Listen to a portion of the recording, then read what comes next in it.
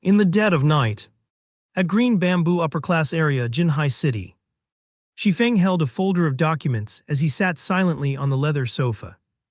Gazing at the pool outside through the French window, Shifeng was filled with both frustration and unwillingness. He was the captain of Shadow, one of Jinhai City's top 4 gaming workshops.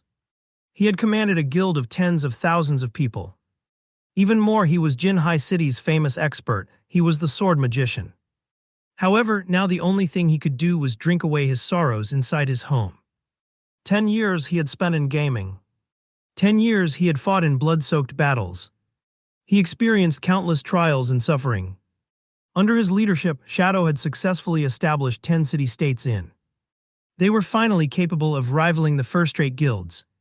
However, before he could enjoy any of that endless glory, a single document had turned everything into passing smoke.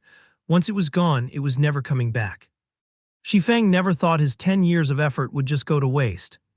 He sacrificed so much just for the game, and yet, all he did was pave the way for others to the very end. All of this culminated because he had opposed the decision for Shadow to join the Super Guild World Dominators. It wasn't even the next day before Lan Hua Financial Group gave him their reply. He had to delete his level 200 Sword King, the account he had spent 10 years of blood and sweat on, and to collect his settlement check from the financial department. All he received was 5 million credits and a single mansion. When compared to the established 10 city-states inside the money-generating virtual kingdom, it couldn't even be considered a drop in the ocean. Shifeng thought about how much he had contributed to Shadow. He thought about how his efforts had turned Lan Hua Groups into a large financial group. Then he thought about how they still threw him away as if he was no different from garbage. Shifeng swore he would take revenge for their actions. "I won't just let this go. At worst, I'll just start over." Shifeng's eyes flashed with confidence and resolution. His hands tore the termination contract into little pieces. Grabbing the bottle of wine from the tabletop, he gulped down several mouthfuls. Even if he no longer had his Sword King account, even if he no longer had his team's support, the skills and knowledge he obtained from the game would not betray him. As long as his skills remained, he could still rise once more within God's domain. He could rebuild a virtual kingdom of his own. Early morning. The sun had just risen. Die, die, die. The phone alarm continuously rang. Shifeng woke up resentfully. He helplessly reached for his phone by the bedside. The effects from yesterday's drinking still loomed over him. "Hey, what's up? Brother Feng, it's me, Blackie. You're still asking what's up? Didn't we agree to become professional gamers? Shadow Workshop is recruiting at our school today. Haven't you always wanted to become Shadow's core member?" Shifeng was slightly confused. Lan Hua Financial Group just fired him, so why would he attend Shadow's examination? Brother Feng, can you hear me? They're testing at 10 o'clock. If you don't hurry up, you're not gonna make it. Blackie, stop joking around, I just got fired from Shadow. Fired? Brother Feng, how much did you drink yesterday? Even now, you're still not awake. How could you be fired if Shadow hasn't even recruited anybody until now? Alright, just come quickly. Blackie had cut the call before Shifeng could respond. When Shifeng looked at his phone in a daze, he discovered that this old and broken-down iPhone 6 was not his phone. His phone was the latest iPhone 12. Immediately, Shifeng inspected his surroundings. What met his eyes was a messy room, no larger than 15 square meters. All around, there were books on gaming strategies. At a corner of the room, above the study table, there was an extremely outdated laptop. Within the wardrobe by the wall, there were clothes messily piled together. Inside the wardrobe, there was a mirror that currently showed a familiar face. Shifeng jumped up in shock when he saw this extremely familiar face. How have I become young again? Shifeng immediately walked towards the mirror. Only after looking at the mirror at the reflection shown on it over and over, did Shifeng confirm that he had indeed become young again. He slept in his luxurious and spacious bedroom yesterday, but now he was in this broken-down place after waking up. Not only that, he also had become young again. Shifeng could still recall some memories regarding this place. He had lived here 10 years ago. For over 6 months, Shifeng rented this place in reluctance, also that he could play God's domain while also attending university.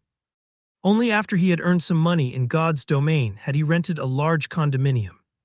Shifeng thought back to those arduous years. His family's circumstances at that time weren't in good shape. For Shifeng to attend university, his parents had racked up some debts. Even so, Shifeng's parents still made sure to send him sufficient living expenses every month, taking on the suffering themselves in return. Shifeng wholeheartedly wanted to change his family's circumstances.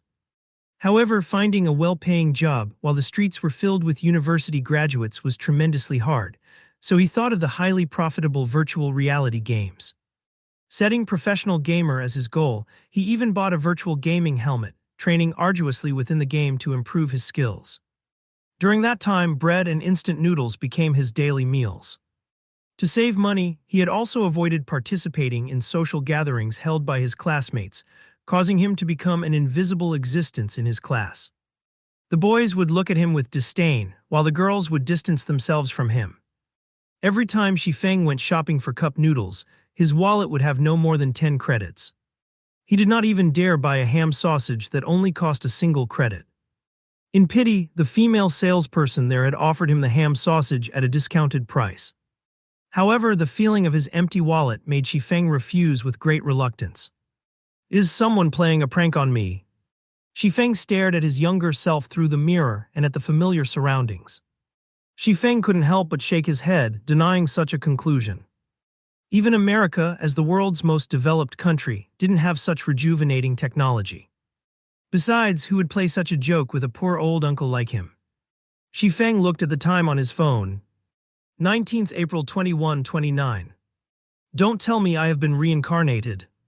Shifeng's face revealed a bitter smile. He remembered today was the 5th of August, in the year 2139. It couldn't possibly be April of 2129, the year he was still attending university. Shifeng shook his head, trying to wake himself up. Yet deep down, he still held onto a thread of hope, wishing that he could be reincarnated, returning to the time 10 years ago. He walked towards the desk, powering up the laptop. Even if the time on his phone could be faked, the information on the internet definitely couldn't. After surfing the web for several minutes, Shifeng was utterly devastated. All the information he found on the internet showed that today was 19th of April, 2129. Even the highly anticipated official release date of God's domain was clearly displayed on its official site, counting down to 6 days from now, the 25th of April. I really have been reincarnated. Did I really come back to 10 years ago? Shifeng firmly stared at the news report of God's domain, emotional tears leaking from the corners of his eyes. Shifeng's feelings were hard to describe at that moment. He felt both regret, sadness, and joy. It was as if everything before him was just a dream. Nonetheless, the chirping of insects and the cold wind blown from the air conditioner told him otherwise, that everything was real. Looking at his phone, at the family photo he took when he entered university, Shifeng never realized that his parents had white hair. The corners of his mother's eyes even had wrinkles. They were no longer as lively as before, they were truly old now. A year and a half had already passed since God's domain's release when Shifeng noticed how aged his parents were. The large amounts of debt, excessive laboring, and stress had caused both his parents to fall ill, gravely ill. Curing them required millions of credits, but during that time Shifeng was merely a squad captain in shadow. The money he earned was far from enough to foot such expensive costs. Shifeng tried everything to collect enough money, yet it was still not enough. Even with trying his all, Shifeng's parents still left him a few months later. In his previous life, he failed to care for his parents properly. How could he have known of the pain and suffering? After Shifeng earned millions of credits, this pain remained within Shifeng's heart for forevermore. Never would he have thought fate would play such a joke on him. He unexpectedly returned to the starting point, starting back up from zero. Great. This is just too great. Since I have been reincarnated, I have to change everything. I will earn enough money to cure mom and dad, and I will let them live a life without worries. Shifeng silently swore to himself as he wiped away the tears. Just when Shifeng was planning for his future, Blackie's call came ringing again, continuously urging Shifeng to go quickly to the university for the test. Yet Shifeng did not rush. He dressed at a relaxed pace, tidying himself up before heading to Jinhai University. He could not be more familiar with Shadow. Xifeng still remembered. It was while he was still attending university. Lan Hua Group's prized son, Lan Hailong, started up Shadow Workshop to enter God's domain. Lan Hailong also invested considerable funding into the recruitment of the student experts of Jinhai University. Xifeng participated in Shadow's examination at the time, successfully becoming a core member of the workshop, whereas Blackie became an outer member. Xifeng had been happy for quite some time after that incident. After 3 years of being under the leadership of Xifeng, Shadow Workshop allowed Lan Hua Group to greatly profit from God's domain, quickly becoming a large financial group. However, Xifeng would never have thought that Lan Hailong would be the one to fire him personally. Since he had been reincarnated, he had an absolute advantage within God's domain that others did not. Naturally, he would not be joining Shadow to become a tool that profited others. He wanted to walk a different path, a path where he fought not for others but for himself. He wanted to remove the need for his parents to send him living expenses. He wanted to pay back all the debt they had collected. To do that, he wanted to venture to start his own workshop, to start his own company, and to build his own virtual kingdom, all to live a better life. As soon as Xifeng arrived at Teaching Block 1, he caught sight of a thin and tall figure in front of the building. The tan youth was pacing around the hallway in a panic. This person was Blackie. "Brother Feng, you finally decided to show up. Fortunately, registration hasn't closed yet, so let's hurry in and sign up," Blackie said anxiously after seeing Xifeng.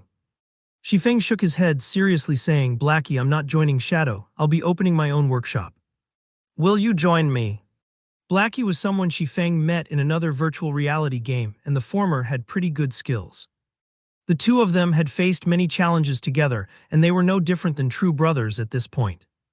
During their time together working in Shadow, Blackie showed great talent in administration, even though he lacked the talent for gaming. He managed the 100,000 guild members clearly and orderly.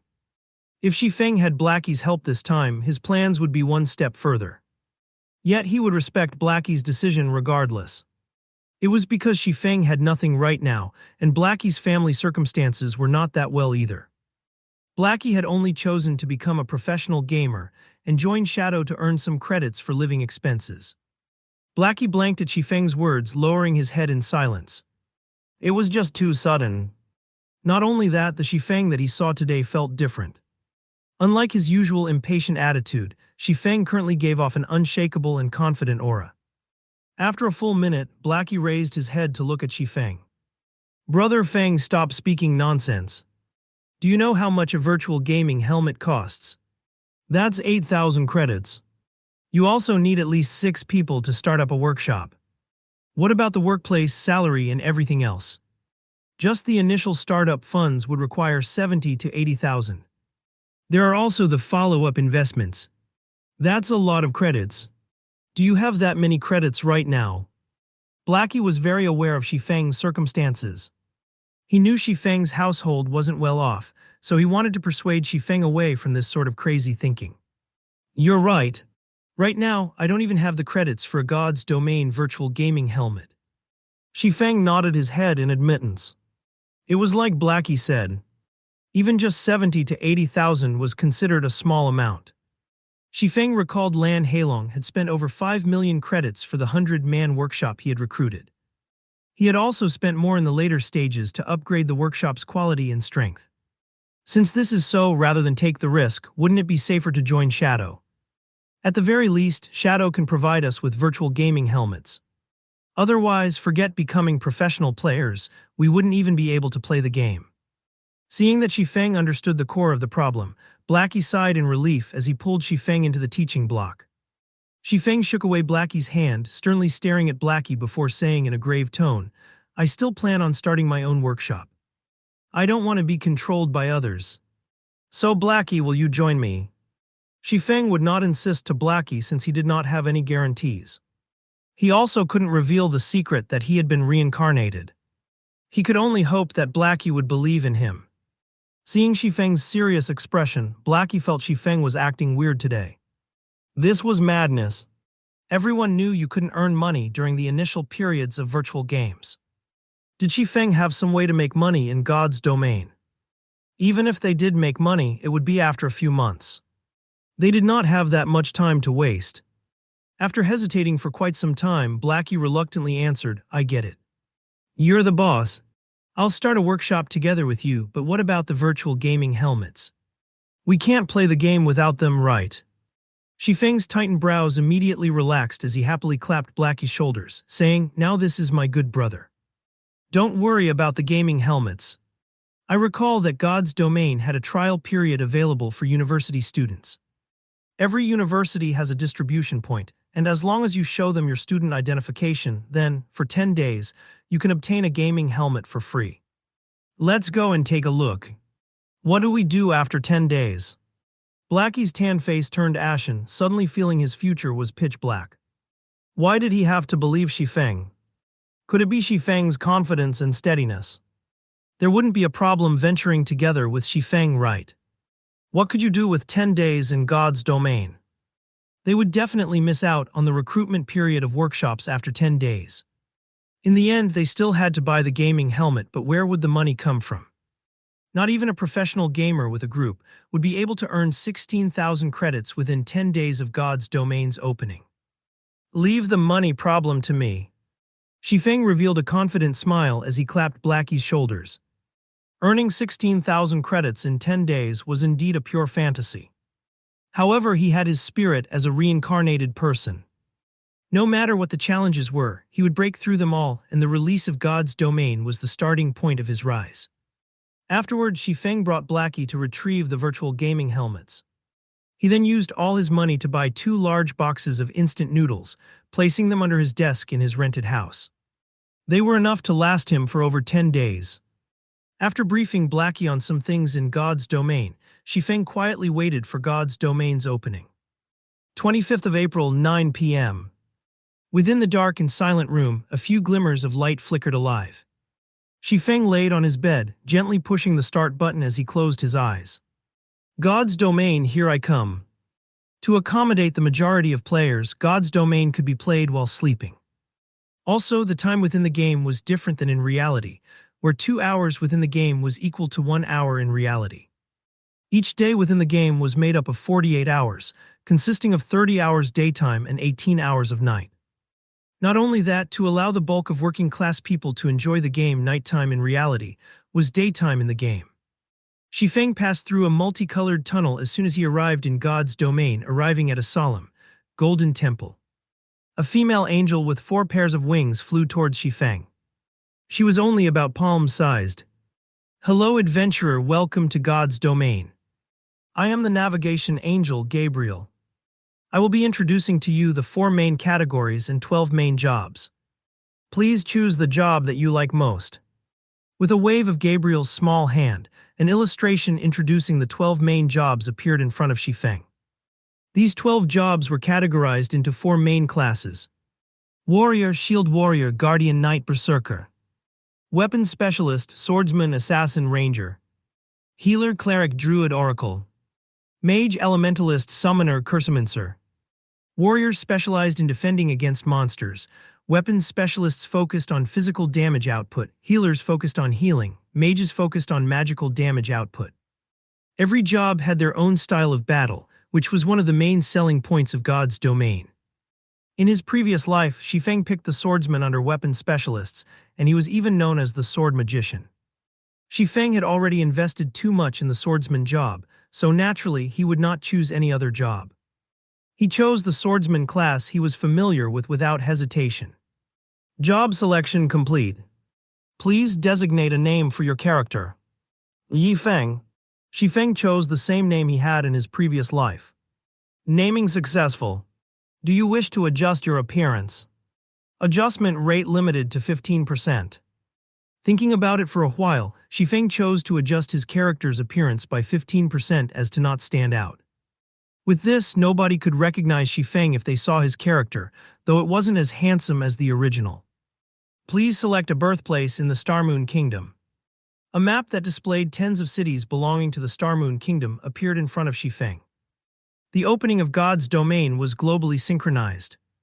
To accommodate for the hundreds of millions of players, the lands of God's Domain were incredibly vast, measuring up to 2 or 3 times of Earth, and the kingdoms within were even more plentiful.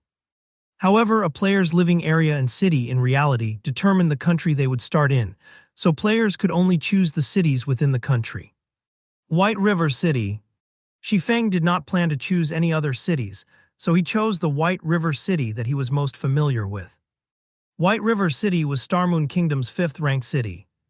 It was an important city in the north of Starmoon Kingdom. There were quite a few workshops that chose to develop there to avoid the struggles between large guilds. City confirmed. Player will arrive in Red Leaf Town of White River City in 3 seconds. We wish you happy gaming. The sight before Shifeng immediately blurred as he was sent away. Red Leaf Town, the buildings that were chaotically arranged there had a similar style to the medieval ages. NPCs filled the bustling streets, making them feel as if it was another world. Shifeng arrived at the front of a church, his new appearance resembling a penniless swordsman. He currently wore a gray novice leather armor and on his waist hung a novice sword. I still ended up in Red Leaf Town in the end. Shifeng smiled faintly as he looked at the familiar sight of the small town, confidence welling up within him. At that moment, many players had started wandering around the town, speaking to NPCs in hopes of obtaining a trail for a quest. There were also quite a few players that went out of the village, going out to the wilderness to kill monsters.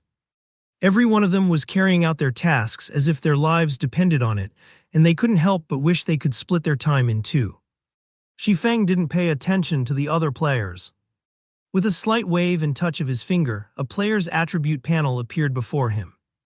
Character Yifeng Human. Affiliated Kingdom Starmoon. Title None. Job Swordsman. Level 0. HP 100-100. Physical Attack Power 13. Defense 4. Attack Speed 3. Movement Speed 4. Attributes Strength 5, Agility 3, Endurance 4, Intelligence 2, Vitality 2. Free Attribute Points 4. Weapon Mastery. One-handed sword mastery plus 5, apprentice rank, increases one-handed sword damage by 5%. Two-handed sword mastery plus 5, apprentice rank, increases two-handed sword damage by 5%. Free mastery points 0. Job Talent. Swordsman Talent 1, sword-related mastery plus 5. Swordsman Talent 2, obtain 8 free mastery points every 5 levels. Swordsman Talent 3, sword-related skills proficiency increased by 50%. Skills. Job. Active skill. Requirement sword. Additional 8 points of damage. Cooldown 5 seconds. Skill level 1 proficiency 0 300. Equipment. Swordsman's leather shirt gray trash. Level 0. Defense plus 2. Durability 10-10. Novice sword gray trash one-handed sword. Level 0. Equipment requirement strength 3. Attack power plus 3. Durability 15-15. Inside his bag there were 10 pieces of bread and 10 pouches of water.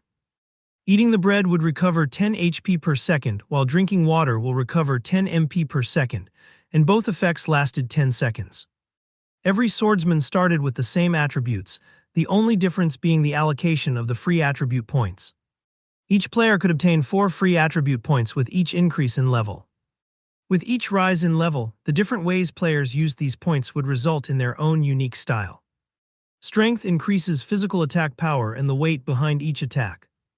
Agility increases attack speed and movement speed. Endurance increases maximum HP and stamina. Intelligence increases magical attack power and maximum MP, and vitality increases the recovery rate of MP and HP. Every job places emphasis on different attributes. As swordsmen belong to the physical damage jobs, most people would prioritize strength. In his previous life, Shifeng also made such a choice, adding 2 points to strength, 1 point to endurance, and 1 point to agility for every level. It was a very ordinary and commonplace choice. However, Shifeng did not plan to do so in this life. Without hesitation, Shifeng clicked on the plus sign plus for agility, placing all 4 free attribute points into it.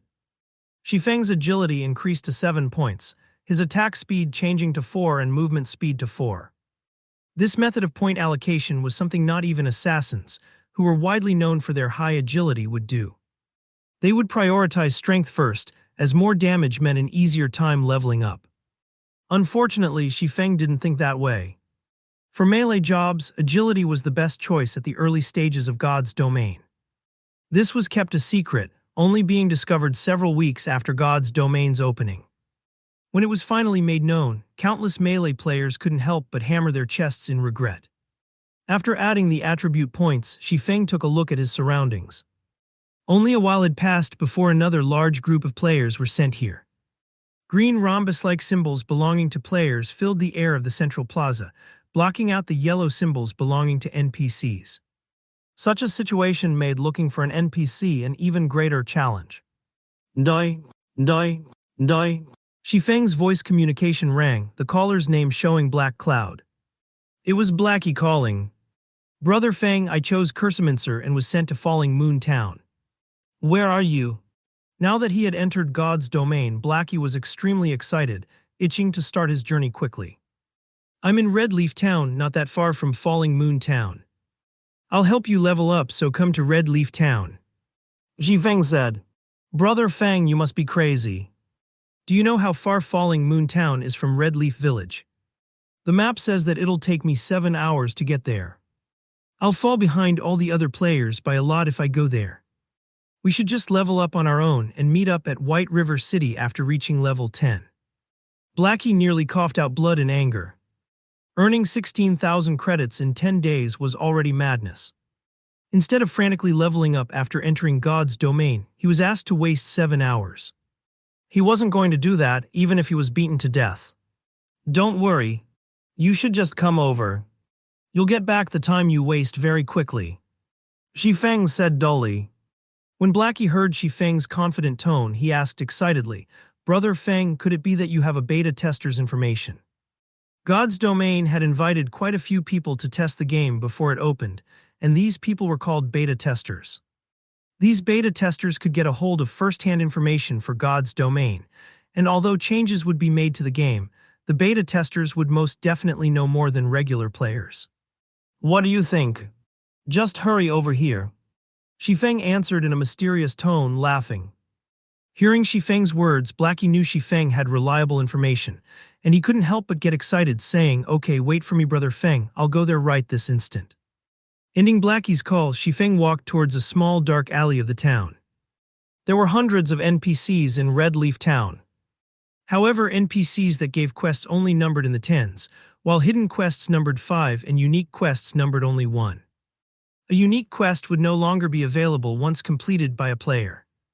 The unique quest in Red Leaf Town was only discovered 2 months after God's domain's opening, and it had caused a sensation throughout the entire White River City the last time. As the quest was unique, the lucky player revealed the method to obtain it, earning the envy of many players. Unfortunately for them, the quest was no longer available, even if they wanted to do it. Of course, Shifeng wouldn't let this unique quest go in this life. Shifeng arrived at the dark alley filled with beggars in tattered clothing. The beggars were like wolves discovering fresh meat when they saw Shifeng walking over, quickly surrounding him as they begged for food. There was once a player who had given these beggars a lot of food. These beggars would ask for items after having their fill, and they would ask for more expensive items after each time. The player had agreed to all their requests, consecutively fulfilling more than 10 of their wishes. Unfortunately, the beggars gave absolutely nothing in return, causing the player to nearly pop a vein, becoming a joke for others. Get lost! Shifeng yelled as he pulled out his novice sword, causing the powerless beggars to quickly hide away. Shifeng walked to a corner after the beggars dispersed. A vagrant middle-aged man was lying there. There wasn't much of a difference between the man and the other beggars, but if there were one, it would be the man's unyielding integrity, as he was the only one not begging for food. Do you need any help, sir? Shifeng formally asked the man. Can you give me some food? It's been 5 days since I've last eaten, the male beggar responded. Shifeng smiled faintly, seriously saying, Unfortunately, sir, I cannot agree to your wish. A normal person would probably spew blood out in anger if they heard such a reply. However, this beggar merely let out a sigh, no longer saying a word. However, if you are willing to pay an appropriate price, I can give you the food you need. Shifeng said. The beggar lifted his head and looked at Shifeng, his eyes carrying a hint of anticipation as he said, If I had the money, I would definitely be willing to pay this cost, but right now I have nothing. Although, if you are willing to help me, I will pay you a sufficient price. Are you willing to help me? May I ask what you want me to do? Xi Feng questioned. The beggar said seriously, please help me kill the mayor of Red Leaf Town Cross.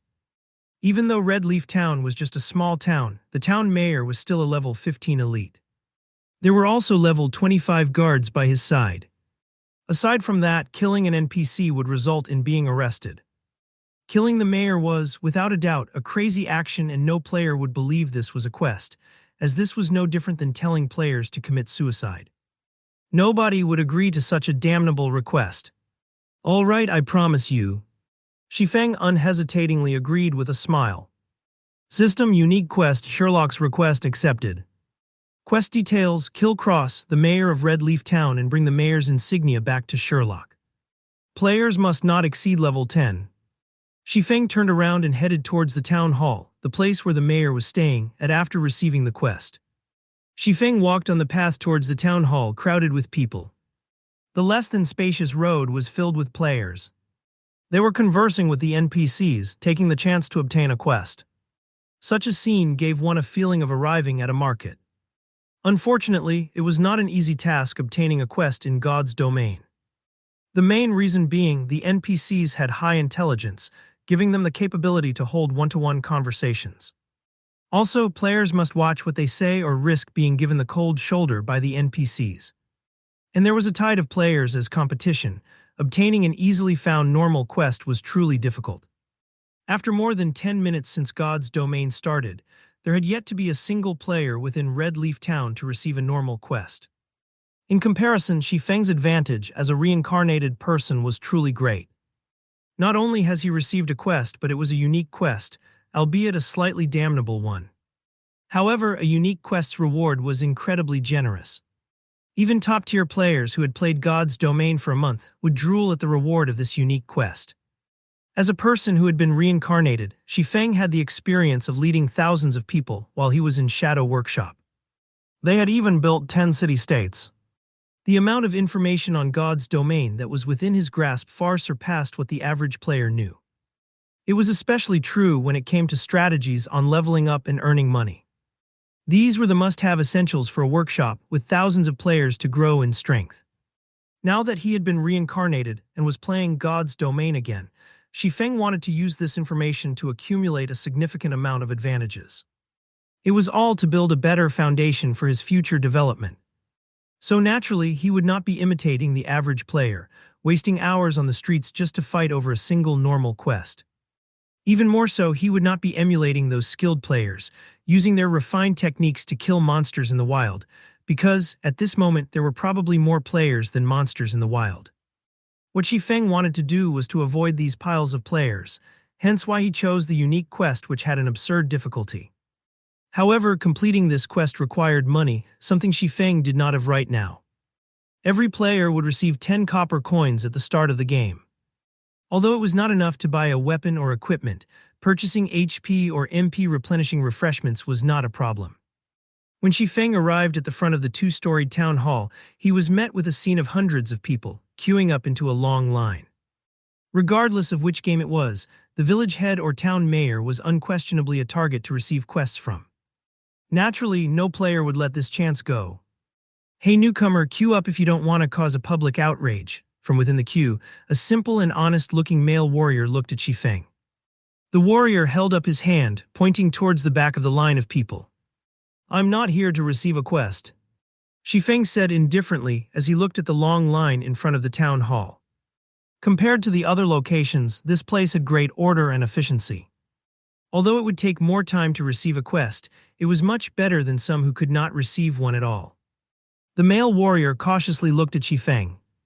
Everybody was frantically trying to receive a quest right now, but there was someone who actually said that he wasn't interested towards it.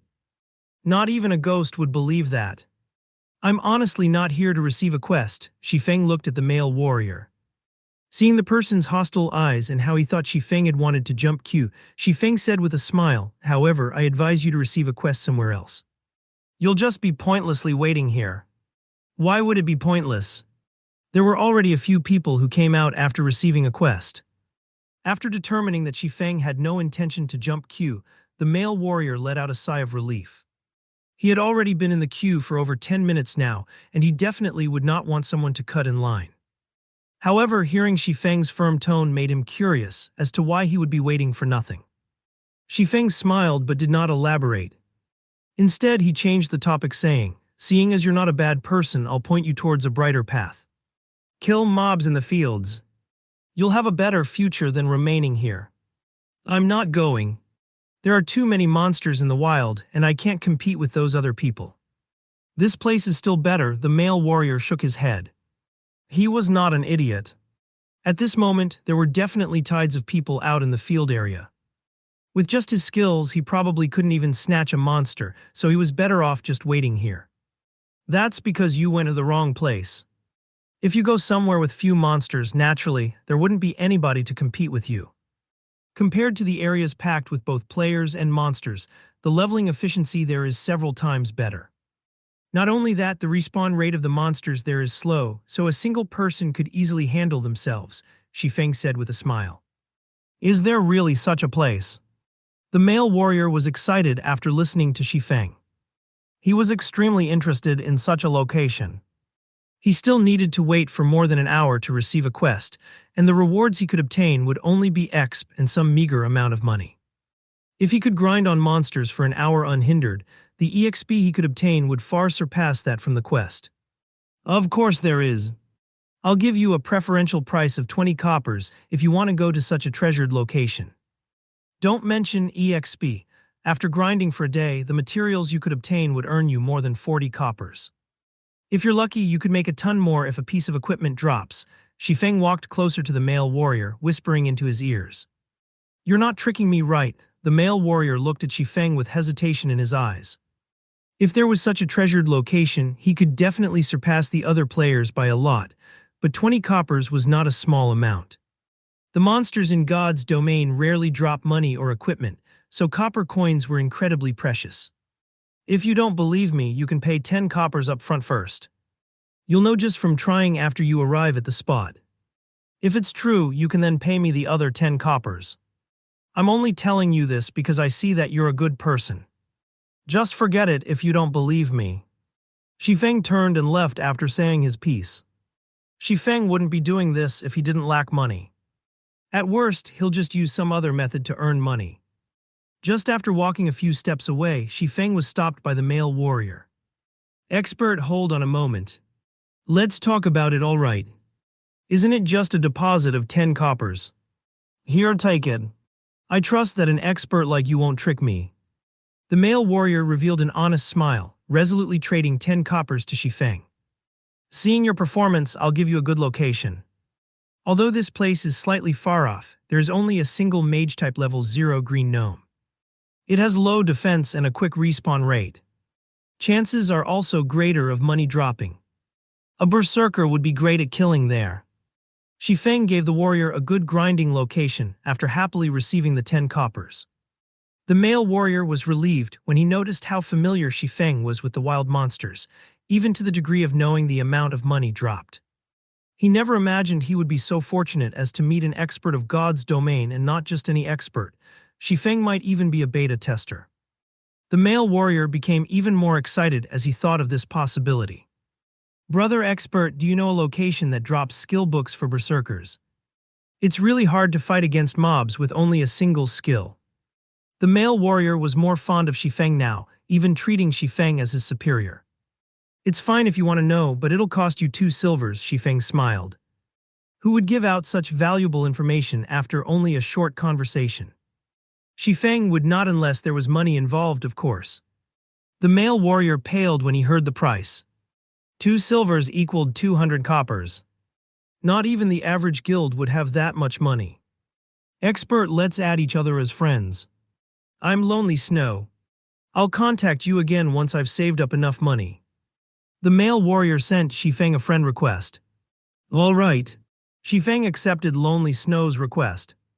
"Then I'm off to fight mobs, brother expert. I'll mail you the 10 copper immediately after I've saved up enough."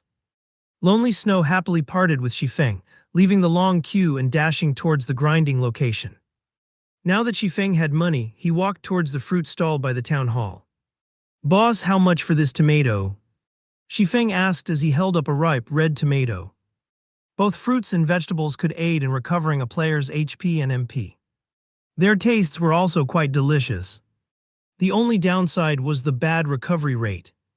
In normal circumstances, players wouldn't buy them at all, especially during such a period where money was a big problem. Spending money on fruits and vegetables was just wasteful behavior. 2 coppers each. Give me 10 of them. Shifeng paid the 20 coppers. He walked into the town hall after receiving the 10 tomatoes. Hey newcomer, queue up. Can't you see others are queuing up as well? Swordsman over there, what do you think you're trying to do? Do you know how many people are queuing up behind? The players in the queue became enraged and started criticizing when they saw Shifeng cutting the line, walking directly towards the town mayor. They would have long since murdered Shifeng, were it not for the fact that they could be jailed for attacking another player inside the town. Sorry, but I'm really not here to receive a quest. I'm just here to take a look. Shifeng smiled at the players. He turned to look at the fat town mayor, Cross. Cross Elite Friendly. Level 15. HP 2400-2400. MP 1500-1500. There was not a single player who could beat him at this stage. It was not possible even with a team. Subsequently, Shifeng took out a ripe and red tomato, taking a bite out of it. What is this person doing? Hell, he's actually eating a tomato. Each of those costs 2 coppers. Such luxury. The other players could not understand what Shifeng was trying to do. By coming to the town hall to eat tomatoes, was he trying to show off how rich he was? Halfway through his tomato, Shifeng suddenly threw it towards town mayor Cross' face. The tomato accurately landed on Cross' face, spreading bright red liquid all over. System, Cross favorability towards you has been decreased by 100 points. Unsatisfied, Shifeng took out another tomato from his bag, throwing it at Cross. Hypocrite. Vatty. Bloodsucker. You're not fit to be the town mayor.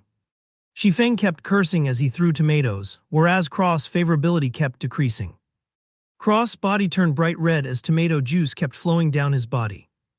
Adding to his enraged expression, it created an incomparably funny sight. However, nobody within the town hall was laughing. It was exceptionally quiet. All of the players became slack-jawed and dumbfounded at Shifeng's actions. Just after 20 minutes since God's Domain's opening, there was a player that dared to actually attack an NPC, and not just any NPC. He was attacking the leader of a town, the boss of the beginners area. This person was insane. Wasn't he afraid of being jailed until his death? Did he no longer want to stay in Red Leaf Town? Even taking your revenge on society shouldn't be done in such a way. Just when the other players were expecting the guards to detain Shifeng or for the town mayor to kill off Shifeng in a rage, none of these things actually occurred. None of the players knew that insulting an NPC was not considered an attack. Hence why neither the guards nor Cross attacked Shifeng. Shifeng's actions would only lead to the NPC hating him to the bones, and he could forget receiving quests from the NPC in this lifetime. As Shifeng's last tomato landed on Cross' face, Cross' favorability fell towards hostile. Cross level became question marks, and the yellow marker above him quickly turned to crimson red.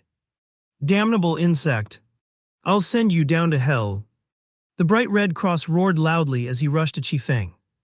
Town Mayor Cross' furious roar reverberated throughout the entire town hall.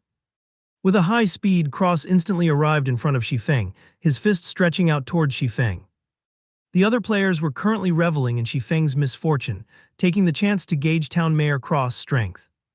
Cross was a level 15 elite, and a single slap from him was enough to swat the current players to death. However, Shifeng was foolish to the degree of actually angering the mayor. Not a single person in the entire Red Leaf Town could save him now. He would be jailed until he was on his deathbed, or he would be chased out of Red Leaf Town. However, Shifeng's surprisingly calm attitude puzzled the other players. Was he already prepared for death? When Cross was about to hit Shifeng, the stationary Shifeng finally moved. Like a hunter waiting for his prey, Shifeng immediately unsheathed his novice sword. With swift motions, he used the sword to defend his body. Bang! Cross' fist landed on the novice sword, sending Shifeng's entire person flying. Just as Shifeng was about to fall, he flipped his body, landing steadily on the ground with the flexibility of a cat. However, his HP had instantly decreased by 84, and the novice sword in his grip trembled uncontrollably. The sword's durability had even reduced by 1 point. The weapon would become useless once its durability dropped to 0. Z. All the players drew in a cold breath. Seeing Shifeng's troublemaking, they had initially thought of him as a mere rookie. However, after Shifeng's recent performance, anybody with a discerning eye could tell he was a very skillful person. Even if Cross had low physical damage as a mage, as a level 15 elite, he could still kill any of the current players in a single strike. Yet Shifeng was alive. He had used his weapon to block the attack, reducing the damage to a minimum. He's clearly a mage, and yet his strength and speed are truly shocking. Shifeng silently marveled as he had looked the lamenting novice sword in his grip. Fortunately, he had added all his points to agility, increasing his attack speed to 4. Otherwise, he would surely be dead by now, having to start his quest all over again. Die, insect! After failing his strike, Cross was further enraged. Suddenly, his clothes were ripped apart, revealing a body covered in pitch-black fur. Cross had turned into a werewolf with sharp fangs. Every player was shocked at this moment. Never would they have thought the mayor was an evil werewolf. Cross arrived at Shifeng's back in an instant, raising his bright snowy claws and slashing them at Shifeng's heart. However, Shifeng revealed a cold grin, even though he only had 16 HP remaining. Cross' claws suddenly stopped. They were only a few centimeters away from dealing with Shifeng. Unfortunately, Cross was hit by a level 25 guard's charge, entering a fainted state for 1 second. Shifeng took this chance to quickly move away. Just when Cross was about to rush Shifeng after awakening, he was interrupted once more by another guard. Both of the guards were level 25 warriors. Although neither of them was elites, the damage they dished out was relatively high. A charge coupled with a normal attack had quickly taken 300 HP away from Cross. 2 guards had taken away a total of 600 HP, causing Cross' HP to fall to 1700 in an instant. As expected of the guards, their attack power sure is high. Shifeng chuckled as he looked at Cross' sorry state. Guards were the protectors of the town. They were specialized in protecting the town's civilians and resisting against the invasion of evil beings. At this moment, the mayor had transformed into a werewolf, proof that he was not a human but a spy for the powers of evil. The guards would naturally not let him go, killing him as if he were no different than the monsters in the wild. On the surface, the conditions of Sherlock's request seemed harsh. In reality, however, players only needed to actively attack the mayor, subsequently surviving the mayor's first strike. Afterward was just smooth sailing. The guards would handle the rest after the mayor revealed his true self. In Shifeng's previous life, the reason this unique quest could shock the entire White River City was because the town mayor was a spy for the forces of evil. This quest had allowed players to have a new perspective towards God's domain. The NPCs were not entirely reliable, as they might be one of the forces of evil in disguise. Simultaneously, the player who completed the quest had shocked everyone with his method of baiting the town mayor. The player had racked his brain to complete the quest, and naturally, he wanted to show off his efforts by revealing his strategy. Now, though, it was being taken advantage of by Shifeng. As such, Cross was now being attacked by the 2 guards. Although the damage dealt by the guards was very high, Cross' target had never shifted away from Shifeng. He continuously aimed to kill Shifeng, but unfortunately for him, the 2 guards stuck to him like glue. One of the guards used Bone Crusher, while the other used Thundering Strike, causing Cross' movement speed to plummet. Fortunately, Shifeng was able to escape death with his 5 points of movement speed. Just like that, Cross, over 2,000 HP, was nearly depleted. When the other players saw Cross dying, many of them started becoming restless. They wanted to land the last strike on the mayor. They did not understand why the guards were attacking Cross instead of Shifeng, but a town mayor who was also a level 15 elite. If he died, he would definitely drop some great items. Hiding someplace far away, Shifeng smiled in disdain in regards to their thoughts. Was the town mayor someone they could have ideas about? Although the mayor had become one of the forces of evil, this was only a part of the quest's plot. In the eyes of the other players, the mayor was still in a friendly state. It was not possible to attack the mayor at all. When Cross only had 100 HP remaining, all the other players started moving. All of them simultaneously rushed towards town mayor Cross. All of them wanted to give the final strike, snatching away the dropped items. Seeing that Cross was only a hit away from death's door, Shifeng too dashed out. Unfortunately, Cross still died under the guard's blade in the end. Not a single one of the players was able to strike at Cross. Although Shi Feng could attack, he did not want to risk it. After the mayor's death, he immediately took away the mayor's insignia and disappeared into the crowd. NPCs within a city would not yield any exp or loot if killed. Shi Feng wouldn't even be able to obtain the mayor's insignia were it not for a quest.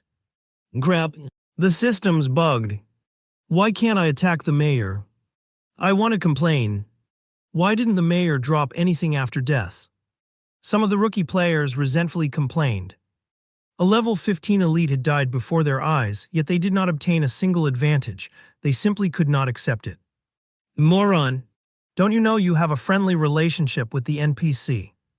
Players can't attack an NPC with a friendly relationship. If you don't even know such common knowledge, why bother playing God's Domain? After ridiculing the rookies, the competent players searched for traces of Shi Feng. A player who could kill the town mayor in such a way was definitely an expert, someone they should associate with. However, they could not spot Shi Feng, even after looking for a long time. They also did not know his name. They could not help but secretly feel pity. Meanwhile, news of town mayor Cross' death spread throughout Red Leaf Village, creating a sensation amongst all the players. At this phase of the game, where players were still worrying over grinding monsters for levels, the leader of a town was toyed to death so simply. This was just too mind-blowing. Not even 30 minutes since God's Domain's opening, a news thread appeared on the official site's forums. Mysterious swordsman kills off level 15 elite, Red Leaf Town Mayor. The leader of a town was actually a werewolf in disguise. Exactly what kind of game is God's Domain? This news thread instantly caused a sensation amongst the players. It only took a moment for the number of clicks to the page to go past 10 million. Everyone became interested with this mysterious swordsman. Unfortunately, they could not contact the person since nobody knew his name. By now, Shi Feng had already arrived at the dark alley. Mr. Sherlock, this is the mayor's insignia that you requested. Shi Feng passed silver-colored mayor's insignia to the beggar Sherlock. With the quest's completion, bad news came to both the players who had already received a quest, and for those who were currently trying to receive one from the mayor. This was because Cross would not respawn. They would have no place to submit their quest even if it was completed. Red Leaf Town would also no longer have a mayor, though Shi Feng could care less about that. Thank you. Thank you so much. I have finally attained revenge for my friend.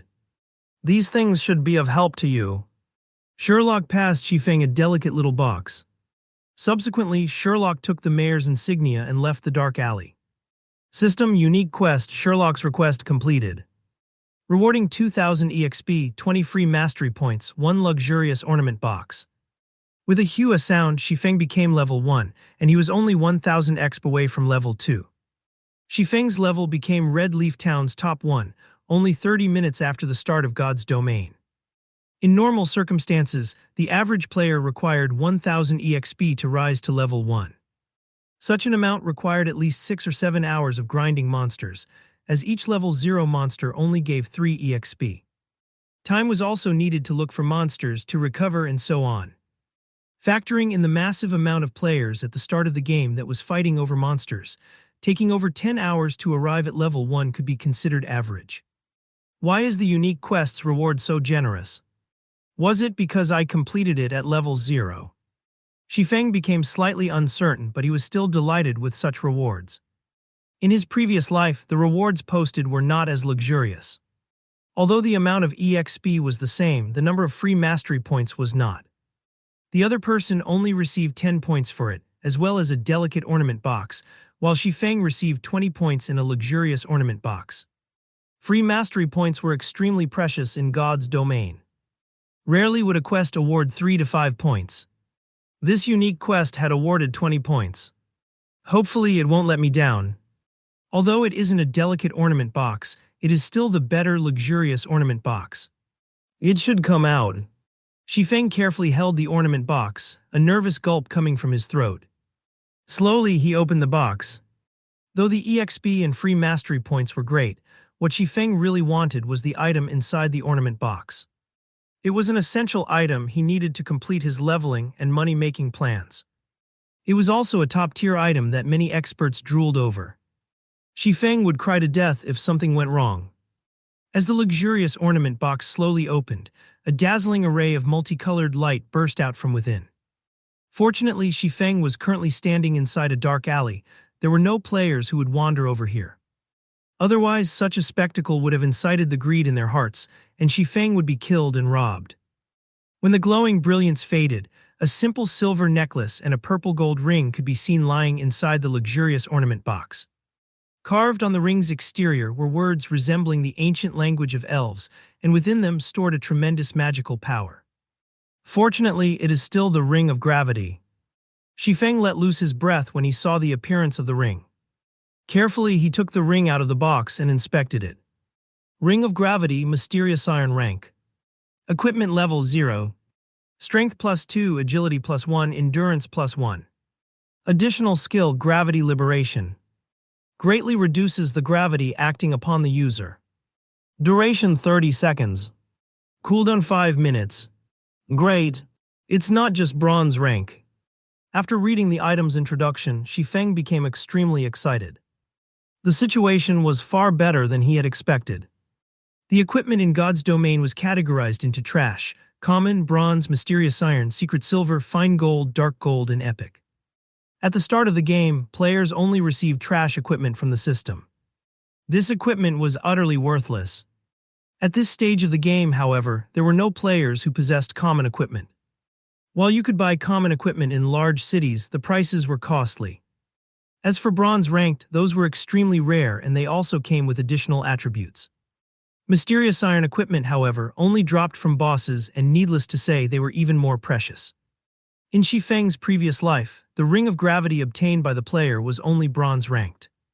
It gave only an additional 1 point to strength. The skill Gravity Liberation, as well, only lasted for 15 seconds. It was a surprise to Feng that completing the quest at level 0 would earn him a Mysterious Iron Ring of Gravity. As for the necklace, it was just a gray item. NPC merchants coveted these items and they were willing to buy them at high prices. After wearing the Ring of Gravity, Feng added the 4 free ability points that came from leveling up all into agility.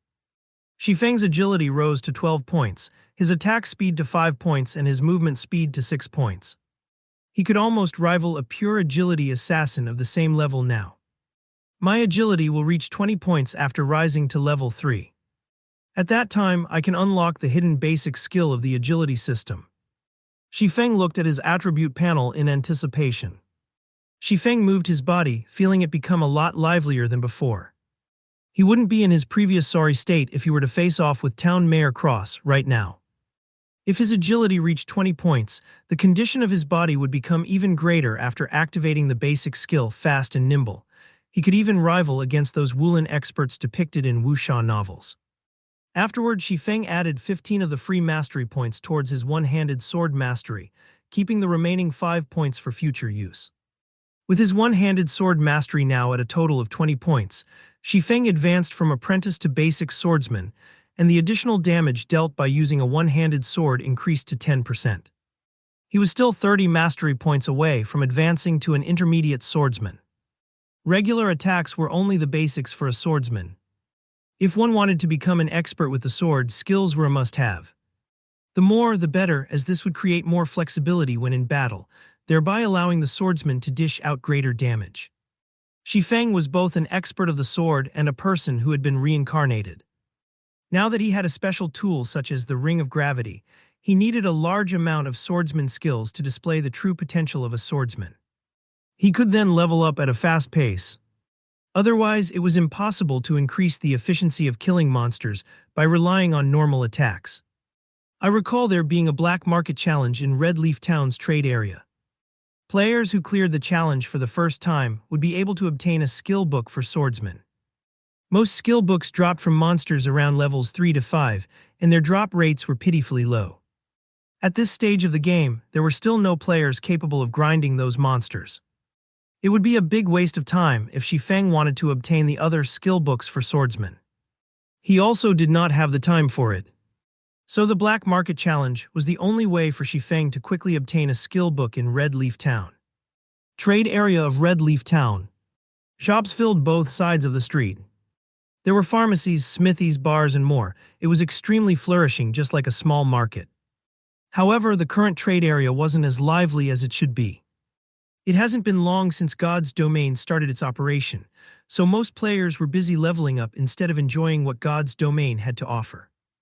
As a result, there was only the minority of lifestyle players staying here.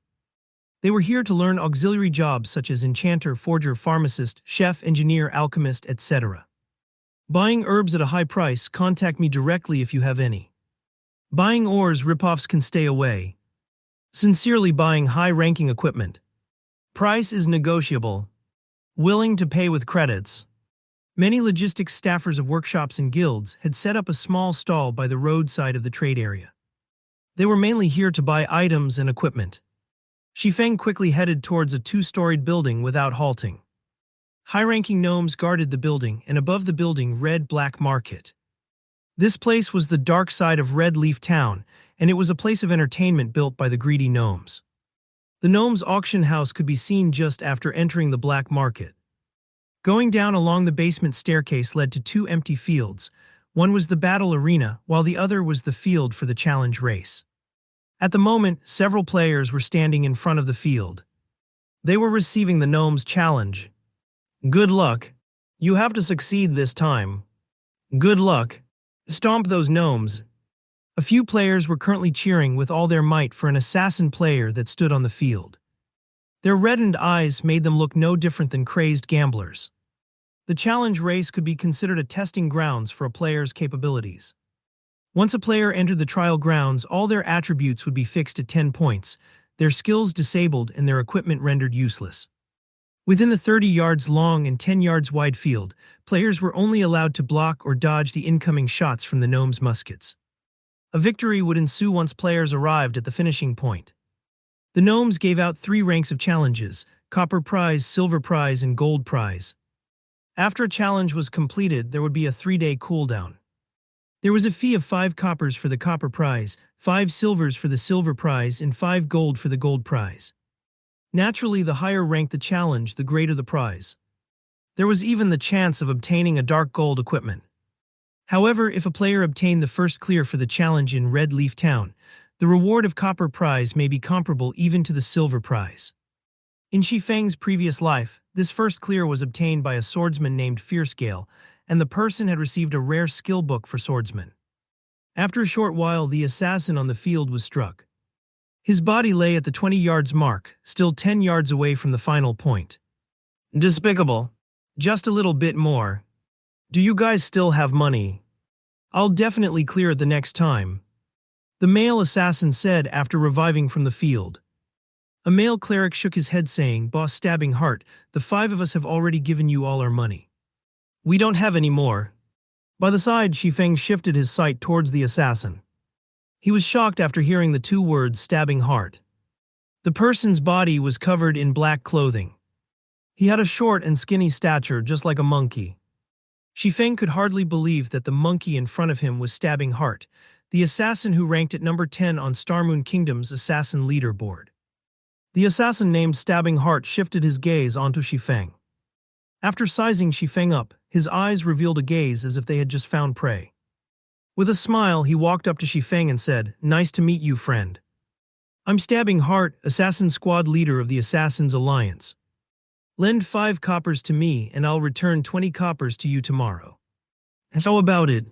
Stabbing Heart was just 10 yards away from the final point this time, so he was unwilling to accept defeat. He had already figured out some of the challenge's patterns. He would be able to clear it if given another chance. Hence, he thought of using his guild's name to shock and awe Shifeng into lending him 5 coppers. The Assassins Alliance was a large guild that was well known in the world of virtual gaming. Any veteran gamer would know this name. Someone capable of becoming the squad leader for assassins was definitely a great expert, a figure that was respected by many players. Instead of lending, the average player would definitely just give the 5 coppers to gain some favors. 5 coppers is it? After some thinking, Shifeng answered, "I can lend you the 5 coppers, but you have to pay back 50 coppers tomorrow." Stabbing Heart was surprised. He was Stabbing Heart, the Assassins Alliance's famous assassin squad leader. However, Shifeng's uncourteous reaction was completely different than what he had imagined it would be.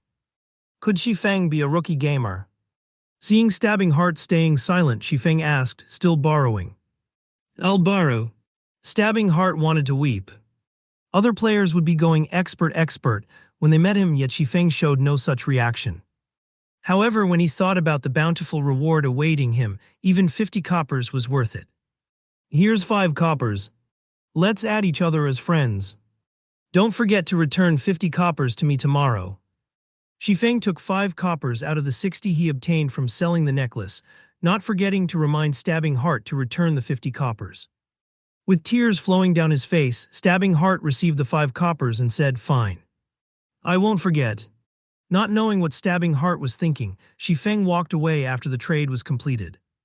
He headed towards the green-skinned gnome who was the challenge race's administrator. "Sir, time is money. What business do you have?" The gnome administrator said so in a lofty tone. "I want to enter the copper prize challenge," Shifeng said as he handed over 5 coppers. After flipping the copper coins a few times, the gnome nodded his head in approval. He opened the wooden door to the challenge race, allowing Shifeng to enter. "Ladies and gentlemen, we have a new challenger on the field. Please let us welcome this brave swordsman," the gnome loudly announced. "Boss Stabbing Heart, the kid that lent you money, is participating in the challenge race," the male cleric pointed out. The resting Stabbing Heart laughingly said, "That kid's just a rookie. Does he think the challenge race is so easy?" Even though the distance is only 30 yards, the gnome's attack pattern will change after you get past 15 yards, and their attack rates greatly increase. Not to mention, even I have difficulty facing them. That's for sure. Even an expert such as Boss Stabbing Heart could only reach 20 yards. I'm guessing that kid will, at most, reach 5 yards before being done in. The male cleric nodded with a smile. Inside the field, the 3 gnomes standing at the finishing line readied their muskets, aiming them towards Shifeng. Above the challenge field, the timer started counting down. 3, 2, 1, challenge start. The instant the countdown ended, Shifeng's body leaned forward and his legs bent. Just like a leopard, he dashed away from the starting line with explosive force. Zio. By the time the muskets had started ringing and shooting towards the starting line, Shifeng was already 3 yards away. Subsequently, another volley of musket shots rang out, a total of 6 bullets shot towards Shifeng's path. Several green lines indicating the trajectory of the bullets covered Shifeng's body. Shifeng would become a sieve if his reactions were not keen. Just as the bullets were about to hit, Shifeng dodged to the right with a sidestep. He rushed forward once more after avoiding the second volley of shots. Bullet casings fell to the ground consistently as the 3 gnomes continued to aim and shoot. However, Shifeng avoided them with the vigor of a leopard every single time. The way he stayed a step ahead of the bullets made it seem as if he had control over them. It can't be. He's already at the 10-yard mark. Seeing Shifeng taking less than 5 seconds to reach the 10-yard mark, the male cleric couldn't help but be shocked. It was only a half of Stabbing Heart's time. Stabbing Heart became speechless by the side. He silently watched Shifeng's advance. He had originally thought of Shifeng as a fresh noob, someone that he didn't know of and someone that came to the challenge race for fun. Yet the speed and accuracy Shifeng just displayed were like a veteran who had tempered himself for countless years on the challenge race. Every move of his was straightforward and efficient, something a rookie definitely couldn't pull off. Even Stabbing Heart himself, after going through the challenge several times, felt he couldn't do any better. Stabbing Heart had the pride of an expert. He did not think that Shifeng could be stronger than he was. He explained, with such nimbleness, maybe this rookie is an athlete or someone who trained in martial arts. However, the gnomes will change their attack patterns after he goes past 15 yards. He won't be able to hold it by that time. You're right, boss. If it's someone that isn't known to our Assassin's Alliance, he definitely isn't an expert. He'll surely be shocked once he reaches 15 yards. Then he'll turn into a beehive. Right. After 15 yards, the number of bullets fired will be 12. The target would also no longer be focused on the player himself. Instead, it'll cover a wide area. Dodging to either side won't be an option. The other members of Assassin's Alliance voiced their agreements. They too had already witnessed such a scene before, 7 to 8 times at that. Stabbing Hart passed 15 yards on his first challenge. In the subsequent challenges, however, his furthest distance was 20 yards. The difficulty after 15 yards was clear to behold. He went past 15 yards, an Assassin's Alliance member commented. Stabbing Hart and the others quickly focused their sights on Xifeng, wanting to see Xifeng's performance. On the field, the three gnomes became enraged once Xifeng stepped past the 15-yard line. They no longer aimed as they fired their muskets with wild abandon. Suddenly, the bullet trajectory indicators within Xifeng's sight covered a large area. There were only 3 bullets that would hit Xifeng.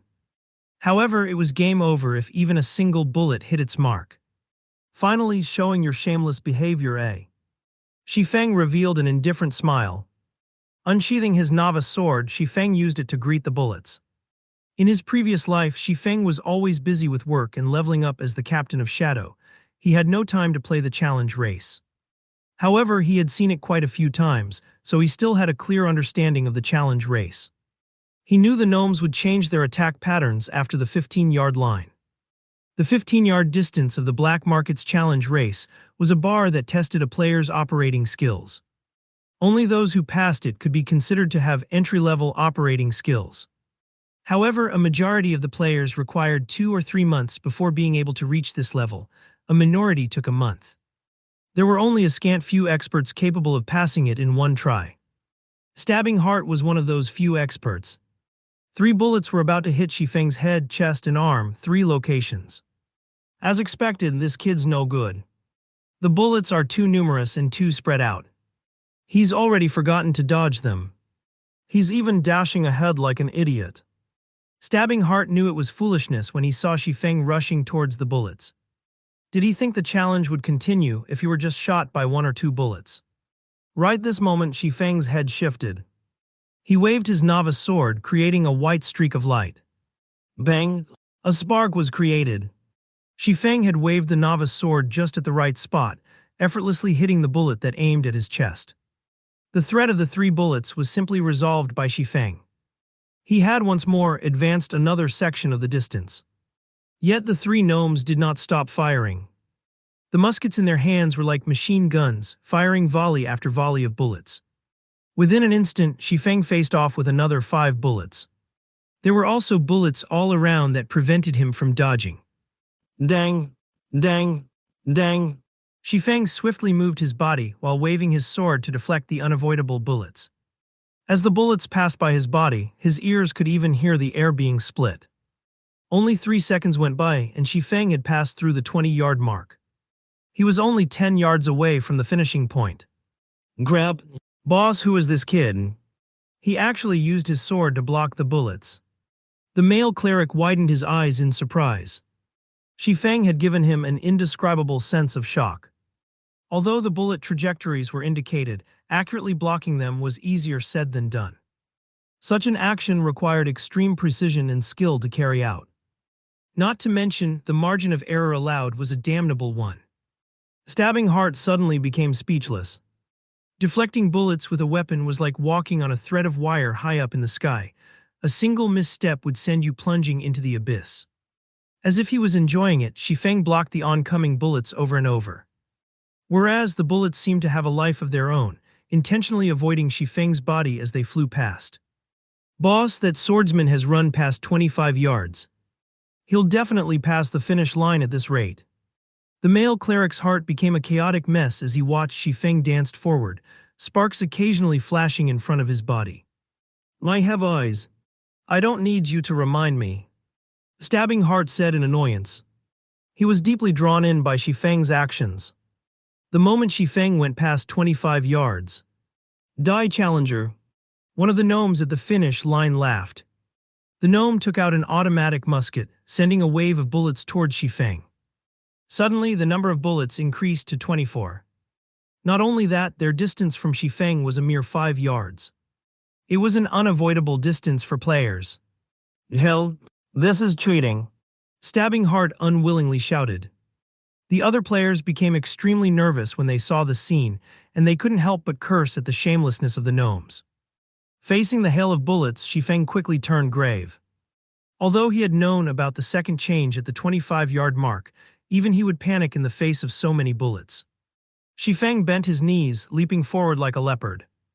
He darted headfirst towards the area with the least amount of bullets, reducing the surface area of his body that would come into contact with the bullets. Following which, he madly waved the novice sword, simultaneously creating 4 streaks of white light. Bang, bang, bang, bang.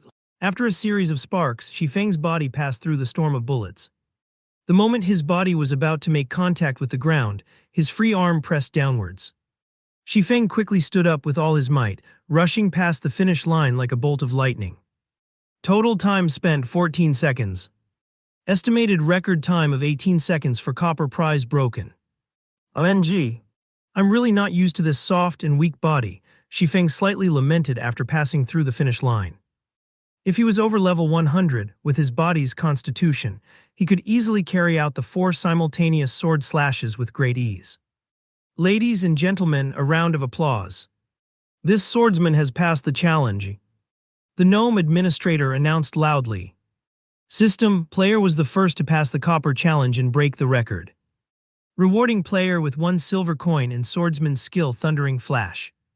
It can't be. It actually gave out the super rare skill Thundering Flash. This is a skill that even a swordsman over level 100 can't get. Shifeng thought he was hallucinating.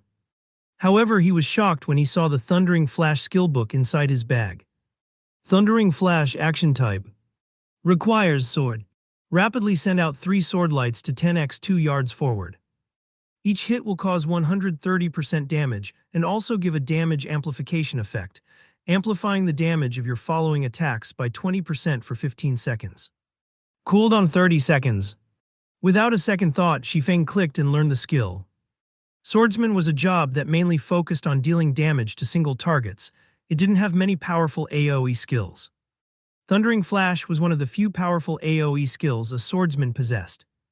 If it were learned during the early periods, it would definitely create a huge gap from the other swordsmen. After learning Thundering Flash, Shifeng started to feel himself gaining the makings of a swordsman. You guys continue playing, I'll be leaving first.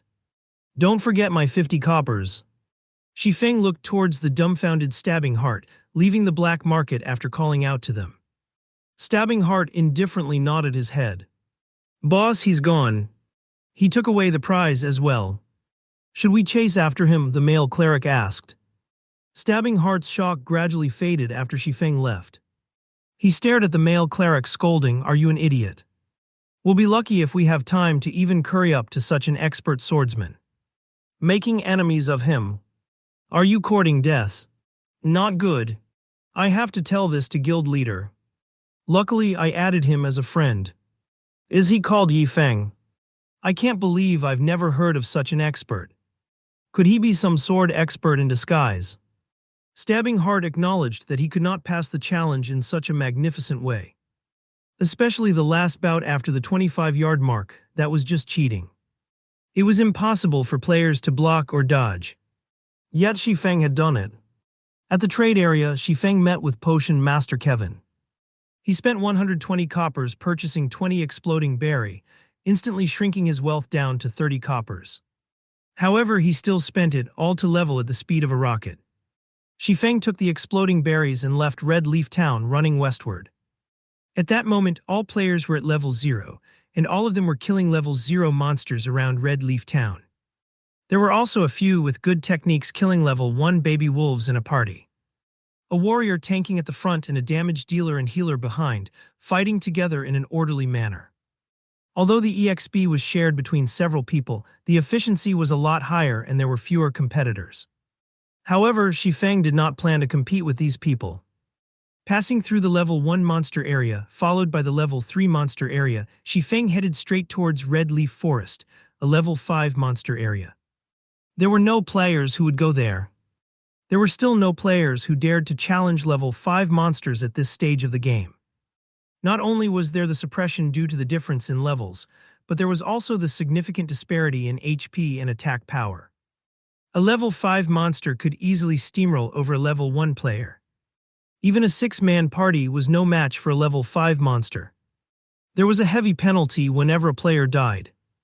Not only would they lose an entire level's worth of EXP, but their skill proficiency would also be decreased. There were simply no players who would take the risk. Otherwise, hours of their hard-earned EXP and proficiency would become pointless. Red Leaf Forest was made up of beautiful maple trees. Level 5 monsters roamed around the woods. To a player below level 3, this was a restricted area. Shifeng as well was no match for these level 5 monsters, even though he had reached level 1. However, Shifeng ran into the Red Leaf Forest without hesitation. Cautiously, he advanced towards the inner reaches of the forest. Level 5 forest wolves could be seen patrolling around the woods from time to time. Shifeng was currently just level 1. If he did not stay a sufficient distance away from them, the forest wolf's sensitive nose would smell him out. A level 5 forest wolf had 400 HP. It also had high attack power. It would only take 2 bites from the wolf for Shifeng's 120 HP to meet its end. Shifeng's only option was to stealthily avoid the forest wolves, taking a big detour around them. Aside from the forest wolves, Shifeng also met with adorable bear cubs. The little cubs fumbled and tumbled around on the grassy plains, giving an innocent and cute look.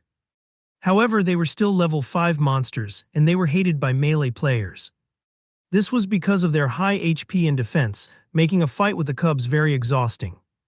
As Shifeng used a tree to root past a bear cub, he heard a wolf's howl coming from behind him.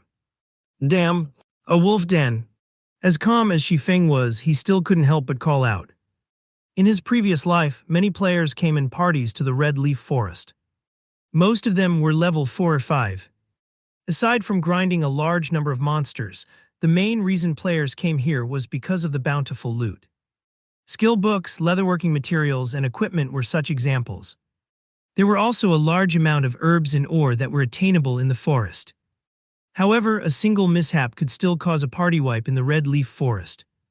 One of the dangers that caused such situations were wolf dens. A wolf den was hidden and hard to notice. If players did not pay close attention, a pack of forest wolves would pounce forth once the players entered the wolf den's area of alertness. If less, there would be 3 to 5 wolves, if more 6 to 8. It was a party wipe trap. Shifeng's luck was bad. All at once, 7 forest wolves rushed out of the den. The meat on Shifeng's body wasn't enough for them to share.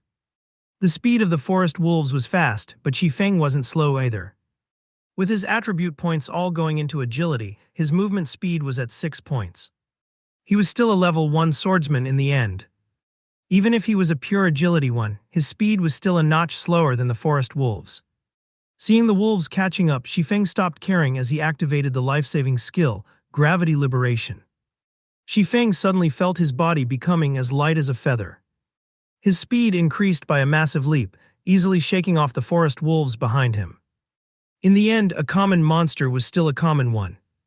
They gave up after chasing past a set area, allowing Shifeng to keep his life.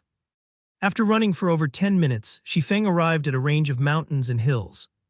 Several mountains stood over 100 meters, located in the central region of Red Leaf Forest.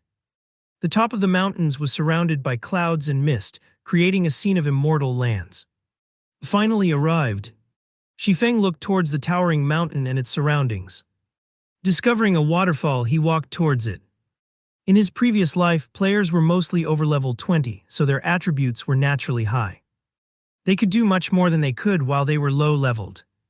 Many loved exploring the myriad of places in God's domain. The central region of Red Leaf Forest was one of the famous places, so Shadow Workshop had sent a small party of assassins to investigate. Never would they have thought to find a treasure mountain there. On one of the mountains they discovered many items, rare ore, herbs, and even treasure chests. At the peak of the mountain there was a secret silver treasure chest. There were many secretive places in the wild of God's domain. Most of these places housed treasure chests, awaiting to be discovered by players. The items within treasure chests varied considerably, ranging from copper coins to dark gold equipment. The quality of treasure chests could be categorized into common, bronze, mysterious iron, secret silver, fine gold, and dark gold. However, even the loot from a common treasure chest could rival the drops of elite monsters.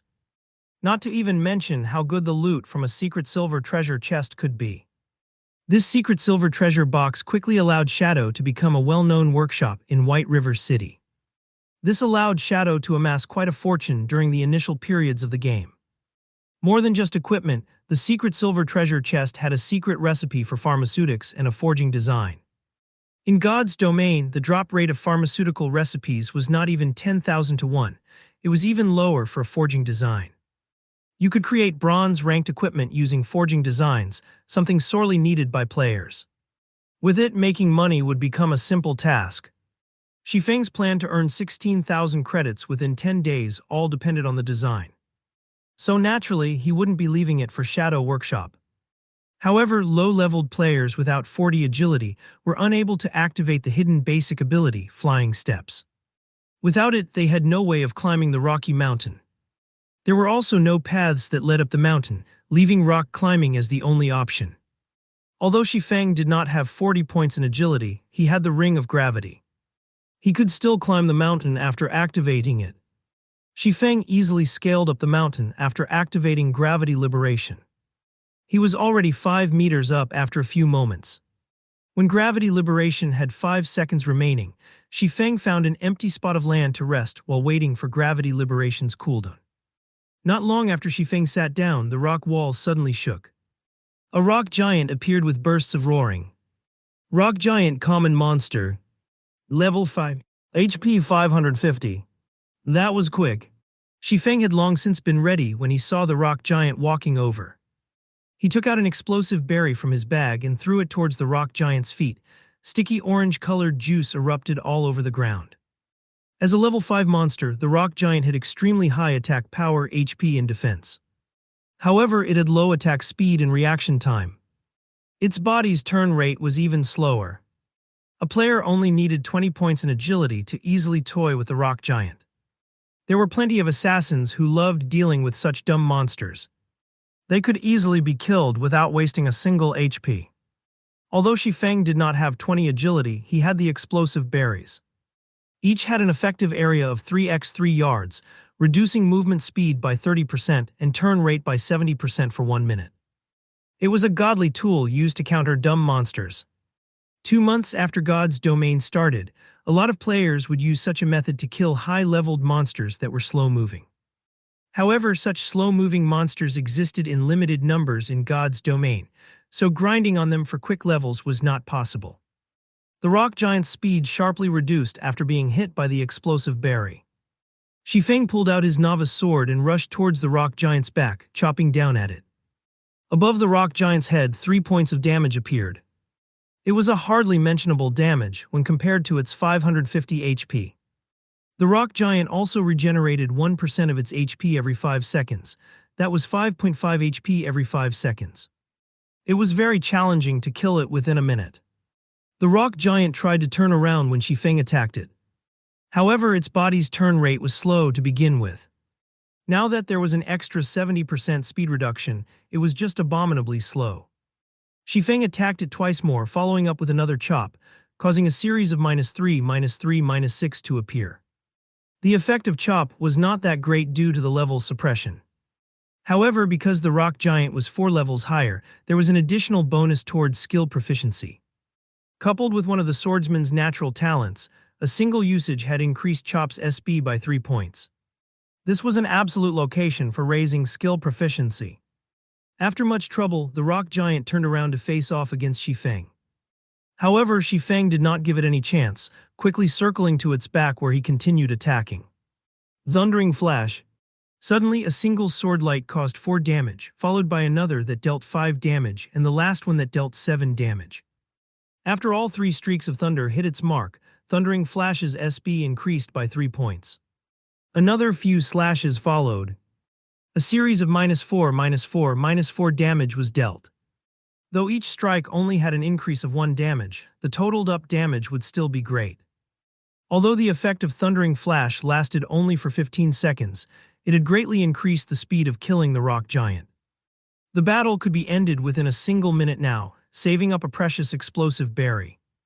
Even if the rock giant had high HP and attack, it was no different than a practice dummy if it couldn't land a hit on Shifeng. It was just giving Shifeng IXP and SB. Skill proficiency could not be increased just by using the skill. When using it on a monster of the same level, there was a 20% chance to increase it by 1 point. For monsters of a higher level, there was a 40% chance if it was 1 level higher, 70% for 2 levels, 100% for 3 levels, 150% for 4 levels, and 200% for 5 levels. The maximum limit was 200%. Now that Xifeng was killing a level 5 rock giant, his SP increased several times the rate of others. Not even a full minute had gone by before the rock giant finally fell. System level 5 rock giant killed. Level difference of 4. EXP obtained increased by 400%. Obtain 120 EXP. Xifeng's EXP bar increased by a chunk. He was now 880 EXP away from level 2. That meant he needed to kill another 8 rock giants to reach level 2. These mountains in the central region were a great place for leveling up and looking for treasure. Unfortunately, 2 months had passed before people discovered them. Xifeng searched the rock giant's body after killing it, obtaining a bronze ore. It was a material used to make bronze equipment. He also acquired a piece of hard stone. Subsequently, Xifeng searched around the empty land. A few moments later, he found a rare herb called 100 Souls Flower. It was one of the core materials used to make basic regeneration potion. Just as he got close to it, another rock giant spawned. Xifeng threw out another explosive berry. Thundering flash. Job. In just a short moment, Xifeng obtained another hard stone, 120 exp and a large amount of SP. Xifeng continued climbing up when the cooldown finished on the Ring of Gravity. On his way up, he searched for rare herbs while killing rock giants. Following the fall of the 8th rock giant, Xifeng became level 2. He added all his points into agility, letting it reach 16 points. He was just 4 points away from unlocking fast and nimble. The SP for Chop has also reached 300 points, raising the skill to level 2. The next level required 600 SP. The skill now increased damage by 12 points, and its cooldown was reduced by 1 second. The other players would go crazy if they found out about Xifeng's leveling speed. Just going from level 0 to level 1 required more than a handful of hours. As for going from level 1 to 2 at the very least, doing so would require 7 or 8 hours. Xifeng spent less than 20 minutes to reach level 2. His leveling speed was like a rocket launching. Xifeng walked towards a dead rock giant and searched it. Seems like my luck isn't bad at all. It even dropped equipment. Xifeng discovered a piece of cloth armor, though he was somewhat disappointed. Gorgeous cloth shirt, common equipment. Level 4. Defense plus 3. Mana plus 10. Durability 2020. God's domain had just started operating. The drop rate of equipment was extremely low. Common equipment was extremely rare, especially a level 4 common equipment. There was definitely someone who would buy it at a high price. Xifeng placed the equipment into his bag. Just as he was about to continue upwards, he suddenly noticed a cave not far ahead. When he walked over to check, Xifeng's heart rate quickened. Xifeng spotted a huge rock giant sleeping within the cave. Its entire body was made up of silvery rocks, different from the normal gray-colored ones. Shrews Special Elite. Level 6. HP 900. Special elites were a lot stronger than normal elites. A regular elite monster could decimate a 6-man party of the same level. However, a special elite required 12 players of the same level to deal with, maybe even 15 players. That meant shrews required 15 level 6 players working together to kill. However, Xifeng rushed ahead without hesitation. He used Thundering Flash immediately, causing ray after ray of thunder to cut across Shrew's huge body. Damages of -1, -2 appeared above Shrew's head. Even though the damage dealt by Xifeng was negligible, Shrew still woke up from his deep slumber. Anybody would be enraged when they were abruptly awoken. "I'll flatten you, puny human." Shrews bellowed. The entire cave shook as Shrews stood. With giant strides, Shrews walked towards Xifeng. Not giving Shrews any chance, Xifeng took out an explosive berry and tossed it in front of Shrew's path. Speed was always a rock giant's weakness. There was no exception even for a special elite. Shrews only had a larger size, a stronger attack, and more attack methods. Though his movement speed and attack speed were slightly faster, under the slowing effects of the explosive berry, he was still as slow as a turtle. On the other hand, Shifeng's movement speed and attack speed were very fast due to his 16 agility. Shifeng immediately circled to Shrew's back and began his fierce assault.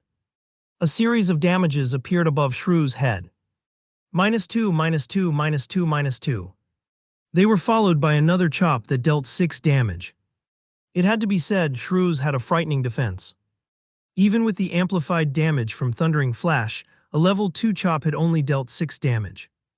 A level 1 chop would probably only deal 4 damage. Shrew's only turned around after receiving a series of attacks. It lifted its mountain-sized foot and stomped down toward Shifeng. As a reincarnated person, Shifeng had experienced countless battles in God's domain.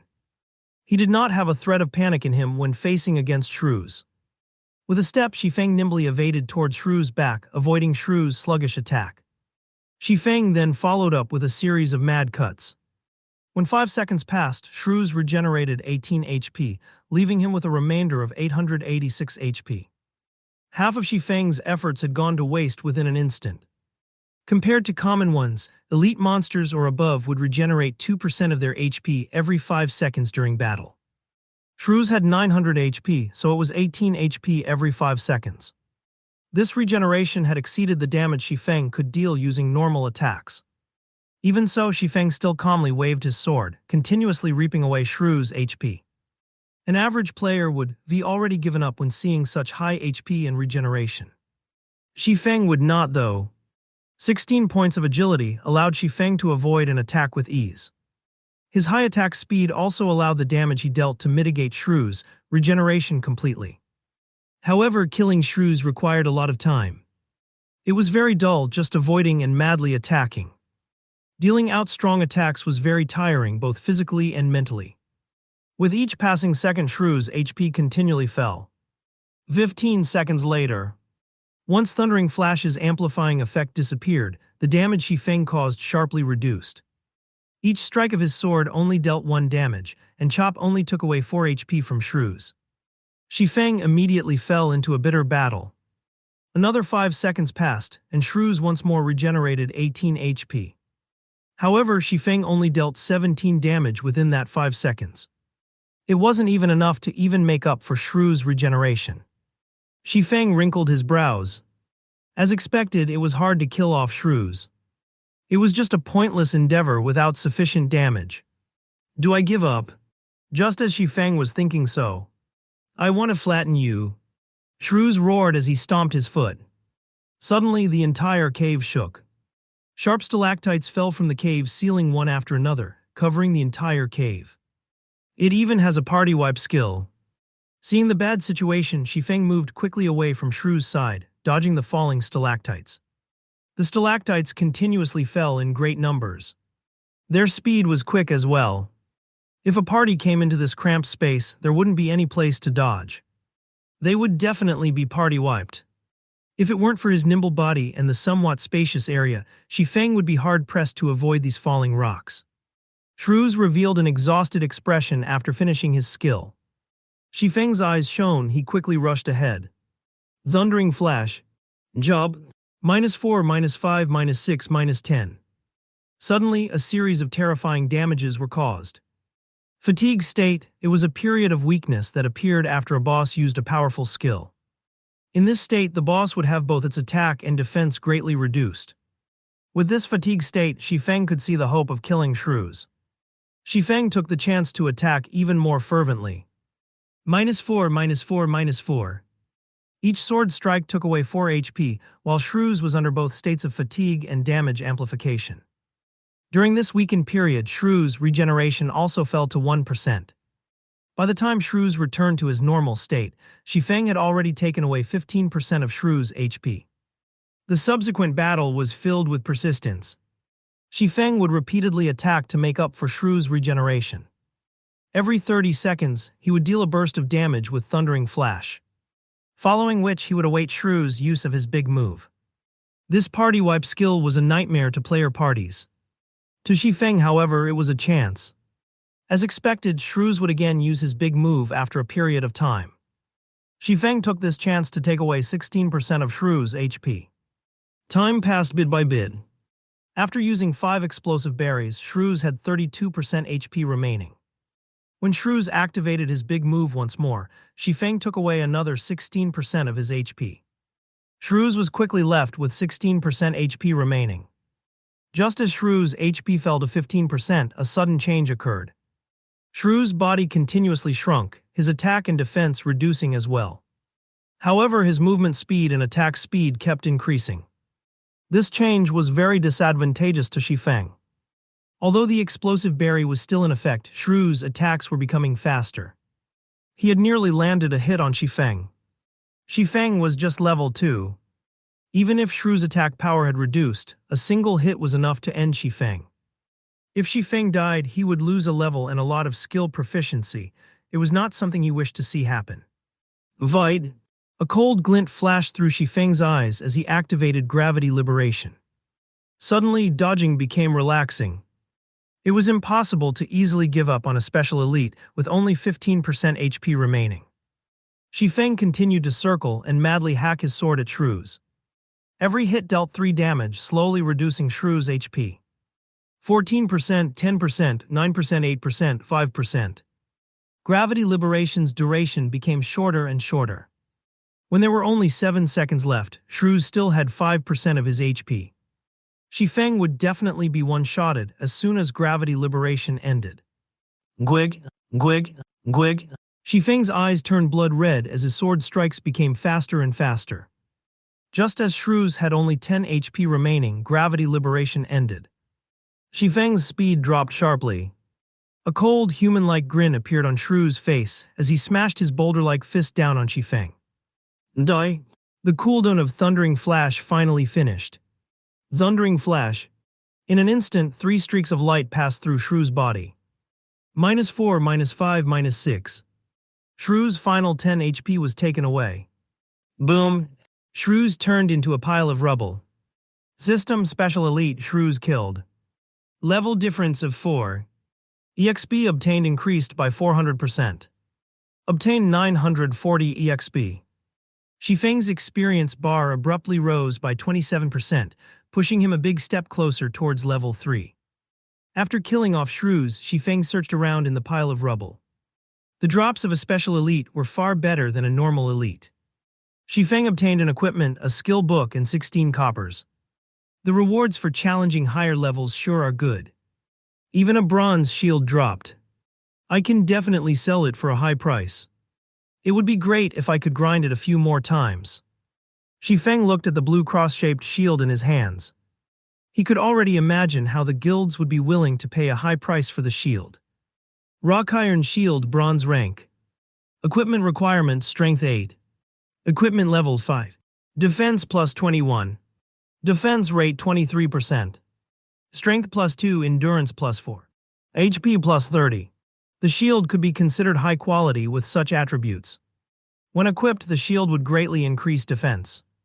HP would also be increased by 110 points. This was equivalent to 1/3 of a level 5 warrior class HP. Using it to dive into level 5 dungeons was more than enough.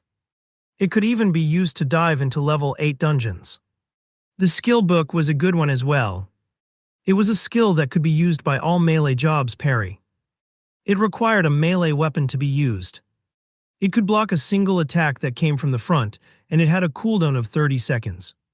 Parry was a popular skill among all melee jobs. It was a must-learn skill for warrior classes.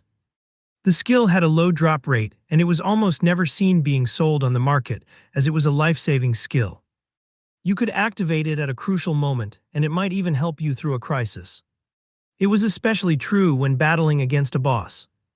If the healers could not keep up, then you could use parry to block an attack, giving the healers more time to heal you. Taking a look at skill, Shifeng decided to learn it. Although he could get a better price if he sold the skill book together with the shield, the action was no different than killing the chicken to get the egg. It was something Shifeng wouldn't do. Shifeng continued climbing upwards after killing Shrews. The bronze shield was worth only a meager amount of money. The real fortune was the secret silver treasure chest. Shifeng only had 4 explosive berries remaining. However, he was not even a third of the distance to the peak. It was also very easy to meet up with a monster at the resting points. This caused Xifeng to choose his path more carefully. Half an hour later, after cautiously advancing the entire way up, Xifeng was finally at the peak of the mountain. The visibility at the top was very poor with all the white clouds and mist. Xifeng could only see 20 yards in front of him. On his way up, Xifeng had used all 4 of the remaining explosive berries on rock giants. If another monster appeared, Xifeng could only give up and start all over again. Just as Xifeng walked ahead a few steps, a few blurry shadows could be seen up ahead. At this moment, an emergency notification came from the system. System player has discovered the Lost Lands. Activated hidden quest past glory.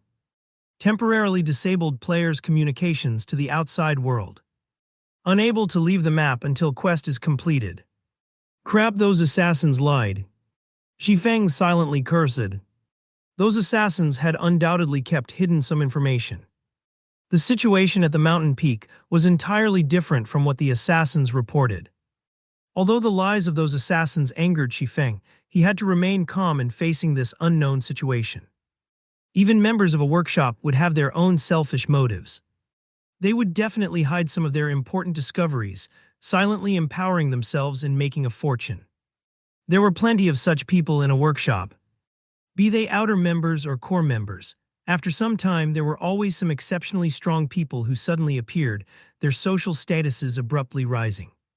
Xifeng was one such example. Otherwise, he wouldn't be able to turn from a core member into the workshop's captain. They only told others about seeing a secret silver treasure chest after coming to the Lost Lands and nothing else. There is definitely something more important, that secret silver treasure chest. Is it this hidden quest? Xifeng called out the system's quest panel, Hidden Quest of the Lost Lands, Past Glory. Aside from the name, there was no other information about the quest. Xifeng did not even know what he had to do. Is it a region-activated quest? With his 10 years of experience in God's domain, Xifeng quickly discovered the essence of hidden quests. There were some quests with special characteristics in God's domain. They were only triggered in certain areas. Not only that, these quests did not provide any information. Players were required to search for it themselves.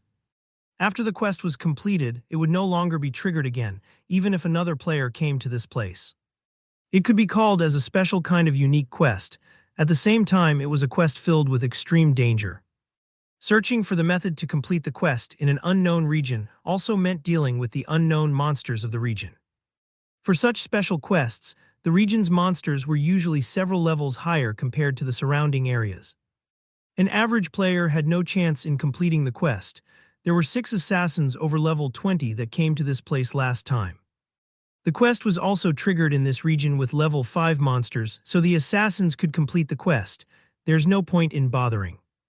Since I can't get out, I might as well look around. At worst, I'll just die and be sent back to the town. Xifeng advanced in large strides after thinking it through. A few moments after walking through the mists, Xifeng spotted a few blurry figures up ahead. It was a city. A city which had been abandoned ages ago. All around there were ruined houses. Judging from the size of the city and the magnificence of the buildings, it seemed this city once flourished. It was even more prosperous and brilliant than White River City. However, this flourishing city did not have even a shadow of a person now. Xifeng silently entered the city. He observed the surroundings while looking for clues about his quest. Looking through a city that could fit millions was like looking for a needle in a haystack. Hours quickly went by. After searching through tens of streets and hundreds of houses, Xifeng had yet to find a single clue for his quest. God's domain had just started. It was the best time to widen the gap with others, yet Xifeng had wasted hours exploring this place. There were plenty of players who had already reached level 1, but Xifeng was still paused at 34% of level 2. Xifeng hesitated. Should he continue looking for clues to the quest, or should he just end himself here and revive back at the town? I'll look for another hour. If it's still no good, then I'll return to the town. Xifeng laid down a time frame for himself. Although quests like these were precious, he did not have that much time to waste.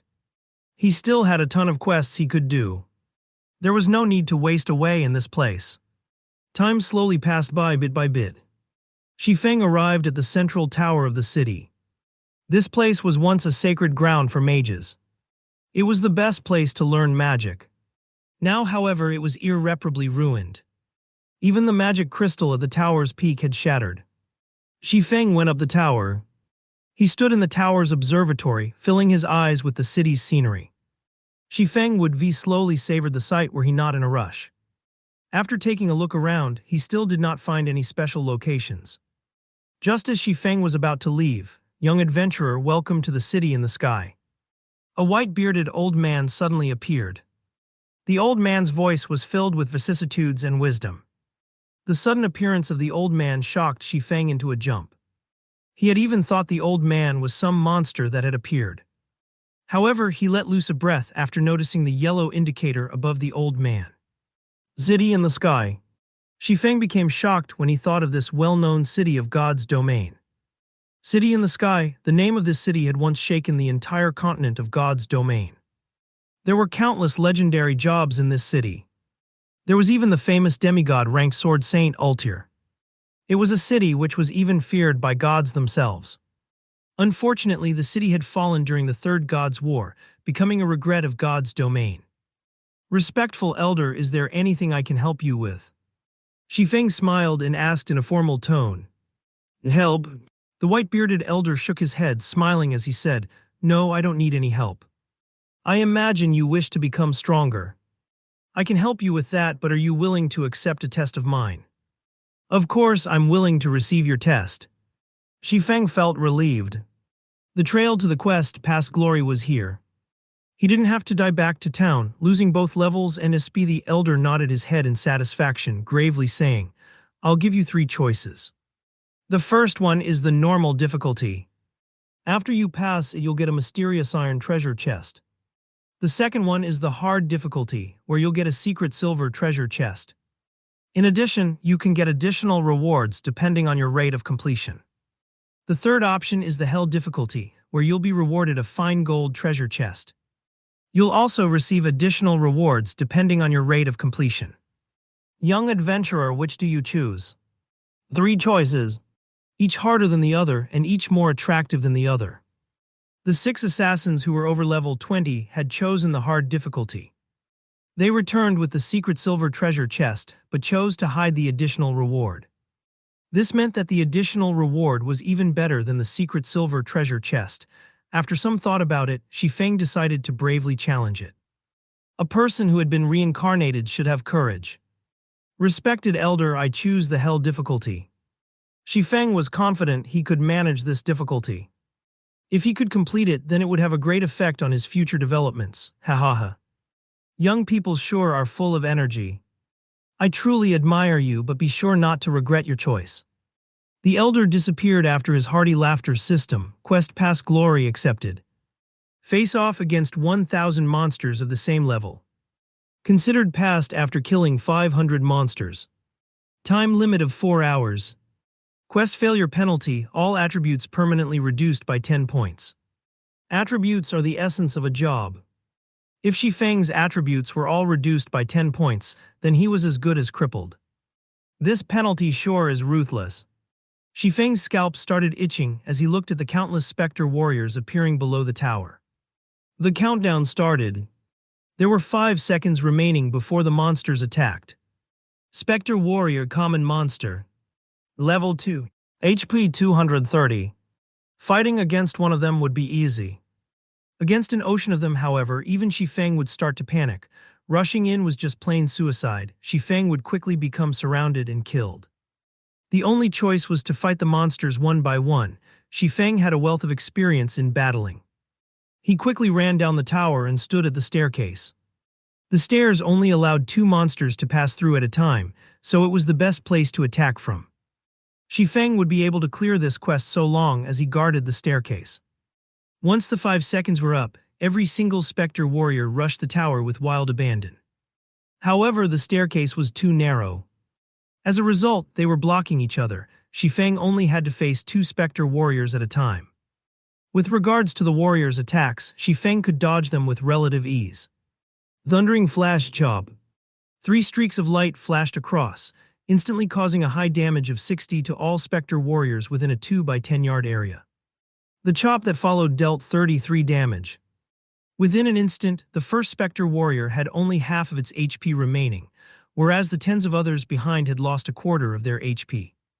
Previously, Shifeng faced off against high-leveled monsters with very high defense. The effects of Thundering Flash and Chop were both greatly reduced. Now that Shifeng was facing monsters of the same level, Thundering Flash could vividly display its prowess as a powerful AoE damaging skill. With Thundering Flash's damage amplification effect, Shifeng only needed 5 strikes from his sword to finish off the first Spectre warrior. In order to increase his killing speed, Shifeng activated Gravity Liberation to increase his attack speed. Coupled with the damage amplification, each warrior only needed 3 seconds to be dealt with. Unfortunately, the Spectre warriors did not give any experience. Instead, skill proficiency had a 100% chance to increase by 1 point.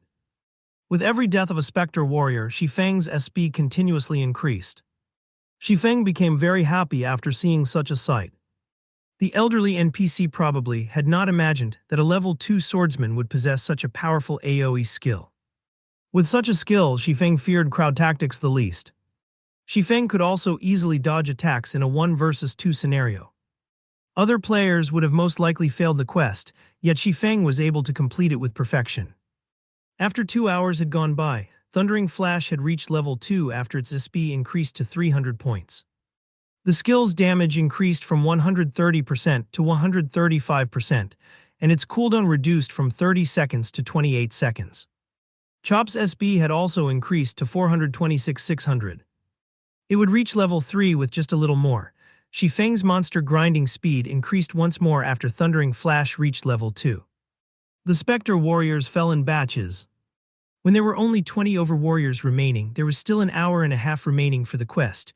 With another use of Thundering Flash, the last remaining 20 Spectre warriors fell as well. Not bad. Here's your reward, youngster. The elder appeared once more with a chuckle.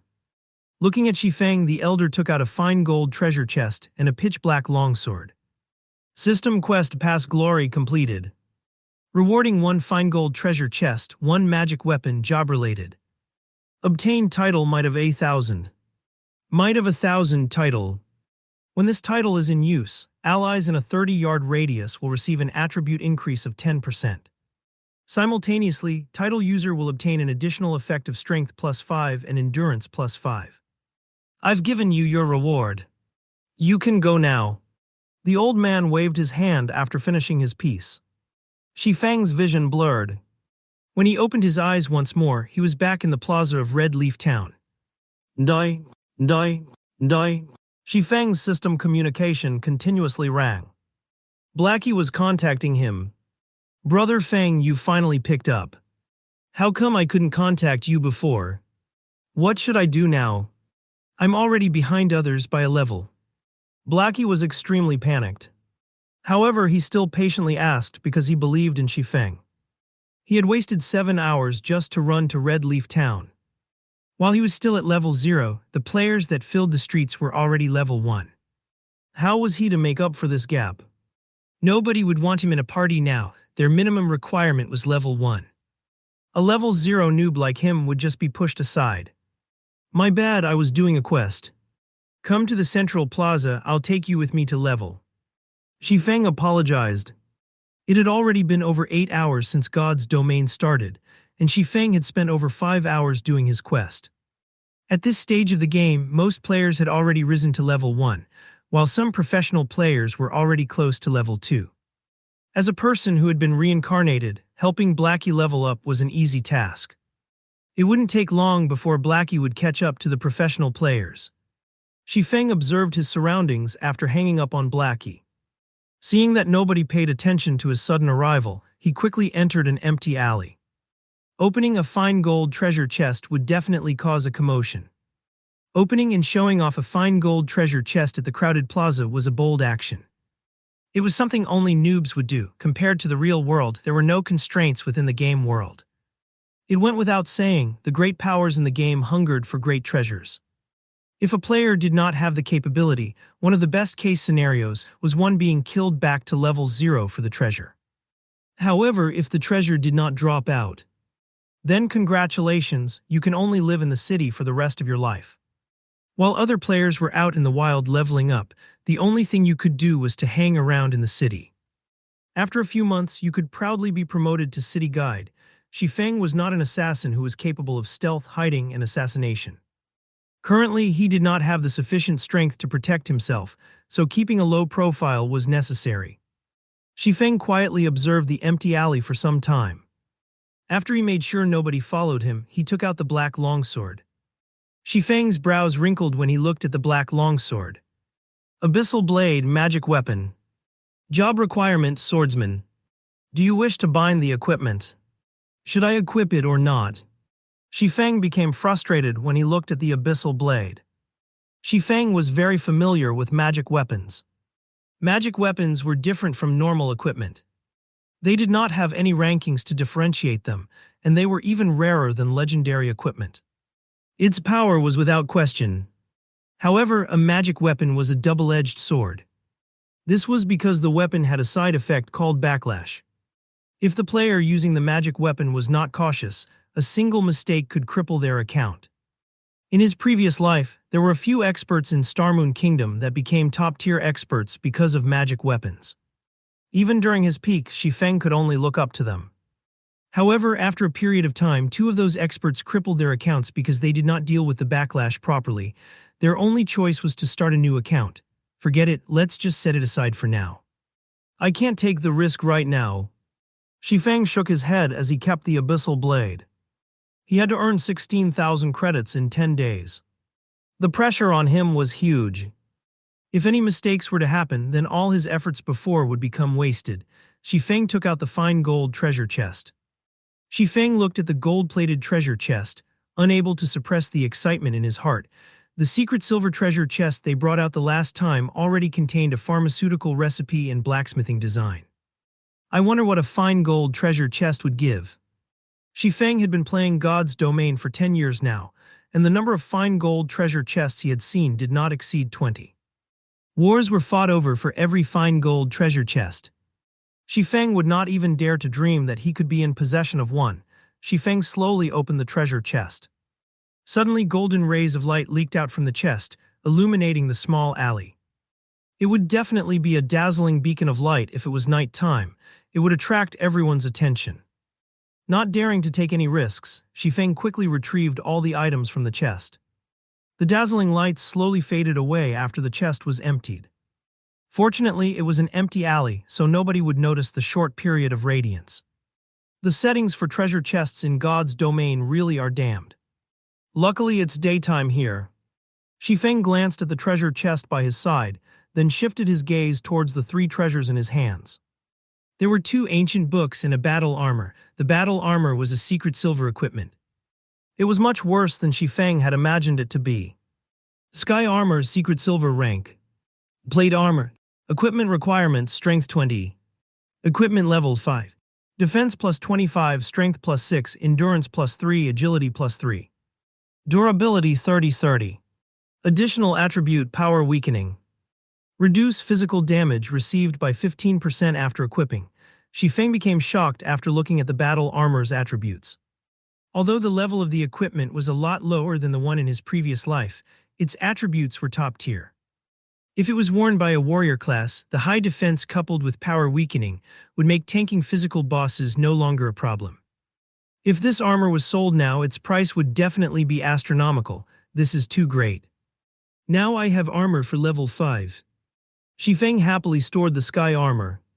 Swordsman wore plate armor as well. When Shifeng wore it at level 5, he could definitely become a shield warrior. Shifeng shifted his gaze to the two ancient books, becoming shocked once more when he saw their names. Book of Forging and Records of Potions. These two were both extremely rare treasured books.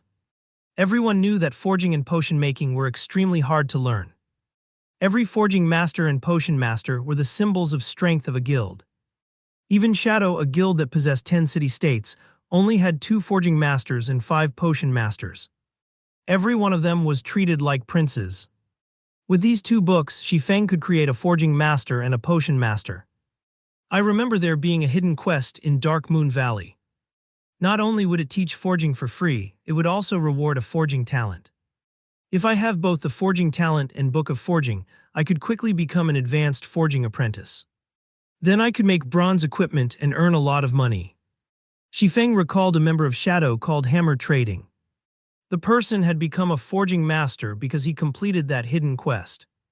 Dark Moon Valley was a level 4 monster area. The quest as well was a difficult one and would take up a lot of time.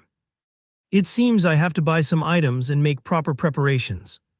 Shifeng stored the 2 books and sent a mail to Blackie, telling him to meet up at the trade area. Shifeng then headed to the trade area himself. At this time, there were quite a lot of players at the trade area. Players who were tired of killing monsters would come to the trade area to rest, having a drink and chatting. There were also players selling their loot from grinding. Shifeng searched for an empty spot, covering the ground with a piece of white cloth. He placed down the equipment and herbs he picked, starting his stall. The level 4 common cloth armor was priced at 1 silver 20 coppers, while the bronze shield was priced at 21 silvers. It was a fair and cheap price at this stage of the game. Rare herbs, high-level equipment, those interested come and take a look. Shifeng shouted. There were quite a number of players in the trade area. However, most of them were selling materials such as herbs, ore, etc. Until now, there had not been a single player selling equipment. Shifeng's shout immediately became everyone's focus. It can't be. There really is equipment. A bronze shield even. What unbelievable luck. I don't even have common equipment, yet he's already got a piece of bronze equipment. This is level 5 equipment. Is this a joke? I'm not seeing things right. What's so great about it? Don't forget there was an expert that killed the town mayor. That was a level 15 elite. Now nobody can receive a quest from the town mayor. Some players that received the town mayor's quest are also fuming with rage. All of them want to eat that expert alive. 21 silvers, this price is too high. I don't even have 1% of that money. The surrounding players were all in shock. God's domain hadn't been open for 10 hours till now, yet someone could obtain such top-tier equipment. The most unbelievable part was that it was even being sold. It should be known that most guilds and workshops would wear the equipment they obtained, increasing their advantage as much as possible. They would definitely not sell them. Right now, players were on average level 1. Level 5 equipment was something impossible to imagine, not to mention a level 5 bronze shield. However, 21 silvers was too high of a price. The income of the average player did not exceed 20 coppers, and 21 silvers equaled 2100 coppers. It was an impossible price for them to shoulder. Shifeng silently smiled as he looked at the increasing number of spectating players. He never hoped for these average players to buy it. What he wanted was the advertising effect. It was only a moment before a party of players rushed over. Leading them was a shield warrior. Give way, give way. Now that we Shadow are here, we are buying everything on the stall. Everybody else can just leave. The party members of Shadow created a path for the shield warrior to walk through. Shifeng sent them a glance, discovering that the shield warrior was someone he knew. The man was called Flaming Tiger. He was the team leader for Shadow in Red Leaf Town. In his previous life, Shifeng was constantly used as cannon fodder, preventing him from rapidly rising. Flaming Tiger was responsible for 3/10 of that effort. Shifeng never thought he would meet up with this man so quickly. You the stall owner. Flaming Tiger became excited as he looked at the blue cross-shaped shield. He then looked at Shifeng. He did not have the observing eyes skill, so he could not tell Shifeng's level. However, Shifeng was only clad in novice equipment, and he did not have any guild's insignia on him. He was definitely just an average player. Obtaining such equipment should be due to good luck. Shifeng nodded his head saying, "That's right. Good, I want everything here for 1 silver." Flaming Tiger proudly stated. He said it as if everything on the stall was just unworthy garbage, and that giving 1 silver for them was looking up to 1. I don't negotiate prices. Please don't hinder my business by acting like a lord. Shifeng did not get angry, choosing to ignore Flaming Tiger. At this moment, Flaming Tiger's face became livid. He glared at Shifeng coldly saying, "Are you sure you want to oppose us, Shadow? I'll give you one more chance, think carefully before you speak." Suddenly, all 5 other members of Shadow surrounded Shifeng. Shifeng rolled his eyes at Flaming Tiger, saying in a straightforward manner, "Fools." He actually dared to threaten Shifeng inside Red Leaf Town. Did he not know it was prohibited to take action inside a town? You're courting death. Flaming Tiger raged, both his eyes turning blood red. He couldn't help but want to kill Shifeng right this instant. Ha ha ha, truly interesting. A level 5 bronze shield. How could us Assassins Alliance be left out?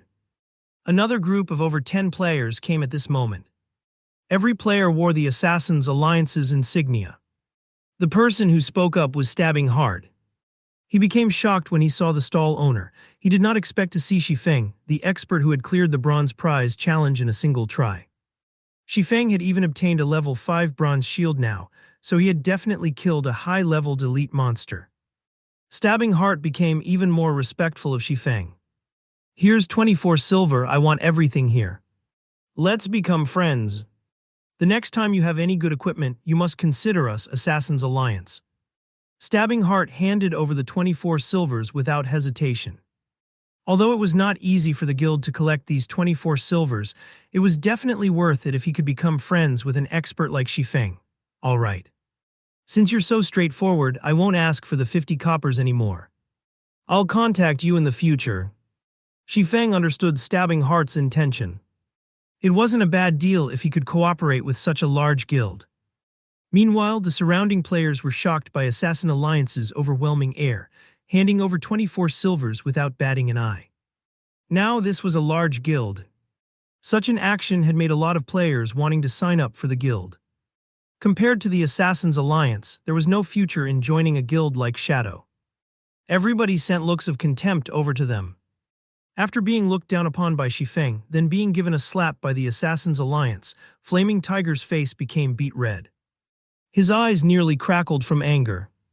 He called over an assassin, coldly saying, "Quiet Wolf, you keep an eye on that kid. I'll let him know what happens when he opposes Shadow." On the other side, Shifeng had long since left the scene. He was currently purchasing items around the trade area. He now held 24 silvers on his person. It was an amount even greater than the total wealth of an average guild.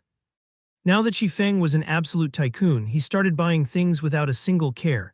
He bought 20 bottles of black steel beer, each costing 25 coppers. He bought 30 smoke bombs, each costing 20 coppers. He bought 100 apple pies, each costing 5 coppers. Eating it recovered 30 HP every second, lasting 10 seconds. He bought 100 magic water, each costing 5 coppers. Drinking it recovered 30 MP every second, lasting 10 seconds. Shifeng spent a lot of his wealth within an instant, leaving him with only 3 silvers. Brother Feng, you finally decided to show up. What are we going to do now? Blackie had been waiting in the trade area for some time now. He wore a dark expression on his face, and his eyes were filled with resentment. God's domain had already been open for over 9 hours now. Aside from obtaining an explorer title, Blackie did not obtain anything else. He was nearing the point of dying from depression. Let's go grind some monsters then. Shifeng smiled, sending Blackie a party request. After leaving Red Leaf Town, Shifeng brought Blackie along as they headed straight towards Dark Moon Valley. Brother Feng were on the path towards Dark Moon Valley. That's a level 4 monster area. Can't we choose a safer place? Seeing that Shifeng's target was level 4 monsters, Blackie couldn't help but ask nervously. Challenging higher levels in God's domain was extremely difficult. Usually players would just challenge monsters that are 1 level higher than themselves. Challenging monsters 2 levels higher required at least a 6-man party for it to be possible. However, even 6-man parties wouldn't carry out such an action. Compared to exhausting themselves just to kill a single level 3 monster, it was much more efficient to just kill a level 2 monster. Shifeng and Blackie were only 2 people. Ignoring Shifeng, who was a level 2 swordsman, Blackie himself was still a level 0 cursemancer. He was just free food to a level 4 monster. Going against level 4 monsters just with the 2 of them was utterly suicide. Shifeng only smiled regarding Blackie's worries. He securely said, "Relax, can't you see that I'm already level 2? That friend of mine is an expert beta tester. If it weren't for our good relation, he wouldn't even tell me such a secret. You can just wait to get on the leveling rocket." Shifeng pushed all the problems that came with him being a reincarnated person onto his good friend. Now all his actions in God's domain could be easily answered too. He also didn't have to explain much since Blackie would easily believe him. This was because a beta tester was the best explanation. As expected of Brother Fang, you're still the greatest. No wonder you didn't join Shadow Workshop to earn money. With an expert beta tester giving you pointers, you could definitely earn a lot of money in God's domain. The happiness of my body's lower half will depend on you now. Blackie laughingly said as he became relieved. When joined the party before, he was very surprised to see Shifeng already at level 2. Currently, there had yet to be any news of a level 2 player in Red Leaf Town. Even elites of a workshop were no exception. However, Shifeng had reached it. His leveling speed was absolutely terrifying. Blackie knew about Shifeng's standards. Although his skills weren't bad, he definitely wasn't that good. Before, Blackie still had some suspicions about the news of the beta tester. However, all his worries disappeared after seeing Shifeng's level, because only a beta tester could make something like this happen. Blackie had also started believing the possibility of Shifeng earning 16,000 credits in 10 days. Zgram, this brother's straight. Shifeng rolled his eyes at Blackie, slightly widening the distance between them. However, Blackie's gaze still carried some impurities, causing Shifeng to panic slightly. What are you thinking, Brother Feng? My dream lover is the snow goddess, Gentle Snow. Blackie hurriedly explained. The snow goddess. Shifeng had a very deep impression of this woman.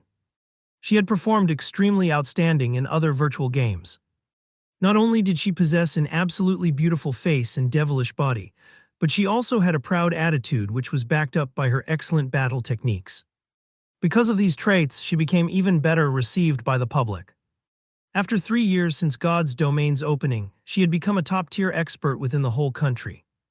She was also the top 10 berserker within the country. She was dubbed as the Battle Goddess.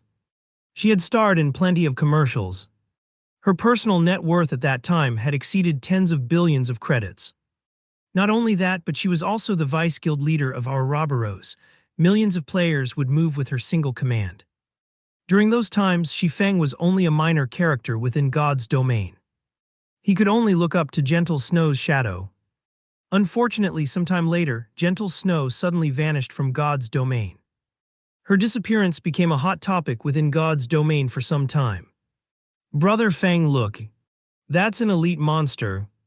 Blackie pointed towards a snow-white fox in the distant paddy field as he shouted. Shifeng looked over to the golden fields, discovering a white-colored fox. There was even a little rabbit in the fox's mouth right now. Cunning Snow Fox, Rare Elite. Level 2. HP 450. Blackie, your eyesight and luck are seriously too good. You even spotted a rare elite. We're going to earn a fortune this time. Shifeng stealthily walked closer to the fox as he directed Blackie. You just attack from a distance and leave the rest to me. Rare elites were a special type of elite. They had the same capabilities as a normal elite monster, but the rewards they give out were a lot greater. It would take a long time for it to respawn after being killed. Whether you could meet one depended on your luck. Brother Fang, you must be crazy. That's a level 2 elite. We can't go against it. Blackie wanted to stop Shifeng. Only a small party of the same level could deal with an elite. Fighting one alone without any healing would definitely lead to death. However, Blackie was too late. Shifeng had quickly circled to the snow fox's back, launching a sudden attack. Job. A sword strike flew. The snow fox's actions were very nimble. It immediately avoided a vital hit to its abdomen, taking only 32 damage. Such nimble actions. Its defense isn't low either. Shifeng made a quick judgment after observing how the snow fox dodged and took damage. He had the might of 1,000 title, so all his attributes were increased by 10%. There was also an additional 5 points to both strength and endurance, increasing his strength to 13 and endurance to 10. His agility was also increased to 17 points. Now his attack power was 29 and he had 260 HP. With great speeds, the enraged snow fox bit towards Shifeng's neck. It activated the skill Fatal Blow. However, with 17 agility, Shifeng's speed was not any slower than the snow fox. By the time the snow fox had rushed over, Shifeng's novice sword had already struck down towards the fox's head. Bang! Shifeng only had 13 points of strength. It was still not enough to block the snow fox's attack. 49 damage appeared above Shifeng's head, and his novice sword's durability decreased by 1 point as well. On the other hand, the snow fox only received 5 damage. The gap between the two of them was as clear as day. We're dead. We're dead. We're so dead this time. Sweat started appearing on Blackie's forehead. He had seen damage from common monsters, but he never imagined that there was such a great difference from an elite monster. Shifeng was lucky he had blocked the attack with his sword, only taking close to 50 damage. If the attack landed on his body, wouldn't it be over 100? Shifeng had reached level 2 with great difficulty. If he died this time, he would return to level 1. His great advantage over others would be gone. Move, Blackie! Shifeng shouted. He really must have gone mad. Fine. Fine, at worst I'll just die once. I'm still level 0 anyway. Blackie clenched his teeth and started chanting a curse, his hands making gestures. A dark arrow shot out, dealing 5 damage to the snow fox. Blackie sucked in a deep breath when he saw the damage. He had added all his points into intelligence, yet 5 damage was all he could do. An elite monster's defense was just terrifying. Shifeng, who was facing the snow fox, was under even more pressure. The snow fox had very high agility. It was able to dodge whenever Shifeng wanted to use chop. In the end, Shifeng could only use normal slashes, dealing 18 damage each time. However, each successful bite from the snow fox would deal over 100 damage. It was greatly disproportionate. 10 seconds later, Shifeng's HP fell to 31, while the snow fox still had 244. I guess there's still no way to directly face off against an agility-type elite with such a small amount of skills. Shifeng looked at the snow fox's half-remaining HP.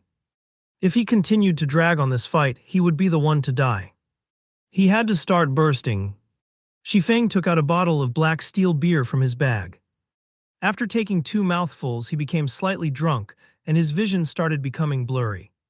He then activated gravity liberation, his speed increasing by a huge leap. He arrived at the snow fox's side with lightning speed. When Shifeng looked at the snow fox's level again, it displayed level 0, whereas he was level 2. Suddenly, the suppression due to level difference was removed, letting Shifeng's damage rise. Similarly, however, his body became difficult to control. Die! Shifeng's eyes were icy cold, his grip around the novice sword tightened. Thundering flash. Hua! Hua! Hua! 3 lightning quick slashes struck past the snow fox's waist, causing it to let out a tragic cry. Damages of -30, -36 appeared on top of its head, instantly taking away a quarter of its HP. Afterward, another chop dealt 43 damage to it. The snow fox desperately resisted, but Shifeng's speed after activating gravity liberation was very fast. Even if he was in a drunken state, with his many years of battle experiences, Shifeng could still easily maneuver his body. This had placed the snow fox at an absolute disadvantage. Damn, what did you drink, Brother Feng? You're suddenly so fierce. Blackie's eyes nearly popped out of their sockets as he saw Shifeng's cheat-like performance. At this moment, the fierce snow fox had become Shifeng's plaything. It had 0 chance at resisting. When the snow fox had 42 HP remaining, Shifeng was about to give the last strike. Suddenly, Shifeng felt a shiver going down the back of his neck. It was as if he had a dagger pointed at his neck. It was a terrible feeling. Shifeng instinctively leaped forward. In the next moment, a bright snowy dagger had slashed across his original position. Shifeng had surprisingly avoided that strike. Behind Shifeng, a figure with an extremely surprised expression revealed himself. He had already kept his presence hidden incredibly well. He did not even let out a single sound. Not only that, after he had raised to level 1, his agility had reached 10 points.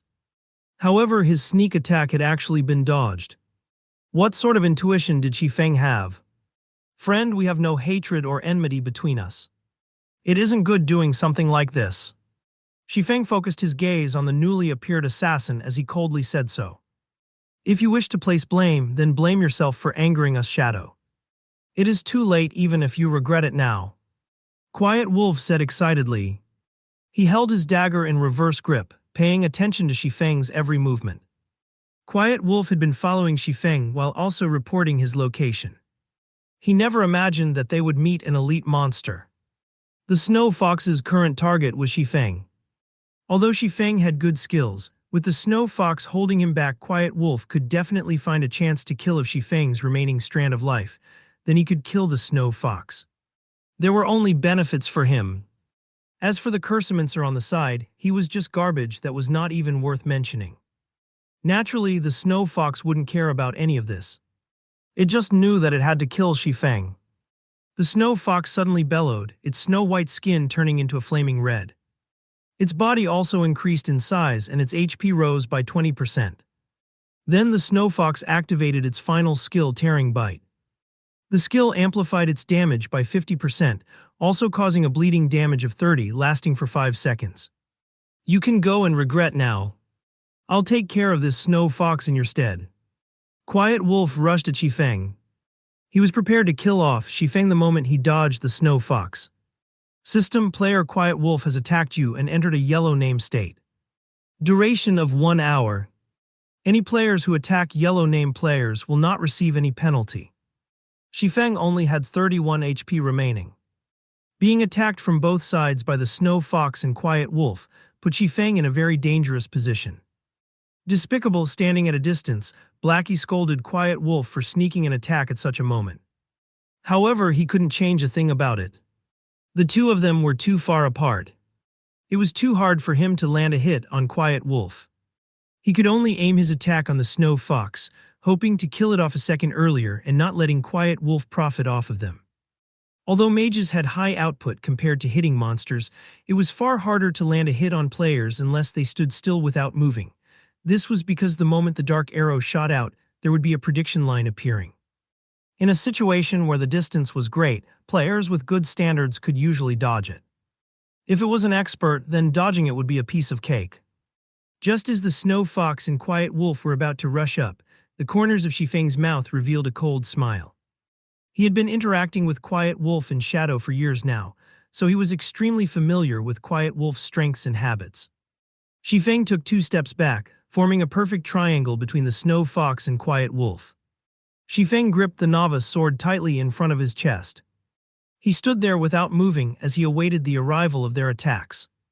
Did he give up? Quiet Wolf started looking down on Shifeng when he saw Shifeng preparing to block with his sword. Although players could reduce the damage received by defending the attack, the Snow Fox was an elite. Even if Shifeng could defend it, the attack would still cause around 50 damage. With just 31 HP remaining, Shifeng couldn't even take a hit. The Snow Fox was a step ahead, biting towards Shifeng. Tearing Bite just in time. Instead of retreating, Shifeng advanced. He rushed towards the Snow Fox. The novice sword blocked the Snow Fox in its mouth. Using the life-saving skill parry, Shifeng could block a frontal attack once. Shifeng then continued by lifting the Snow Fox. The Snow Fox had low power, so Shifeng had easily tossed it towards Quiet Wolf. Everything happened too quickly. Quiet Wolf, who was rushing towards Shifeng, could not react in time. In an instant, his shoulder was bitten by the Snow Fox. A damage of -164 appeared on Quiet Wolf's head. His HP was instantly cleared down to 0. No. Quiet Wolf was unbelievably shocked. His heart was filled with unwillingness as he stared at Shifeng's ridiculing smile. He never imagined that players could do such a thing. If he had known about it, he definitely wouldn't rush forward just to get himself killed. At this point, regardless of how unwilling Quiet Wolf was, his HP had turned to 0. His body could only fall and turn into starlight. He had even dropped a piece of equipment. In the distance, Blackie became dumbfounded. He had even forgotten to attack the Snow Fox. Blackie stopped daydreaming. Hurry up and attack the Snow Fox. Shifeng yelled and rushed at the Snow Fox again. After Blackie started reacting again, he chanted a curse, madly attacking the Snow Fox. Without Quiet Wolf's disturbance, the near-death Snow Fox was just a decoration. Within 10 seconds, the Snow Fox released a wail before falling down. System Rare Elite Cunning Snow Fox killed. Obtained 130 exp. Shifeng was level 2 now, so this amount of EXP was nothing to him. What Shifeng was concerned about was the loot. Rare elites were the love of all God's domain players because of their shocking drop rates. Furthermore, this was the first kill of the Snow Fox, so the loot must be even better. It can't be. It actually dropped a weapon. Shifeng obtained a staff and arm guard. Blackwood staff, bronze rank. Level 1. Equipment requirements, strength 5. Attack power plus 8. Intelligence plus 3, vitality plus 1, mana plus 30.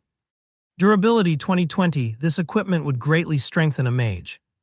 Not only was its attack power high, it even gave an additional 3 intelligence. If a mage equipped it, then their damage might increase up to 2 levels. Fox skin gloves, common rank, leather armor. Level 1. Equipment requirements, strength 3. Defense plus 4. Durability 2020.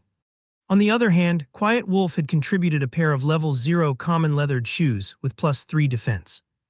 And here I thought it was some gray trash equipment. It seems Quiet Wolf's luck isn't that bad, being able to obtain a piece of common equipment. Shifeng had a different view of Quiet Wolf now. Obtaining a piece of common equipment at the starting period of the game definitely depended on luck. However, Quiet Wolf's luck now benefited Shifeng instead. Swordsman could wear both plate armor and cloth armor. Now that Shifeng had 2 of these new items, his defense had increased by a lot. Blackie, your equipment. Shifeng passed the Blackwood staff to Blackie. However, Blackie did not receive the equipment. He had a hesitant look on his face. Killing the Snow Fox depended entirely on Shifeng. Blackie wasn't of much help, yet he had received the best equipment, a piece of bronze equipment no less. At this stage of the game, there weren't many players capable of owning such an item. It was extremely valuable. What's happened to you? Aren't we good brothers? Why are you being courteous with me? Besides, you're a cursemancer. Once you've reached level 1, you can fully exert the staff's greatest capabilities. With that, we can level even faster. Shifeng said in a serious tone, as if he knew what Blackie was thinking. After some thought, Blackie was able to make sense of it. He no longer refused it, saying thanks. I'll definitely use it properly. Now that's much better. Shifeng laughed. Let's go. We're going to Darkmoon Valley. Red Leaf Town. Quiet Wolf, what were you even doing? Not only did you die, you've even dropped a piece of expensive equipment. Do you know how precious that equipment is? Flaming Tiger snapped as he cursed. Quiet Wolf's expression was as gloomy as dark water. That pair of shoes was something he had obtained after grinding for 7 hours, and now he had actually lost it. Even his heart was bleeding right now. Although he had wanted to explain, he did not know how to. Should he say how he was toyed with by Shifeng? That wasn't something he was willing to admit. However, even if he wanted to snatch the equipment back, he wasn't an opponent for Shifeng. Brother Tiger, I discovered a rare elite in the wild. I didn't think I would be discovered by that kid when I was about to kill off the elite. That kid had even brought along another person. In a 1 versus 3 situation, I wasn't their opponent at all. Quiet Wolf pretended to be enraged as he turned black into white. He continuously tempted Flaming Tiger. That brat should have killed the rare elite by now. He must have obtained some good equipment. They were on the path towards Darkmoon Valley. We could still catch up to them if we chase after them. We might even be able to get back the equipment. Rare elite. Flaming Tiger's eyes started to shine. He no longer questioned Quiet Wolf. Instead, he was extremely interested in the loot of the rare elite. He said excitedly, "Let's go. We'll immediately chase after them. They actually dare to steal my equipment. I will make them regret even playing God's domain." Within a short moment, Flaming Tiger gathered all the members of Shadow Workshop present in Red Leaf Town. He brought along 11 workshop members and rushed towards Darkmoon Valley. No matter what, he wanted to kill off Shifeng and obtain his equipment. At this moment, Shifeng and Blackie had already arrived at Darkmoon Valley. There was a smithy beside the flowing creek. Shifeng and Blackie quietly stood in front of it. They were looking at a bare-chested, middle-aged uncle. In his hand, the man wielded a steel hammer. Ding! Dang! He kept hammering on the crimson-red ore. Time slowly flowed by bit by bit. Brother Feng, are we still going to wait? It's already been half an hour now. Blackie said, "We have to wait. Without patience, he won't give us the quest." Xifeng affirmed. In his previous life, Hammer Trading had passed by this place on accident. He had discovered a smithy here. However, the blacksmith here didn't pay any attention to him regardless of how Hammer Trading talked to him. This had enraged Hammer Trading, so he decided to drag it on with the blacksmith. He kept standing to the side, sending death glares to the blacksmith. He had never imagined that after some time the blacksmith would actively speak up. Not only that, the blacksmith even gave out a hidden quest. This had allowed Hammer Trading to learn the forging talent, becoming the forging master of the era. When Xifeng thought about obtaining the forging talent, coupling it with the Book of Forging, advancing into an advanced forging apprentice became a very easy task. When that time came, gold coins would rain into his pockets. After waiting for more than 10 minutes, "Do you two have an interest in forging?" The middle-aged blacksmith suddenly asked. "Yes, sir. We've loved forging since we were young," Xifeng immediately said. The middle-aged blacksmith nodded his head, saying in a satisfied tone, "Then since you love forging, I can teach it to you. But first, could you help me retrieve 100 pieces of meteorite ore? They can be found on the west side of Crimson Star Mine." "Of course. We would gladly be at your service," Xifeng respectfully answered. System Hidden Quest Road of Forging accepted. Player is requested by Forging Master Jack to obtain 100 pieces of meteorite ore from Crimson Star Mine. Crimson Star Mine was the nest of level 4 kobolds. These monsters loved ore the most.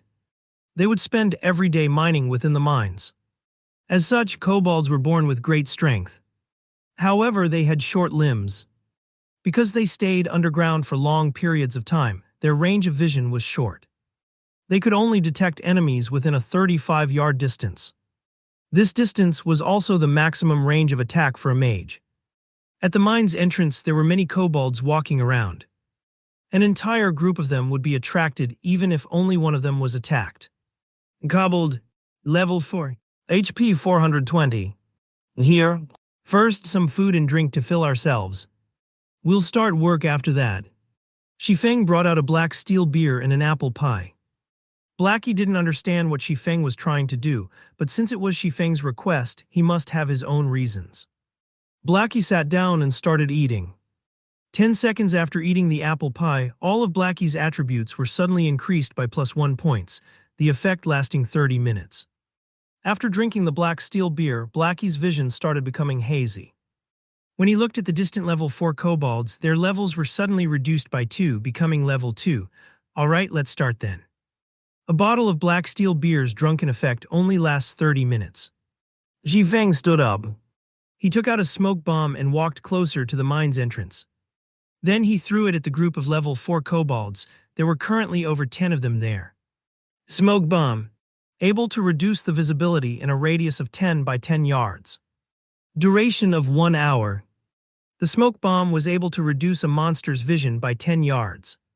It wasn't particularly useful against other monsters. However, it was great when facing kobolds. Their vision was now reduced to 25 yards. As long as a mage attacked from a 30-yard distance, the kobolds would not be able to spot them at all. They could only stand there and wait for their deaths, attack. Xifeng pointed to the kobolds within the smoke. Blackie was half doubting Xifeng's actions, but he still chose to believe in Xifeng. His mouth started chanting a curse. A moment later, a dark arrow shot out, landing directly on the foremost kobold. The kobold within the smoke was hit, 21 damage appearing above his head. The kobold became furious after being inexplicably attacked. Like a searchlight, the kobold looked around in all directions with his blood-red eyes. Such an action had also caused the other kobolds to start being on guard. Within the forest, Blackie's heartbeat kept on speeding up. He was extremely panicked. Although the kobolds looked to be level 2, their attributes 100% belonged to a level 4. Drinking the black steel beer allowed a player to become drunk, significantly increasing the player's courage. As a result, all enemies seen by the player would have their levels reduced by 2. However, this would not reduce the kobolds' attributes.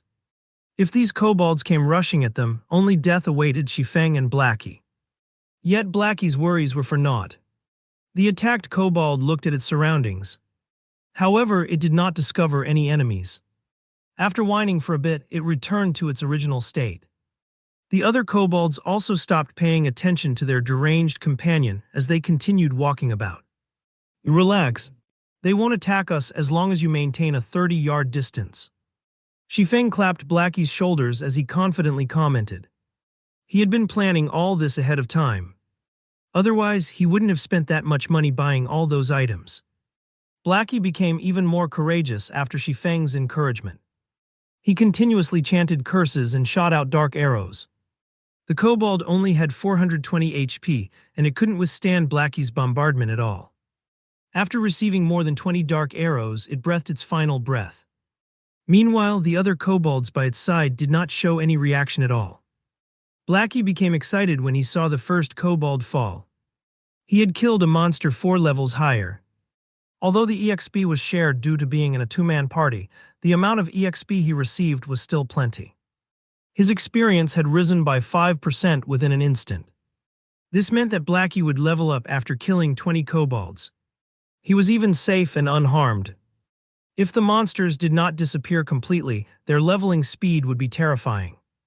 With such a great way of leveling, they would be able to rise even to level 6 very effectively. Blackie now understood why Shifeng was so confident. Even if they had wasted several hours from traveling, being able to grind on monsters here was definitely worth it. After a while, the group of 20 or so kobolds in front of the mine's entrance was cleared out completely. Blackie had also raised to level 1. After he equipped the Blackwood staff and added all his free ability points into intelligence, his damage was increased by a large leap. He could now take away 45 HP from the kobolds in a single hit. Meanwhile, the group of kobolds had dropped 12 copper coins and a level 3 common cloth armor. There were also 5 pieces of meteorite ore. Blackie's luck was quite good. According to what Shifeng had known, the drop rate of meteorite ore from the kobolds was not high. Only one would drop out of 10 of them. Nearly 1,000 kobolds needed to be killed to obtain 100 pieces of meteorite. Now, however, just a group kobolds had given them 5 pieces of meteorite ore. After storing the drops, Shifeng went on to lure more monsters. With the advantage of his 16 agility, Shifeng's speed was faster than the kobolds. Within moments, he had lured over 30 kobolds. He also maintained the distance of around 20 yards, but not exceeding 25 yards. When he had lured all the kobolds into the smoke cloud, Shifeng increased his speed abruptly. He quickly distanced himself over 25 yards from the kobolds, causing them to lose their target. After losing their target, the kobolds stood on the spot in a daze. Blackie, who stood over 30 yards away, took the chance to attack. The group of over 30 kobolds took less than 10 minutes to be cleared. They dropped another 21 coppers and 6 pieces of meteorite. Shifeng and Blackie's experience also greatly increased. In such a way, Shifeng continued luring monsters, while Blackie continued dealing damage. Although the process felt mechanical and boring, Blackie was not complaining one tiny bit. On the contrary, he became even more vigorous with each kill. He wished he could just kill all day without resting. After an hour, Blackie's level had also risen to level 2. His dark arrow rose to level 3, and his damage went from more than 40 to more than 60. Such a rocket-like leveling speed made him speechlessly happy, giving him even more motivation to aim for level 3. Their kobold killing efficiency also increased by quite a bit with Blackie's greatly improved damage. The only downside was the increase in MP consumption following the dark arrow's level up. Fortunately, there was the magic water that Shifeng had bought. With it, Blackie could fully regenerate his MP before Shifeng had lured a new group of monsters, allowing him to deal damage without pause.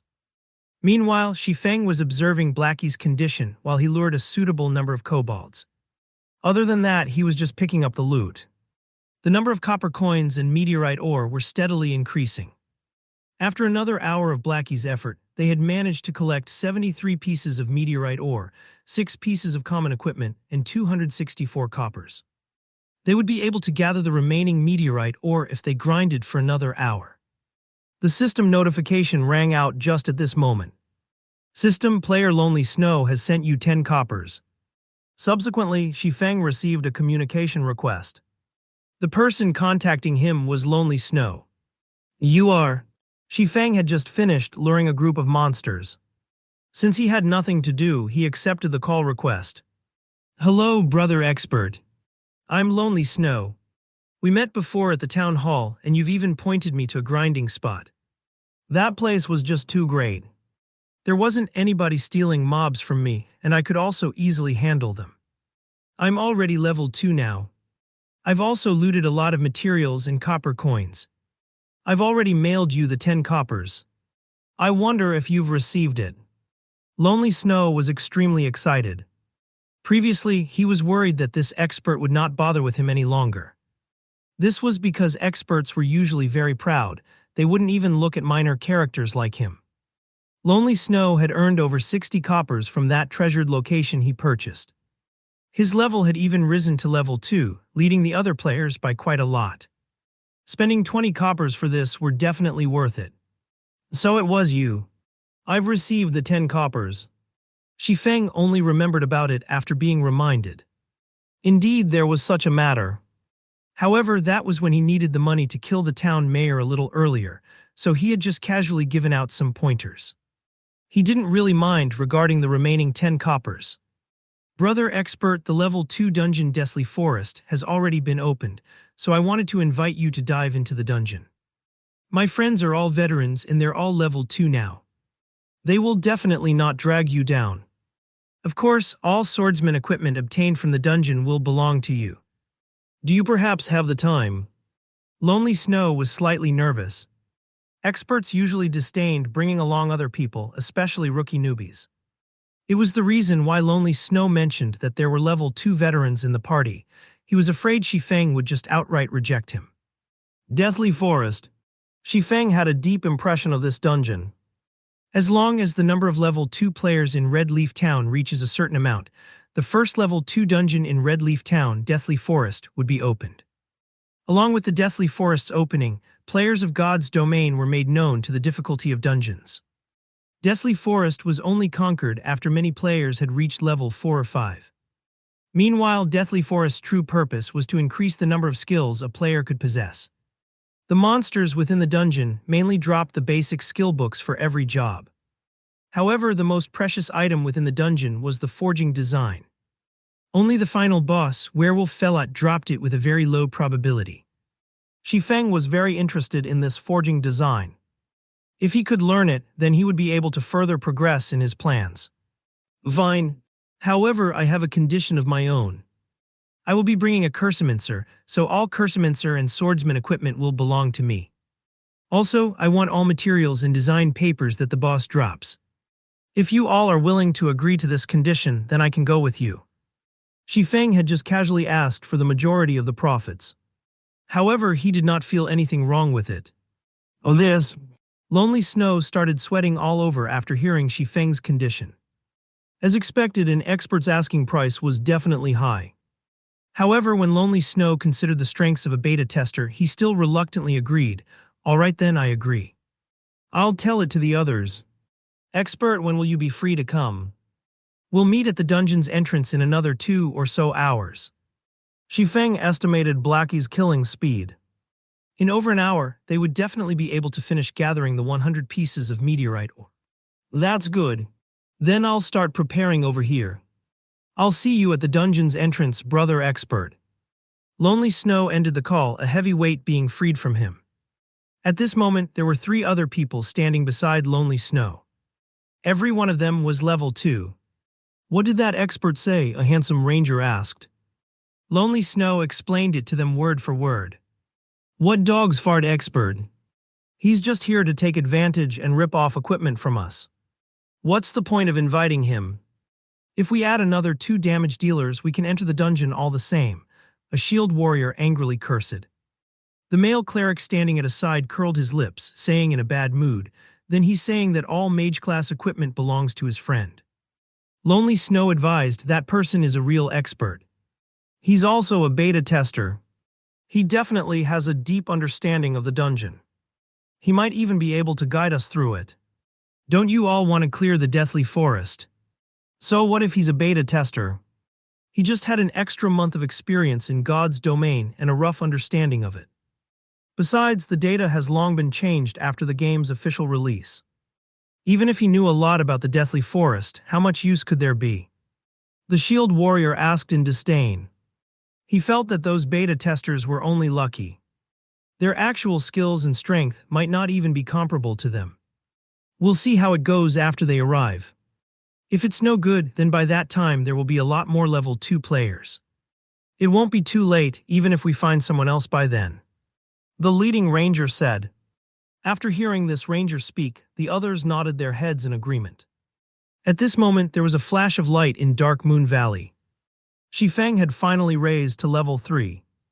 Unfortunately, the leaderboard for levels had yet to be opened. Otherwise, he would definitely be ranked first on Red Leaf Town's leaderboard for levels. Finally, level 3. Shifeng hurriedly added 4 attribute points towards agility, letting his agility reach 20 points.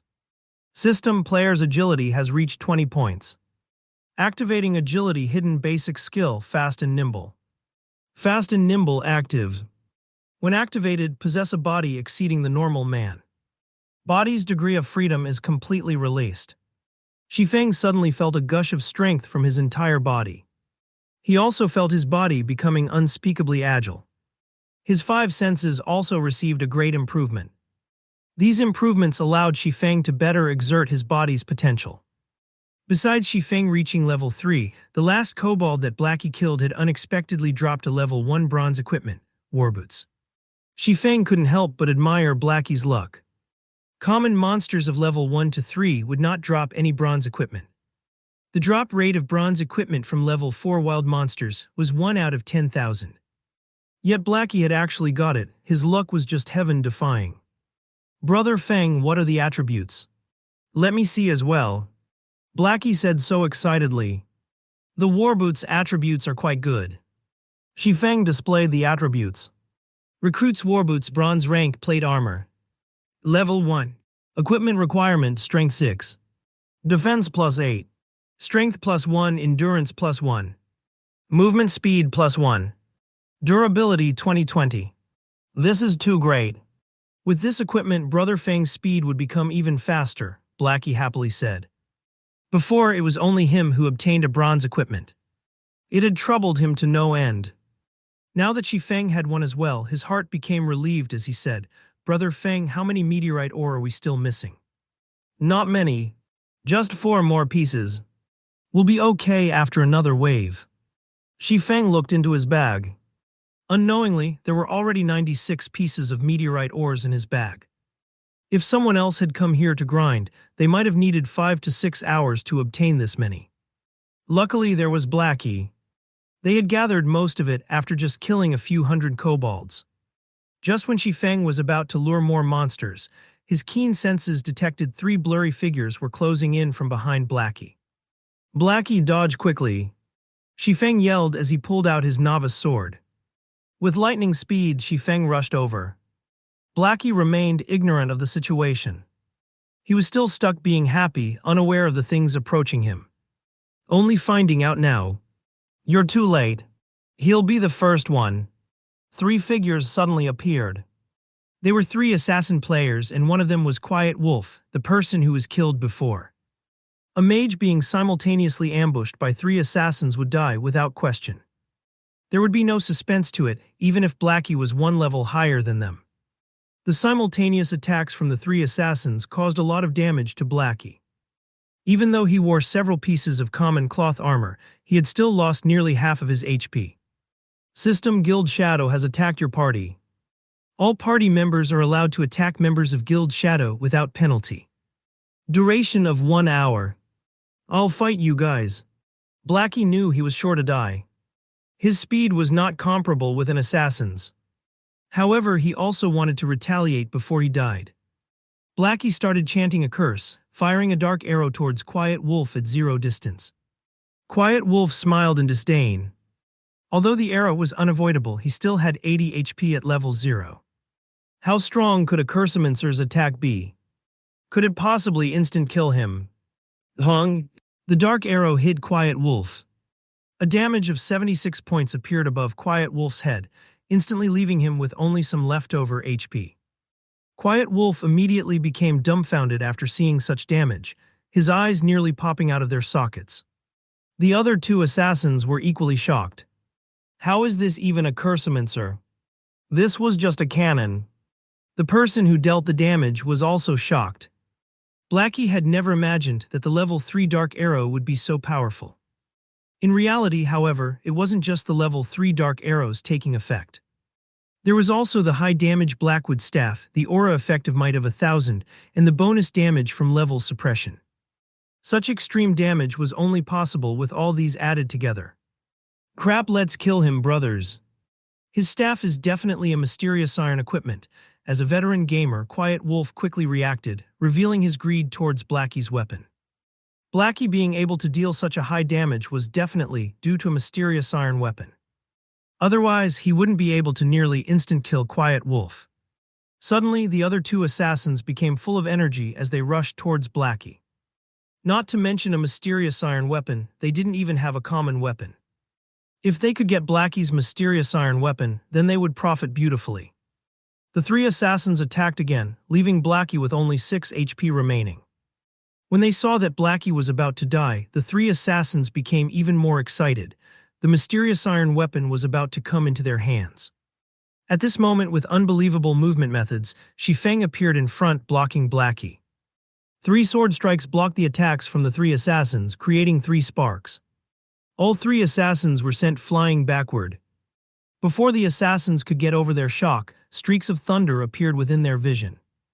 3 streaks of thunder struck the assassins that were still floating in midair. Damages of -32, -41, -50 appeared on all 3 of their heads, all of their HP dropping to 0. Their bodies turned into starlight and disappeared within an instant.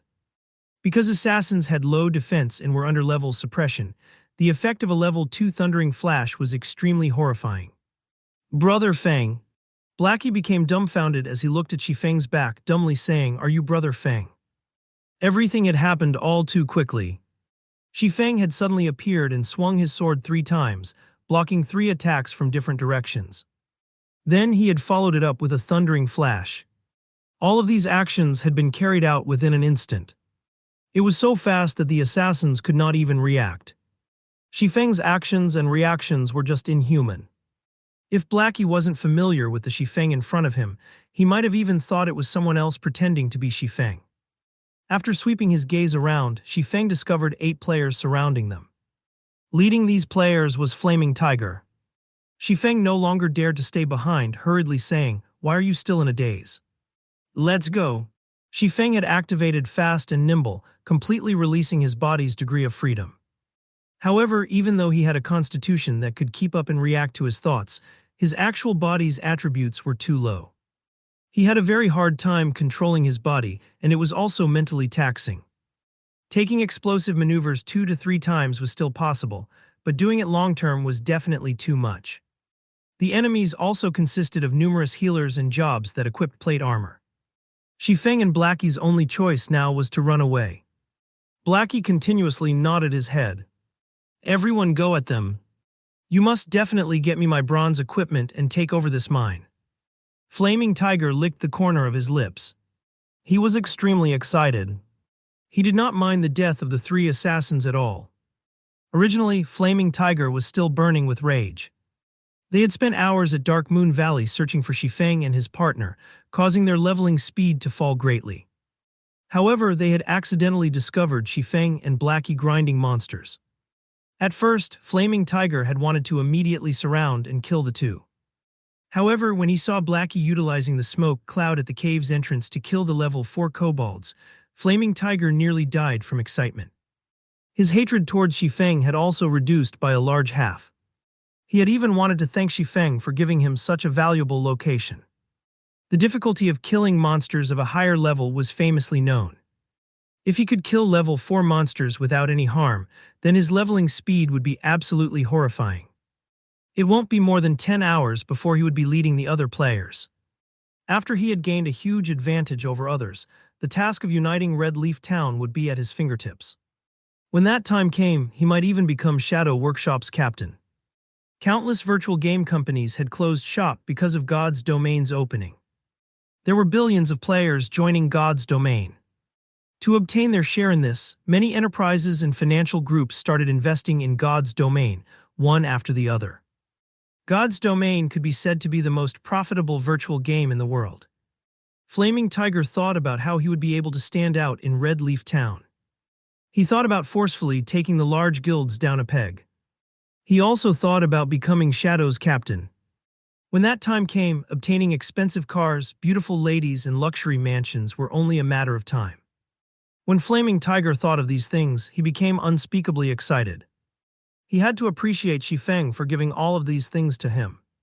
However, appreciation remained just appreciation. He still couldn't let the bronze equipment on Xifeng and Blackie go. Brother Tiger, those two are too fast. We can't catch up to them, a berserker said. They're lucky that they run fast. However, this precious piece of land is enough. Flaming Tiger's eyes shone when he looked at the mine. He had already fantasized himself leading Red Leaf Town with flair. Brother Tiger, what about Quiet Wolf and the other two? The three of them fell back to level 0. They also lost quite a lot of skill proficiency, an elementalist asked. Flaming Tiger rolled his eyes at his subordinate, asking, is this even a problem? You saw as well just now. The kobolds within the smoke cloud won't attack players if they're attacked from a distance. Those are level 4 monsters. Leveling will be easy, so hurry them over here. Brother Tiger is still the smart one. Being able to find such a precious spot, Brother Tiger will definitely become the #1 person in Shadow. The elementalist started bootlicking Flaming Tiger. Zgram, #1 person in Shadow. I am the #1 person in God's domain. Flaming Tiger angrily responded.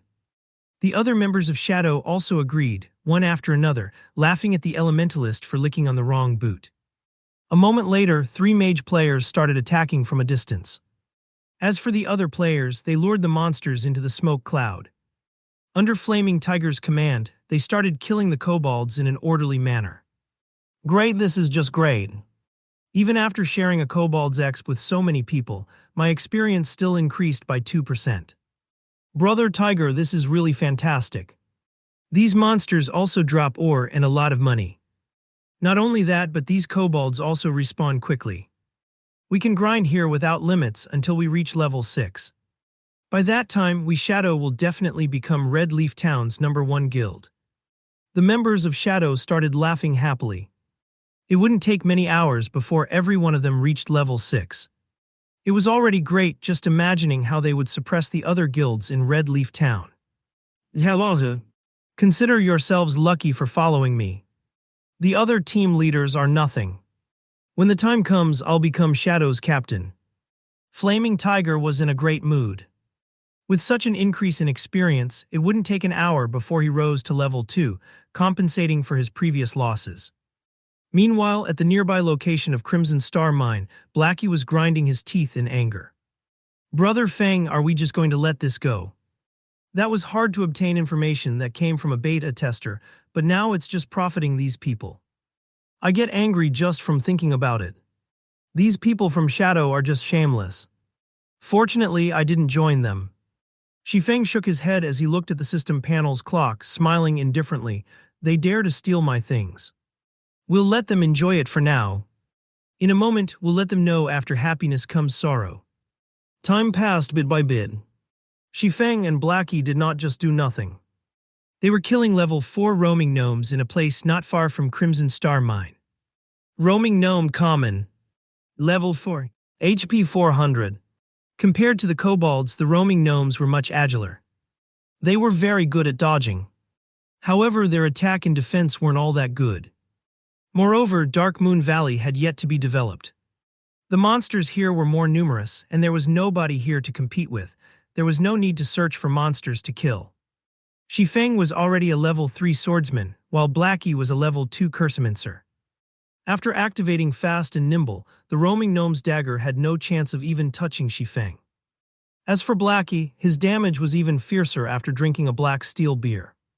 With Xifeng entangling the gnomes in the front, and Blackie dealing damage from behind, killing off the roaming gnomes became very easy.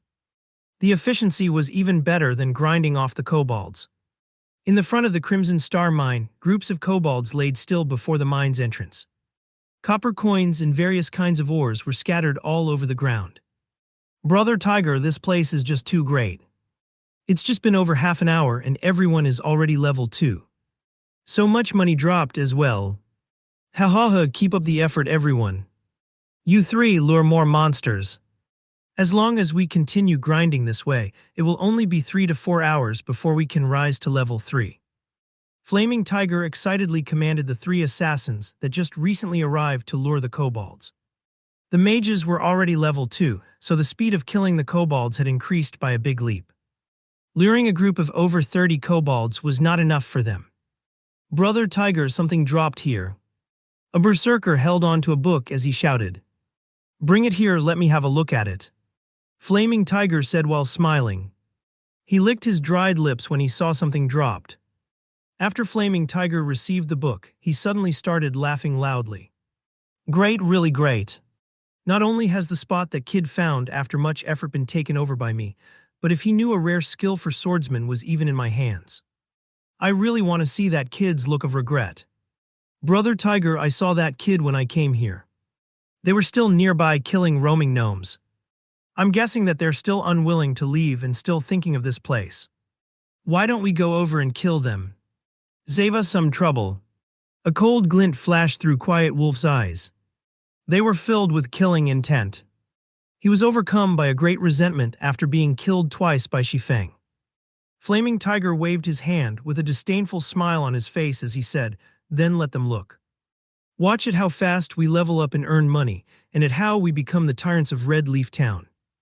Meanwhile, they can only watch from aside with their hearts full of regret and unwillingness. Ha ha ha, I feel great just thinking about it. Although Quiet Wolf still held some resentment over it, when he imagined Shifeng's unwilling appearance, and how he could only exhaust himself killing roaming gnomes, Quiet Wolf's heart felt a great gust of pleasure. Just you wait. The moment I reach level 6 will be your death. Quiet Wolf did not actually give up on killing Shifeng. Instead, when he thought about the pleasure he would feel after killing Shifeng when he was level 6, he couldn't help but look forward to it. Meanwhile, in the forest 60 yards south of the Crimson Star mine, Shifeng was using a tree to hide while he observed Flaming Tiger and the others. Brother Fang, can the two of us handle it? Blackie asked in a worried tone. These 11 people were not just any average players. They were experts that had passed Shadow Workshop's examination. Moreover, there were 2 healers on their side. It was impossible to kill all of these people just by depending on the 2 of them. Relax. The time is almost up. We'll just watch the show. Shifeng looked at the time indifferently, saying, in a moment, you go stand at the back. Kill whoever has low HP, don't let even one of them get away. Time is almost up. Blackie didn't understand what it meant. Shifeng pointed towards the smoke cloud in front of the Crimson Star mine's entrance, saying with a smile, that Flaming Tiger must think that killing monsters of a higher level is easy. The smoke bomb that we placed before we left has a time limit, and only 2 minutes are left before the hour is up. Did they think they could continuously enjoy my domain after stealing it from me? Now I'll teach them how to be proper human beings. Blackie was struck with a realization. His worship towards Shifeng became even greater now. Brother Fang is still the smartest. Those brats from Shadow are definitely goners this time. Blackie said with a grin. The reason they could cross levels and harmlessly kill kobolds was that of the smoke bombs. They definitely couldn't do without them. If there were no smoke bomb, then the consequences would be horrifying. 2 minutes later, the smoke cloud in front of the Crimson Star mine slowly dispersed. Brother Tiger, why is that smoke cloud disappearing? An elementalist asked Flaming Tiger after noticing the disappearing smoke cloud. The smoke cloud disappeared. It can't be. Flaming Tiger abruptly woke up from his nap. When he looked over at the mine's entrance, the smoke cloud really did disappear. If it's gone, then fine. The smoke cloud might be a periodic thing. Don't bother with it, keep on grinding. Just as Flaming Tiger finished speaking, the usually stupid-looking kobolds that did not retaliate suddenly looked towards the members of Shadow Workshop in unison. There were over 40 kobolds with blood-red eyes. The kobolds let out angry growls after finally discovering the people who had been attacking them. Suddenly, they all came rushing forth. The members of Shadow did not react at all. Within an instant, they were surrounded and given a beating by the kobolds. A level 2 player could hardly take 3 hits from a kobold, not to mention a group of kobolds. 7 players died within a blink of an eye. The backline players became a mess as they ran for their lives. However, the kobolds were very fast. It only took them moments to catch up to the escaping mages. For each mage, they were gifted a hammer to their heads. The mages quickly lie still on the floor, never to rise up again. Crap, what is going on here? Why did these kobolds suddenly become insane? Flaming Tiger cursed. He quickly turned tail and ran the moment he noticed the situation turned bad. They had risen to level 2 after much effort. However, this death sent them all back to level 1. There were even 3 assassins who were level 0. It was an absolute loss. With such an increase and decrease, the dream becoming the tyrants of Red Leaf Town also perished. Instead, the current members of Shadow weren't even up to par with the average player. They were even further away from the other guilds. Flaming Tiger's heart started to bleed in pain. "We meet again, Brother Tycoon," Shifeng said with an indifferent smile. He currently blocked Flaming Tiger's escape path.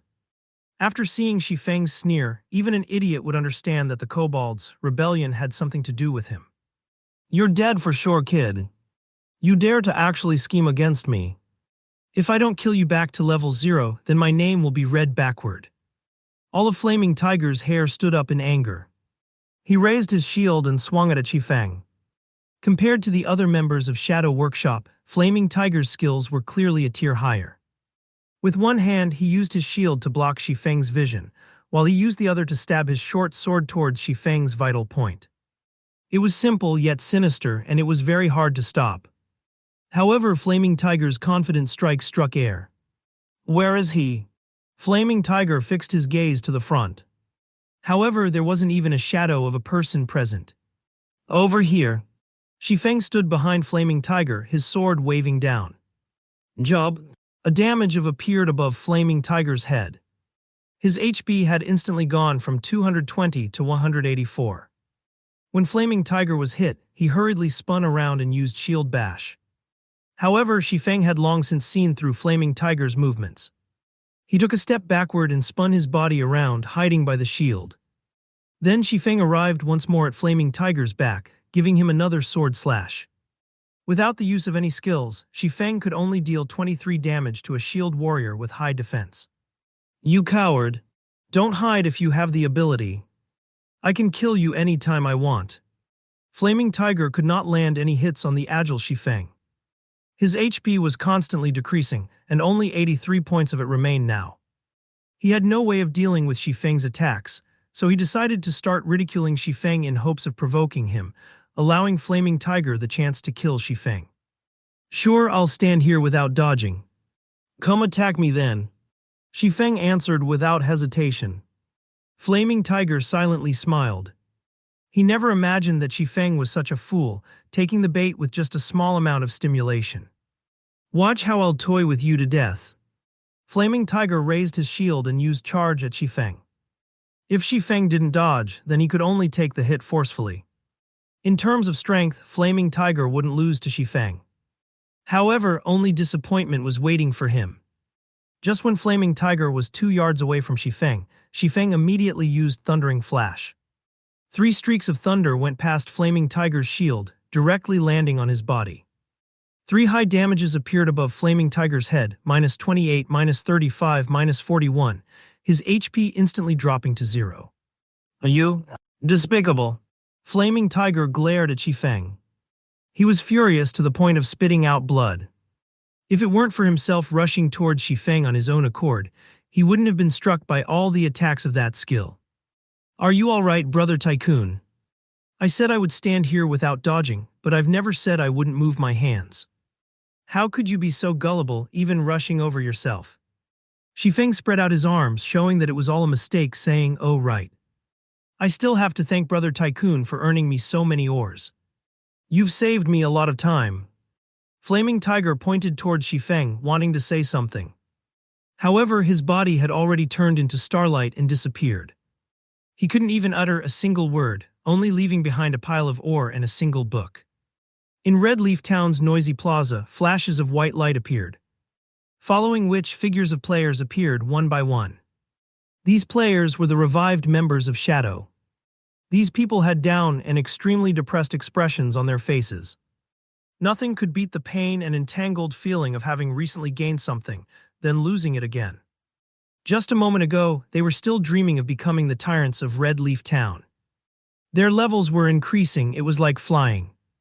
In the next second, however, they died.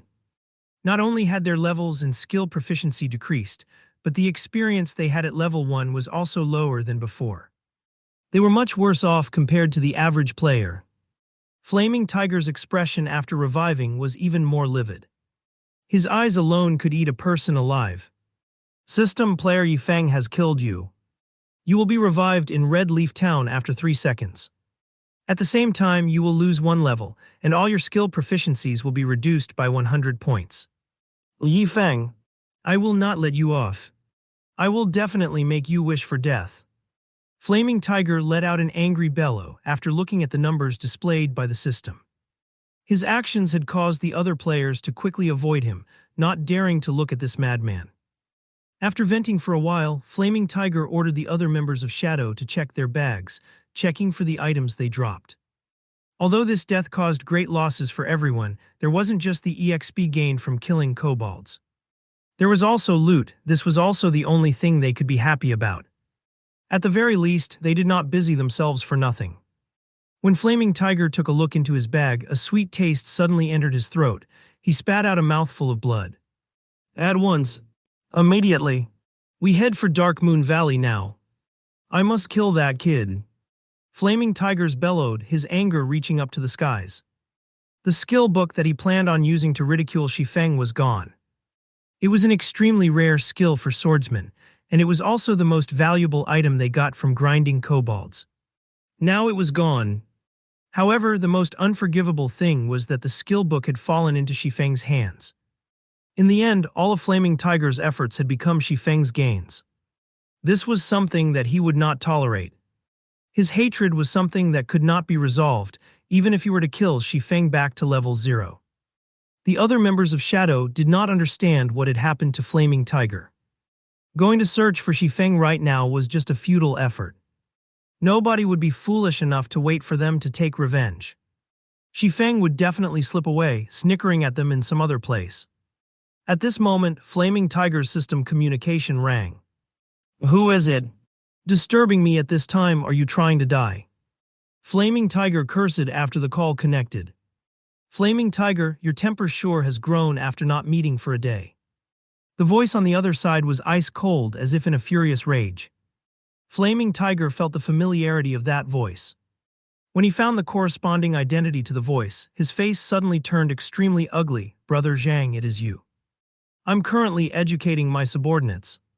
I never thought Brother Zhang would contact me. Brother Zhang, please don't mind it. I wasn't speaking about you just now. Enough. I already know about your problem.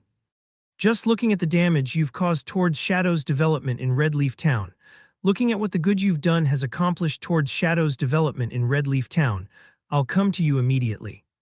From now onwards, you don't have to continue being Red Leaf Town's team leader. Silent Rain, the team's elementalist, will take over temporarily. If you're still not level 2 by the time I arrive in Red Leaf Town, then you can just get lost. Shadow doesn't need garbage. Flaming Tiger became spiritless after hearing these words. His hatred for Shifeng would never be washed away, even by the 5 lakes and 4 seas. Meanwhile, in Dark Moon Valley, Shifeng and Blackie were picking up the drops from the members of Shadow.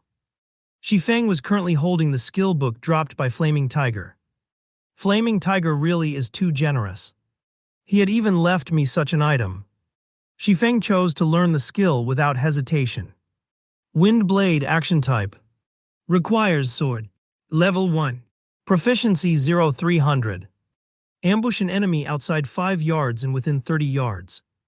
Movement speed will be increased by 40% when rushing towards the target, and attack speed increased by 20% for 3 seconds. Cooldown 25 seconds. A swordsman mobility would be greatly increased with this skill. It was a great counter to rangers and mages who love to kite. Brother Feng, the meteorite ore we need are all here. There are also quite a few bronze ore. Shadow really helped us big this time. Blackie laughed loudly. As he was collecting the ore from the ground, he noticed a piece of dark green ore. Picking it up, he asked, Brother Feng, what is this star crystal? When Feng heard about the star crystal, he ignored the meteorite ore below his feet, instantly turning around and running towards Blackie. Damn, it really is a star crystal. Blackie, your luck is really too good. You even picked up such a thing. Feng said excitedly as he carefully looked at the dark green ore after receiving it. Every monster in the world had a chance of dropping a star crystal. The chances were 1,000,000 to 1. Maybe it was trash to other people, but to Feng it was a priceless treasure.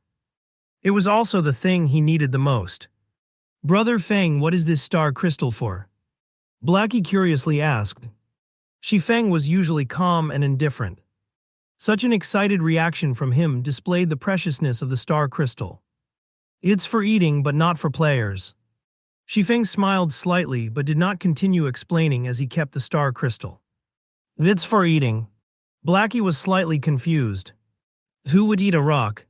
However, Feng must have his own reasons for not explaining, so Blackie did not continue asking about it. A moment later, all the drops were collected. They had received a total of 14 pieces of meteorite ore and 32 pieces of bronze. Not only had they completed Feng's quest, they even had some leftovers. Subsequently, the two of them arrived at the smithy. Master Jack, I have collected the meteorite ore you asked for. Feng handed over all of the meteorite ore, not leaving even one behind. These were all quest items. A stack of them would only sell for 1 copper to an NPC. It was utterly worthless. Not bad, young man. However, if you wish to become an outstanding forger, you still need to have enough strength to obtain precious ore. There is a powerful kobold chieftain. Go kill it to prove your strength. Master Jack said eloquently as he stored away the meteorite. System Hidden Quest Road of Forging. Kill the kobold chieftain inside Crimson Star Mine. Time limit of 1 hour. When Feng saw that there was still a second stage to the quest, Feng wished he could curse Hammer Trading. He had caused Feng big trouble this time. As expected, everybody would have kept something to themselves. Nobody could be trusted. Everyone's a liar. In Feng's previous life, Hammer Trading had not mentioned a second stage of the quest. Now a second stage, time-limited quest had appeared. It was even against a chieftain monster. That wasn't an elite monster you simply run across.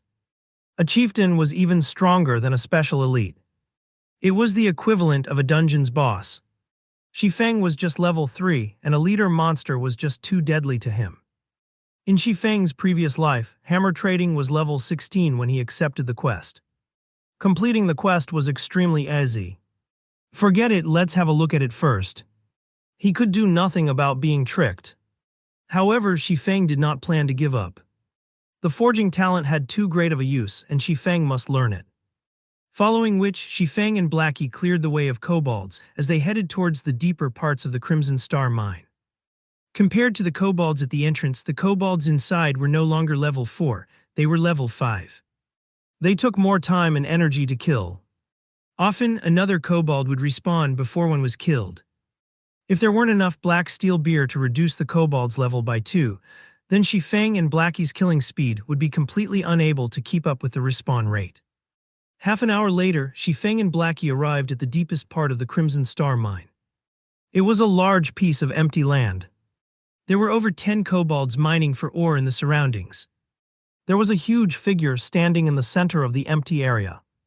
It was a kobold that wore armor, and it was constantly giving out commands to the other kobolds. Kobold Chieftain, Chieftain rank. Level 5. HP 2100. Just its HP alone could cause a person despair, not to mention the heavy armor worn on the kobold chieftain. Its defense was definitely high. It was nearly impossible for physical-type attacks to cause a lot of damage. Moreover, chieftain rank monsters had a recovery speed of 2% HP every 5 seconds when in battle. That meant the kobold chieftain would recover 42 HP every 5 seconds. It was not a number to look down upon. An average level 5 player with physical-type damage might not even be able to deal 42 damage within 5 seconds. As for using the smoke bombs to kill the kobold chieftain safely, that was completely impossible. A chieftain monster's range of vision was extremely wide. Even a kobold would have a vision range of 55 yards. Using the smoke bomb to reduce its vision by 10 yards would still leave it with 45 yards. Even for rangers who had the furthest firing range of 40 yards, it was not enough. Shifeng thought through it again and again as he looked at the kobold chieftain before him, helplessly laughing. Do I really have to use that? Brother Feng, can we really beat this kobold chieftain? Blackie had not an ounce of confidence in him when he looked at the kobold chieftain. Ignoring its horrifying amount of HP, the giant axe on its back was enough to terrify someone. If Blackie were hit with that axe, he would definitely turn into meat paste within an instant. I don't know. Shifeng shook his head. Plans can never keep up with change. There was not a single terrain within the mine that could be used. They could only fight the kobold chieftain head-on if they wanted to kill it. The kobold chieftain was the most powerful monster Shifeng had met up with to this point. If he had enough time, Shifeng would come here when he was level 5, with a full body of bronze equipment. He would have an 80% chance by then. However, there was little left of the time that Forging Master Jack gave him. If he wanted to finish the battle within the 20 minutes remaining, then he would need to send out a small party of level 5 elites to do so. However, there were only 2 of them. Their equipment was also poor. Trying to kill the kobold chieftain within 20 minutes was utterly impossible. However, there would be dire consequences if the quest was not finished. There was only one chance to do this hidden quest. If it failed, Shifeng would not be able to receive it ever again. Thus, Shifeng was even more unwilling to give up this quest. I can only try it. Shifeng unwillingly took out the magic weapon, Abyssal Blade. In his previous life, the number of magic weapons Shifeng had personally witnessed could be counted on his fingers. Anybody who had seen a magic weapon's power would be brought to submission by it.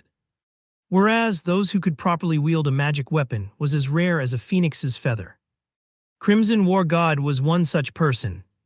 He had grown to fame within a guild war that had involved over 100,000 people. During that war, Crimson War God held a bloodied magic weapon, the Crimson Ghost Axe.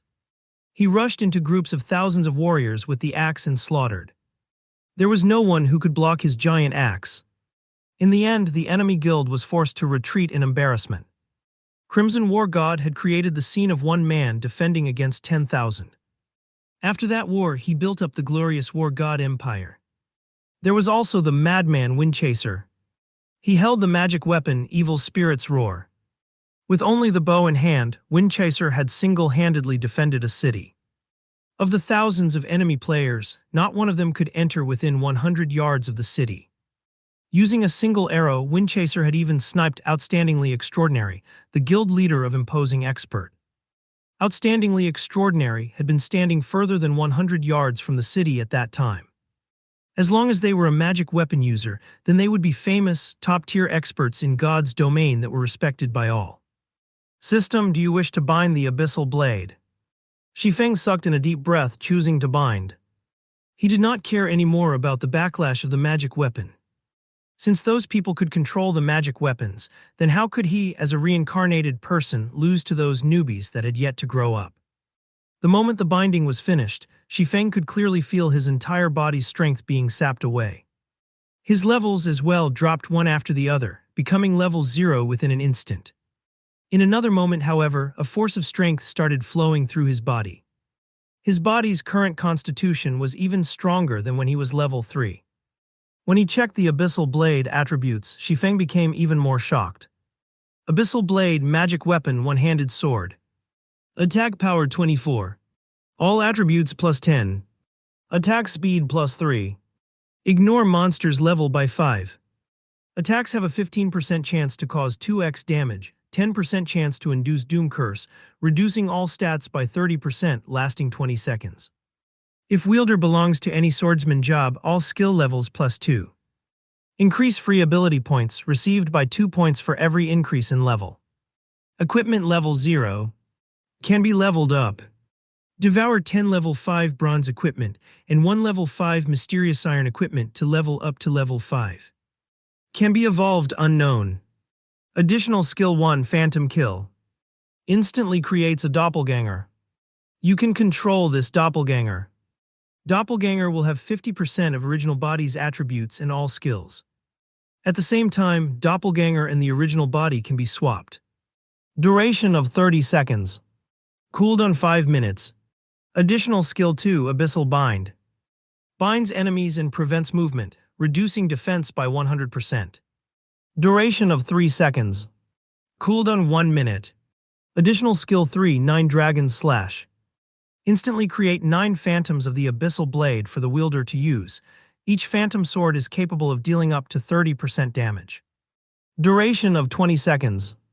Cooldown 5 minutes. The Abyssal Blade was personally created by Master Smith Olises, using the Black Dragon King's fangs as material. It is one of 36 famed swords and it is ranked 31st. However, this sword has been cursed by the Black Dragon King. Aside from being able to provide the wielder with immense strength, there would be a backlash after a certain period of time.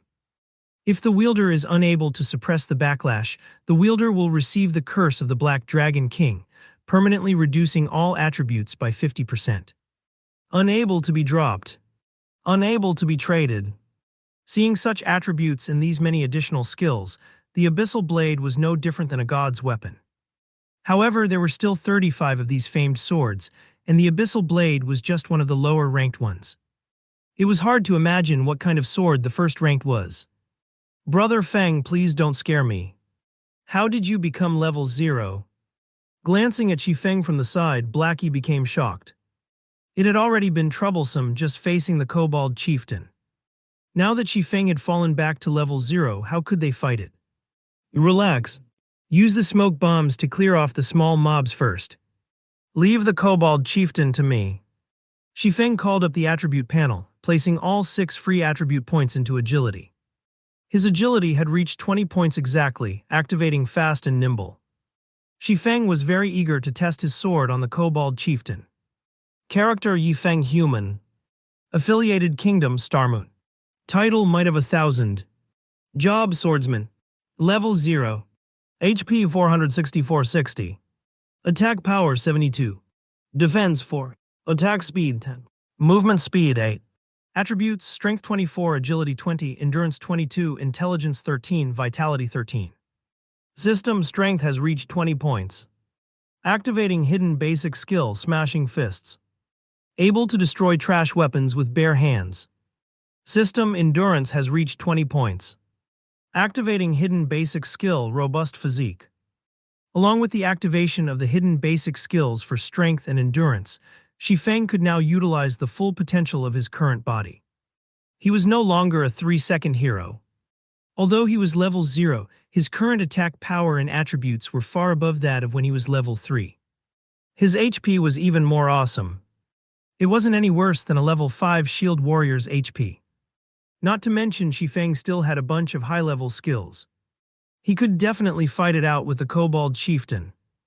While Xifeng was getting used to his body, Blackie had cleared all of the kobolds in the surrounding areas, leaving behind only the Kobold Chieftain. Wait for me to pull aggro, then you can start madly attacking. Xifeng instructed.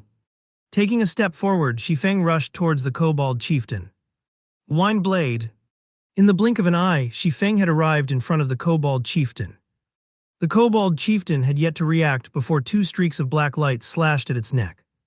Suddenly blood splashed from its neck, causing the Kobold Chieftain to scream in pain. 2 frightening damages appeared above its head. -128. The Kobold Chieftain finally reacted. However, just as it lifted its giant axe, another sword flash passed through an unprotected area of its body. Job. Another -105 damage appeared on the Kobold Chieftain. The power of a level 4 chop was shocking. When the giant axe landed on the ground, it created a large crater. However, Xifeng had long since retreated and followed up by using a level 4 thundering flash. 3 streaks of violent thunder passed through the Kobold Chieftain's gigantic body, creating damages of -84, -101, -123. Xifeng had taken over 600 HP away from the Kobold Chieftain after just a single exchange. The might of the famed sword, the Abyssal Blade, even shocked Xifeng himself. Blackie, who stood a distance away, was even more dumbfounded. The Kobold Chieftain became enraged when he was dealt the heavy damage by Xifeng's surprise attack. The blood that leaked from its wound became its stimulant. The Kobold Chieftain raised its giant axe, bombarding Xifeng with one attack after another. The Kobold Chieftain could not react appropriately towards Shifeng's previous surprise attack. It could only instinctively attack, so its attacks were aggressive. Against the wild attacks of the Kobold Chieftain, even a level 5 Shield Warrior or Guardian Knight would die within an instant. Shifeng could only retreat under such intense attacks. He did not have any chance to retaliate. He also needed to dodge the incoming rubble the size of fists. If they hit him, it would cause quite an amount of damage. A man and a beast exchanged moves at high speeds. If it were an average man, he most likely would not be able to make a single move. He would be halved by the giant axe, becoming very much dead. Blackie, hurry and attack it. I can't hold on for much longer. Shifeng had been dodging for a whole 7 or 8 seconds now. When he saw Blackie having yet to attack, he shouted loudly. They were currently facing a chieftain boss, not a little elite. The attack patterns of a chieftain boss were not as monotonous as an elite's. It had a variety of attacks. The chieftain boss was a monster that possessed intelligence. It would even change its attack pattern for specific players. Couple that with a strength that was 2 to 3 times that of a normal elite, the chieftain boss was stronger than an elite by at least 4 times. Although Shifeng had only exchanged blows with the Kobold Chieftain for 7 or 8 seconds, it felt like several minutes had gone by. Just from blocking attacks and the occasional counter-attack had already taken over 100 HP from Shifeng. If this situation continued, it wouldn't be long before his HP reached 0. With the famed sword Abyssal Blade, Shifeng's attributes were greatly increased. It allowed 3 hidden basic skills that were most important to a melee player to be activated. With these skills, Shifeng was able to exhibit extraordinary attacks and dodges continuously. If he did not possess the Abyssal Blade, Shifeng would have died long ago. I'll come help you, Brother Feng. Blackie realized his mistake as he finally reacted. He hurriedly waved his staff, his mouth chanting a curse. After aiming at the Kobold Chieftain, he shot a dark arrow. The dark arrow landed on the Kobold Chieftain's body, only dealing 17 points of damage. Blackie's mouth became wide open after seeing this damage. He couldn't help becoming astonished by a chieftain monster's defense. Blackie could cause over 50 damage if he attacked a level 5 monster, however, it was only a third of that amount now. It could be seen how shocking a chieftain monster's defense was. On the other hand, Shifeng could deal over 100 damage in a hit. What kind of attack power was that? Shifeng abruptly slashed the Abyssal Blade in mid-battle. Job. A black light dug itself through a gap in the Kobold Chieftain's attack. Bang! Shifeng took 3 steps backward before stabilizing his body, over 30 damage appearing above his head. On the other hand, only the Kobold Chieftain's giant axe was pushed back, pausing slightly in mid-air. It worked. It seems like my strength is just barely enough. Shifeng was very satisfied with the attack this time. During battles within God's domain, not only could players defend and dodge, but they could also interrupt a monster's attack. This would cause the monster's attack to stop briefly, ending the monster's offensive. It was a high-leveled battle technique. Such techniques only started becoming popular half a year after God's domain's opening, especially in boss battles. If the MT main tank did not learn such techniques, the end result would be a party wipe. This was because there were no players capable of blocking a boss, crazed and continuous attacks. The Kobold Chieftain's momentary pause had caused it to reveal a weak point. Shifeng rushed in without hesitation. Gathering all his strength into his hand, Shifeng gripped the Abyssal Blade tightly and continuously struck the Kobold Chieftain. 4 streaks of sword light hit the unarmored parts of the Kobold Chieftain. With the damage amplification effect, Shifeng's attack instantly took to 300 HP away from the Kobold Chieftain. Adding in Blackie's attack, the Kobold Chieftain only had little over 900 HP remaining. Loud. The Kobold Chieftain started going into a frenzy. It threw its giant axe to a side, pulling out 2 machetes from its waist. The change in weapons caused the Kobold Chieftain's attack patterns to change. If the Kobold Chieftain was a berserker when he held the giant axe, then after wielding the pair of blades, the Kobold Chieftain was a dual-wielding swordsman. The Kobold Chieftain now combined strength with agility, no longer just using violence to oppress its opponent. The attack pattern of the pair of blades was no longer monotonous. The Kobold Chieftain's attack speed had a large increase as well. Just after Shifeng dodged one of the blades, the other came following behind. Shifeng hurriedly used the abyssal blade to block it. Dazzling sparks were created when the blade and sword intersected with each other. Shifeng's entire person was sent flying away. When Shifeng was still in midair, he saw the kobold chieftain leaping with all its might, its machete raised high for a frontal assault. Is it going all out? Shifeng was shocked, hurriedly using Barry Hung. The abyssal blade blocked the machete. However, Shifeng was like a meteorite as he fell heavily to the ground. Shifeng had thought the kobold chieftain's attack to be over. However, as it fell from the sky, its twin blades plunged downwards as well, with Shifeng's chest as their target. Shifeng was unable to move to dodge the attack. Phantom kill. Instantly, a doppelganger of Shifeng appeared 3 yards away from him. With lightning speed, Shifeng swapped places with his doppelganger. When the kobold chieftain landed, both its blades stabbed into the doppelganger's chest. The doppelganger's HP madly fell, over 300 HP disappearing within an instant. Just as the kobold chieftain revealed an excited smile, Shifeng appeared behind its back. The abyssal blade in his hand was also letting out a faint black glow. 9 Dragon Slash. 9 phantoms of the abyssal blade appeared, silently floating in midair and circling Shifeng. Although Shifeng could not completely control all 9 swords, using the 9 of them for a simple attack was not a problem. Zhaozhasha. 9 abyssal blades danced as if they were playful sprites, continuously penetrating the kobold chieftain's body. Small values that were just over continuously appeared on the kobold chieftain's head. Although the damage was very low, the quantity was high. Including Shifeng's chop and normal attacks, the kobold chieftain's HP fell close to 500 HP. Seeing the kobold chieftain wanting to turn around, Shifeng did not dare give it any chance for a counterattack. Immediately, Shifeng used Abyssal Bind. The kobold chieftain could not move for 3 seconds, and its defense was reduced by 100%. In a battle where even blinking would get you killed, 3 seconds was enough to change the results. The kobold chieftain could not move after being bound by the pitch-black chains, which came from the abyssal blade. The 9 abyssal blades continued attacking without stop, creating damages of over -20 with each hit.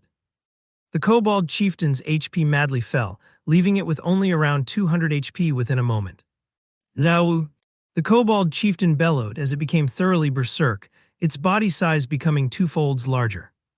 Shifeng watched as the 3 seconds passed by. The kobold chieftain's strength was no joke after becoming completely berserk. Its strength had increased by at least 30%.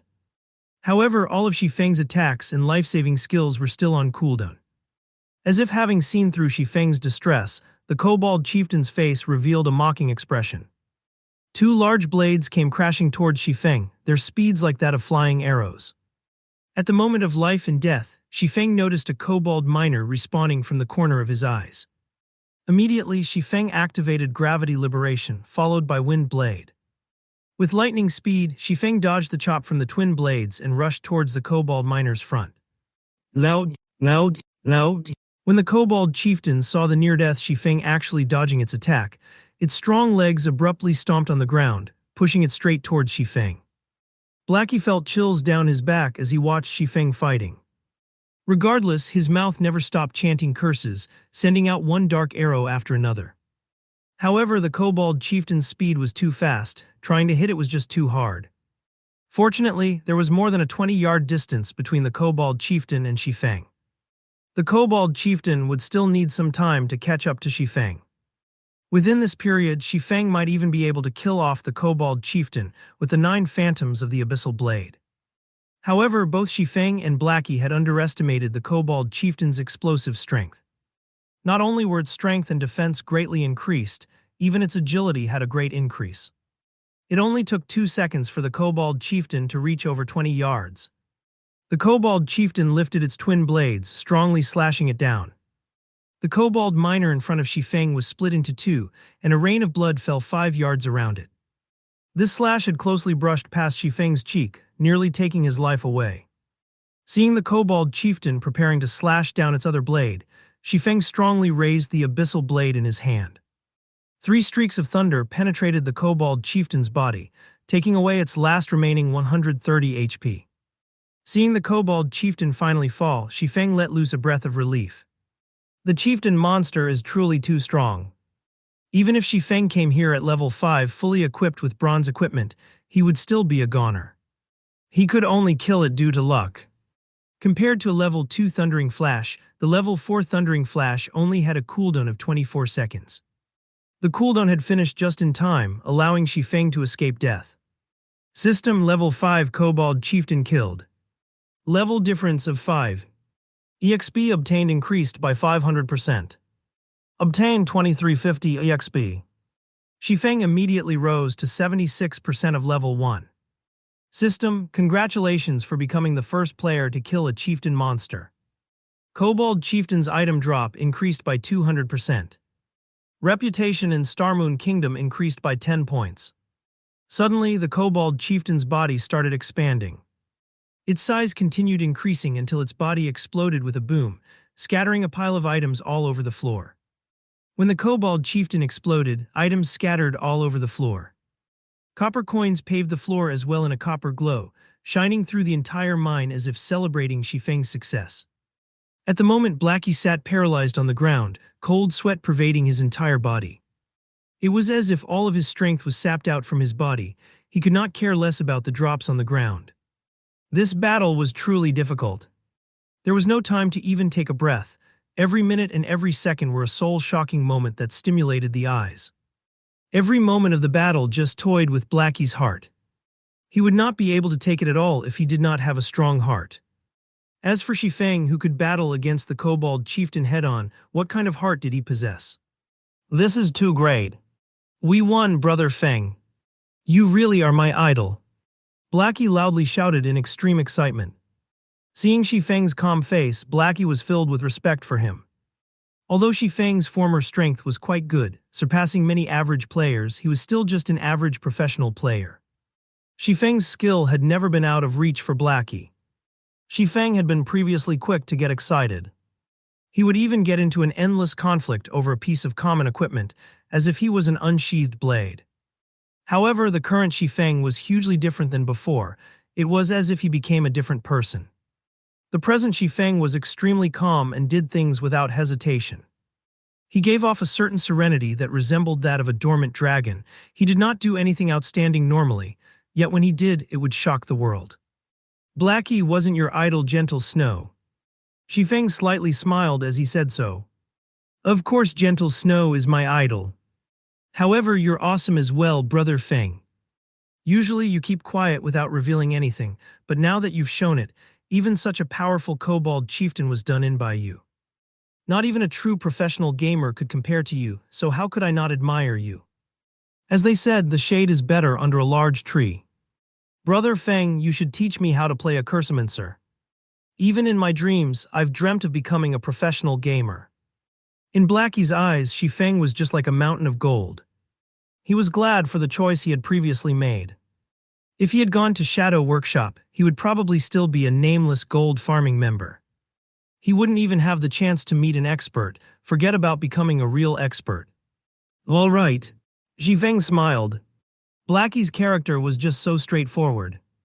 When Shifeng was fired in his previous life, Blackie had resigned as well without hesitation. Blackie had given up a job with an annual income of millions just to share the suffering together with him. Naturally, Shifeng wouldn't betray Blackie. He would teach Blackie whatever he could. Although Shifeng had not played a Cursomancer before, he had still observed plenty of expert Cursomancers. Shifeng knew the general direction to develop a Cursomancer, and it was more than enough to give pointers to Blackie. Brother Feng, how do you think I should place my points early on? Do I go full intelligence? Blackie asked. Shifeng shook his head, saying after some thought, although it isn't bad to go full intelligence during the beginning periods, agility is a must if you wish to become a powerful Cursomancer. Aside from just increasing your movement speed, agility can also increase your casting speed. Cursomancers have very few life-saving skills, are slow runners, and have many skills that require chanting. A Cursomancer's spells are also weak in power. They mainly rely on curses to deal damage. However, unlike elementalists, who are literal cannons, time is required for a Cursomancer to unleash that damage fully. Hence, after adding intelligence up to 20 points, you should place half of your free ability points into agility. This will ensure your safety as well as allow you deal more damage. In Xifeng's previous life, there was an extremely powerful cursomancer. That person had broken the traditional point allocation method of a cursomancer by adding a large amount of agility. Not only could he deal damage both quickly and fiercely, but he was even more powerful in PK. He had destroyed assassins that were counters to mages. Even in death, those assassins had not landed a single hit on that cursomancer, breaking the law that stated mages would die if they were closed in by a melee player. After that incident, many cursomancers had started adding agility, causing assassins to be endlessly depressed as they became bullied constantly by cursomancers. Blackie nodded his head. He felt that Xifeng's words made sense, saying with a smile, "All right then. After my intelligence reaches 20 points, I'll go full agility."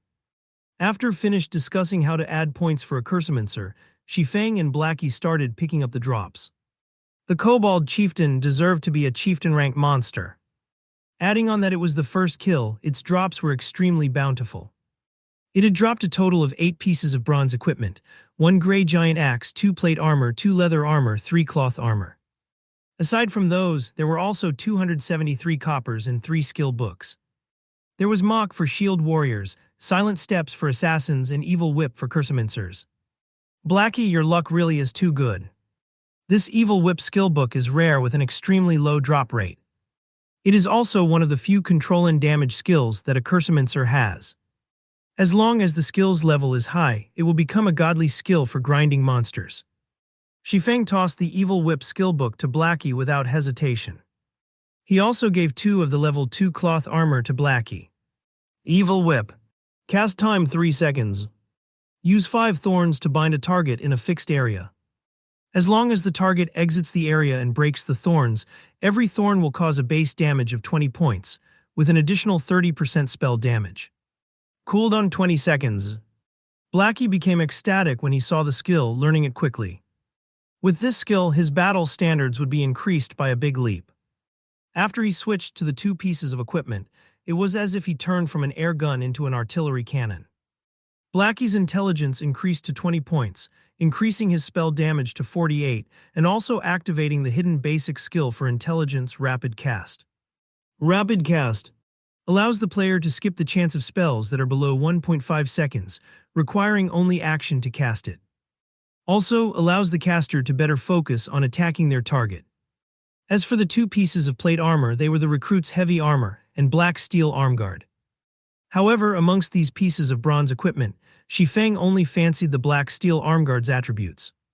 Black steel armguard, bronze rank, plate armor.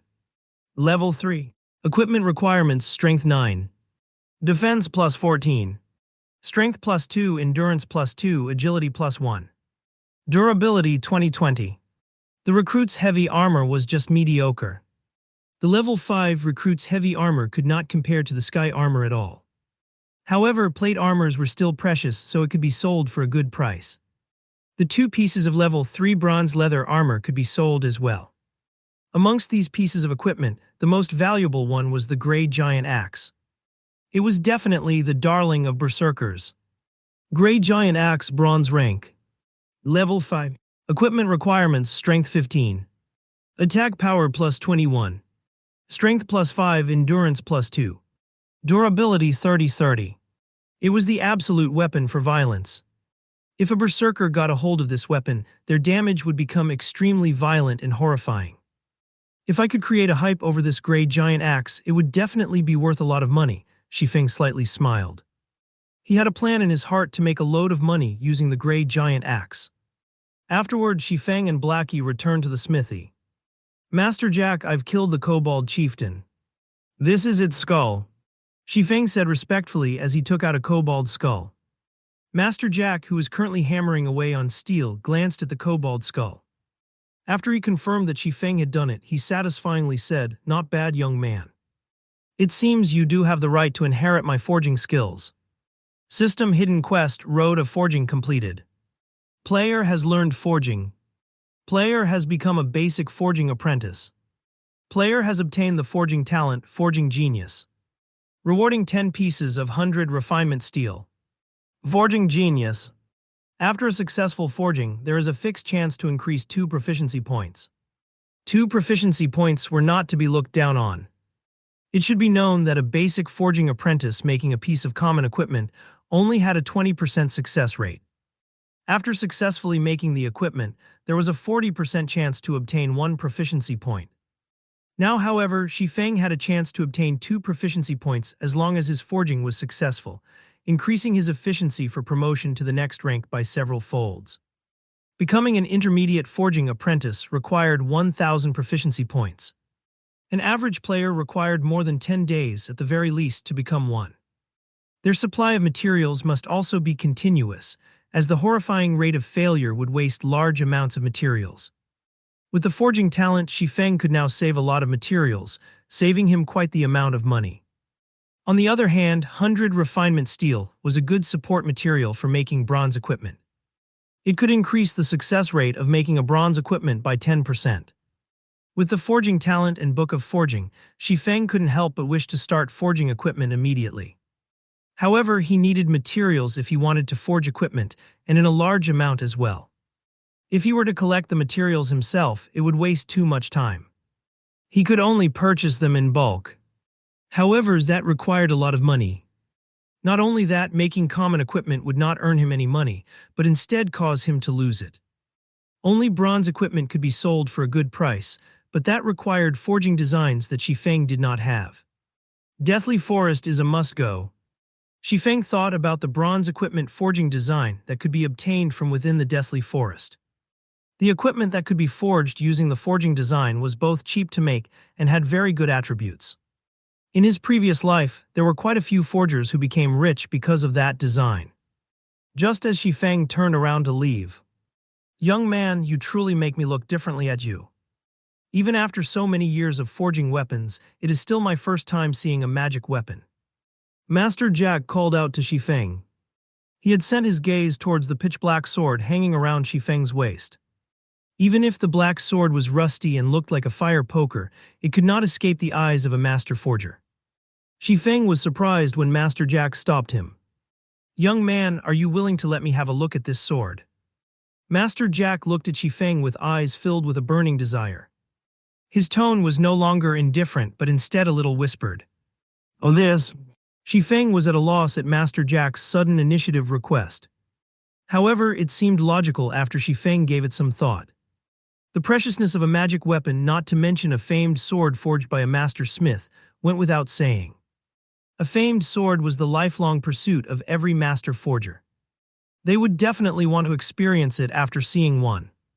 Seeing Shifeng hesitating, Master Jack quickly said, "You can be at ease. I only wish to see it and I won't let it be for nothing. If you have any requests, do mention them."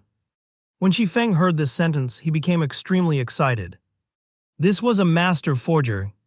Just by simply forging, he could create a piece of equipment of mysterious iron rank, secret silver rank even. His request was just to have a look at Shifeng's sword.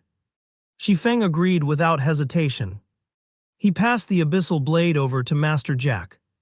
NPCs couldn't steal items from players, so he was completely unworried whether or not Master Jack would do away with the abyssal blade. He would allow Master Jack to look at it however he wished afterward. Shifeng would ask for a secret silver one-handed sword. By then, he would be able to fully display a swordsman's true strength. Master Jack held the abyssal blade that looked like a fire poker, both praising the delicateness of the blade and marveling at its strength. After looking at it for over 10 minutes, Master Jack unwillingly returned the abyssal blade to Shifeng. "Young man, this is a good and infinitely powerful sword. However, the curse on this sword is extremely evil. The more you unleash the power of this sword, the stronger the curse will get. At the very end, its wielder will become trapped in the endless abyss. It will be too difficult if you wish to control this sword with your strength, and the curse will easily devour you," Master Jack earnestly cautioned. Shifeng knew about this point. Otherwise, he wouldn't have hesitated for such a long time before binding the abyssal blade. "Master Jack, do you perhaps have any methods to weaken the curse?" Shifeng asked. Although he knew some weakening methods, he did not have the ability to carry them out right now. "Young man, you should know that the master smith Alice forged this sword. There is only one of it in God's domain, and only one of the other 35 famed swords could match up to it. Many unimaginably terrifying existences were killed in order for these famed swords to possess unparalleled power. After death, these existences were sealed into each sword by master smiths. It was impossible to suppress these swords without extremely great power. Master Jack's tone was filled with unparalleled reverence, but he immediately smiled and said, "However, it isn't that there is no way to weaken the curse. May I ask what kind of method is there?" Xifeng quickly asked. "If you wish to suppress a great power, you would need an equally great power to do so. The power sealed within the sword is a curse. If you wish to weaken it, you will need to have sufficiently great luck." Master Jack lamented, "In the continent of God's domain, some stones have gathered the luck of God's domain. These stones are named lucky stones. As long as you have a lucky stone, then you could counterbalance the curse. Although this piece of stone could be found throughout the whole continent, there are only a very few people who could obtain it. Even I have not seen it before. Trying to find one is truly too difficult. If you can find a piece of this stone, then I can help you weaken the curse on your sword." Seeing Xifeng's slack expression, Master Jack shook his head in consolation, saying, "Young man, you have to know that the lucky stone is extremely rare. You shouldn't feel discouraged. It is normal not being able to find one. Only those who are blessed by God can obtain a lucky stone, and they are people that we cannot compare to. Master Jack, is it this piece of stone?" Xifeng slightly smiled as he took out the dark green-colored star crystal. "Right, this is a lucky stone." Master Jack nodded his head after seeing the dark green-colored star crystal. However, he became stunned a moment later. He was looking at Xifeng as if he were looking at a monster. Xifeng shrugged his shoulders, indicating that it was nothing. Xifeng had been sluggish before because he found out that Master Jack was able to use the lucky stone to suppress the abyssal blade. It should be known that there was quite a few master forgers in the Starmoon Kingdom. However, the number of master forgers capable of using a lucky stone to suppress the curse of a magic weapon could be counted on a single hand. Xifeng had never thought that the Master Jack in front of him would be one of them. "Master Jack, can you weaken the curse now?" Xifeng asked with anticipation. After a few moments, Master Jack finally recovered to his previous calmness. Pretending to be indifferent, he said, "Okay, no problem. I can finish it within half an hour." To the side, Blackie held onto his stomach as he tried his best not to laugh. However, Master Jack's stupefied expression was truly too much for Blackie. He had to run off into the forest before laughing loudly. Half an hour later, Xifeng received the Abyssal Blade. He discovered some changes to the Abyssal Blade's introduction. The Abyssal Blade was personally created by Master Smith Alices, using the Black Dragon King's fangs as material. It is one of 36 famed swords and it is ranked 31st. However, this sword has been cursed by the Black Dragon King. Aside from being able to provide the wielder with immense strength, there will be a backlash every so often. However, after being remodeled by Jack using a star crystal, the strength of the backlash has been greatly reduced. If the wielder is unable to suppress the backlash, then the wielder will receive the curse of the Black Dragon King, permanently reducing all attributes by 50%. Xifeng's heart relaxed by a lot after seeing the description in this paragraph of words. At the very least, the backlash won't be too powerful in a short period of time. Xifeng stored away the Abyssal Blade. Suddenly, he noticed a lot of messages that had been sent by Lonely Snow. All of the messages asked why Xifeng had yet to arrive, and how much longer would he need to reach the Deathly Forest. "Blackie, let's go dive into a dungeon." Xifeng sent a reply message stating that he would come immediately. Because of the issue with the Abyssal Blade, Xifeng had completely forgotten about the appointed time. He let Lonely Snow wait more than half an hour. However, Xifeng would make the appropriate compensations within the Deathly Forest. "Okay. I was just worrying that I won't have a chance to try out my new spells," Blackie said excitedly. When Xifeng and Blackie arrived at the dungeon area of the Deathly Forest, the entire Deathly Forest was filled with people.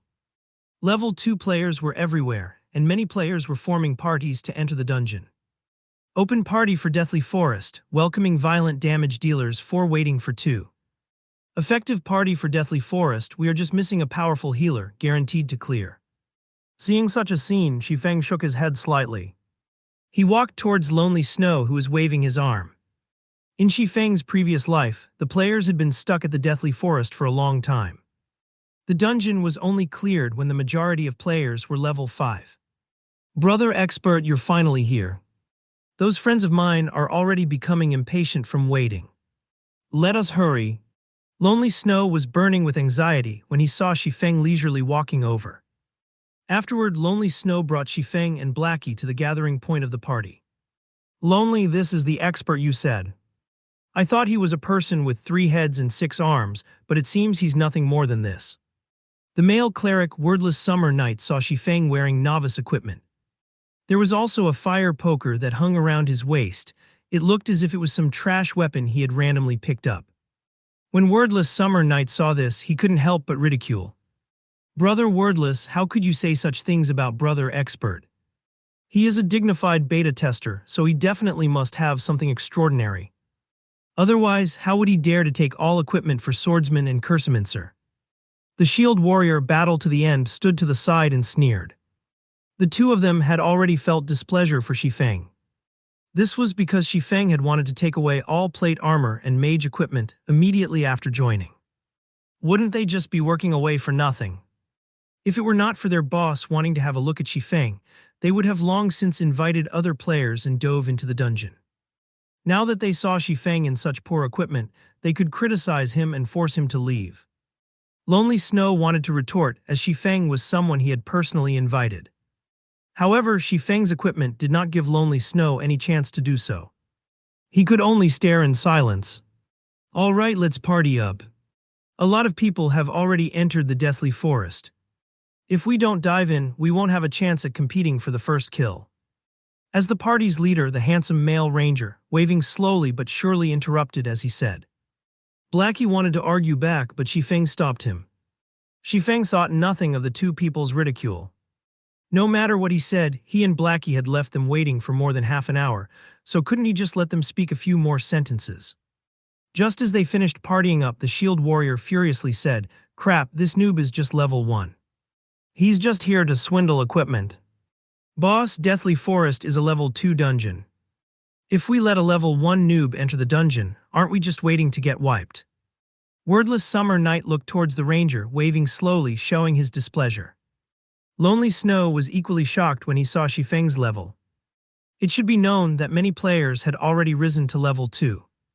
How was it possible for a beta tester not to reach level 2? Boss, waving slowly, looked towards Shifeng. Before this, he still had some hope for Shifeng, but now it was all gone.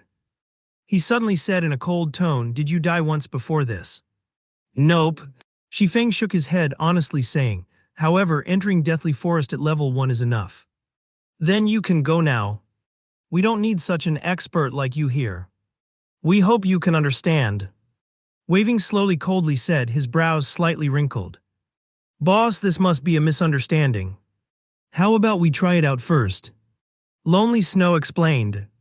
"Try it out." Wordless Summer coldly laughed, "Then who will be responsible when we die? You should know that we still lose experience if we die in a dungeon. Although it is low, that is still 10%. Can this noob repay such a loss?" Wordless, don't make it hard for Lonely. Waving slowly, repeatedly said, "Lonely, I know you are trying to cover for this swordsman, but I have to take responsibility for our party. I will only find veterans to enter the dungeon. I will not waste time partying up with a novice. You have 2 choices now. 1 is to follow us into the dungeon, 2 is to leave the party together with them." "I will leave the party." Shifeng did not want to embarrass Lonely Snow. He immediately left the party, turning to leave. Blackie will party up with other people and enter the dungeon. "All right." Blackie smiled with a hee-hee, leaving the party without a second thought. Humph. The expert's identity has been seen through. At least he has some self-awareness to leave after knowing he can't swindle equipment anymore. The shield warrior grinned and jeered, "Lonely, you really are gullible. Such a noob would trick only you. You need to learn properly from boss," waving slowly, in the future. Lonely Snow's face turned livid after hearing this. However, he did not feel that he was mistaken. Shifeng was definitely an expert. Boss, waving slowly, "Sorry for this." Lonely Snow chose to leave the party. He was prepared to join Shifeng in order to determine whether or not his judgment was correct. "You?" Waving slowly was immediately stunned. He never thought Lonely Snow would be so decisive. It was simply a foolish decision. He would have long since chased Lonely Snow away if it wasn't because he had good techniques. Wordless Summer Night looked towards Lonely Snow, saying with a cold smile, "Lonely, you better not regret the choice you made. You'll regret when we clear the Deathly Forest and obtain great equipment. You'll regret it for 10 years, 20 years that you didn't follow Boss waving slowly." Being said in such a way by Wordless Summer, Lonely Snow did not give any rebuttals. He only lowered his head and left, chasing after Shifeng. Waving slowly squinted his eyes. When he thought about Shifeng equipped in a body of trash equipment, he could not understand what methods Shifeng had used to cause Lonely Snow to follow him. Lonely Snow had even given up on the clearing Deathly Forest. "Boss, let's ignore that foolish Lonely Snow. At worst, we'll start looking for people again. There are plenty of level 2 players now," Battle to the End said in disdain as he watched Lonely Snow. Waving slowly nodded his head. Lonely Snow's leaving did not cause any loss to their party. As for Shifeng creating a party to dive into the Deathly Forest, not to mention clearing the dungeon, nobody would go in with a level 1 player. In front of the Deathly Forest entrance, Shifeng and Blackie continuously shouted to recruit people.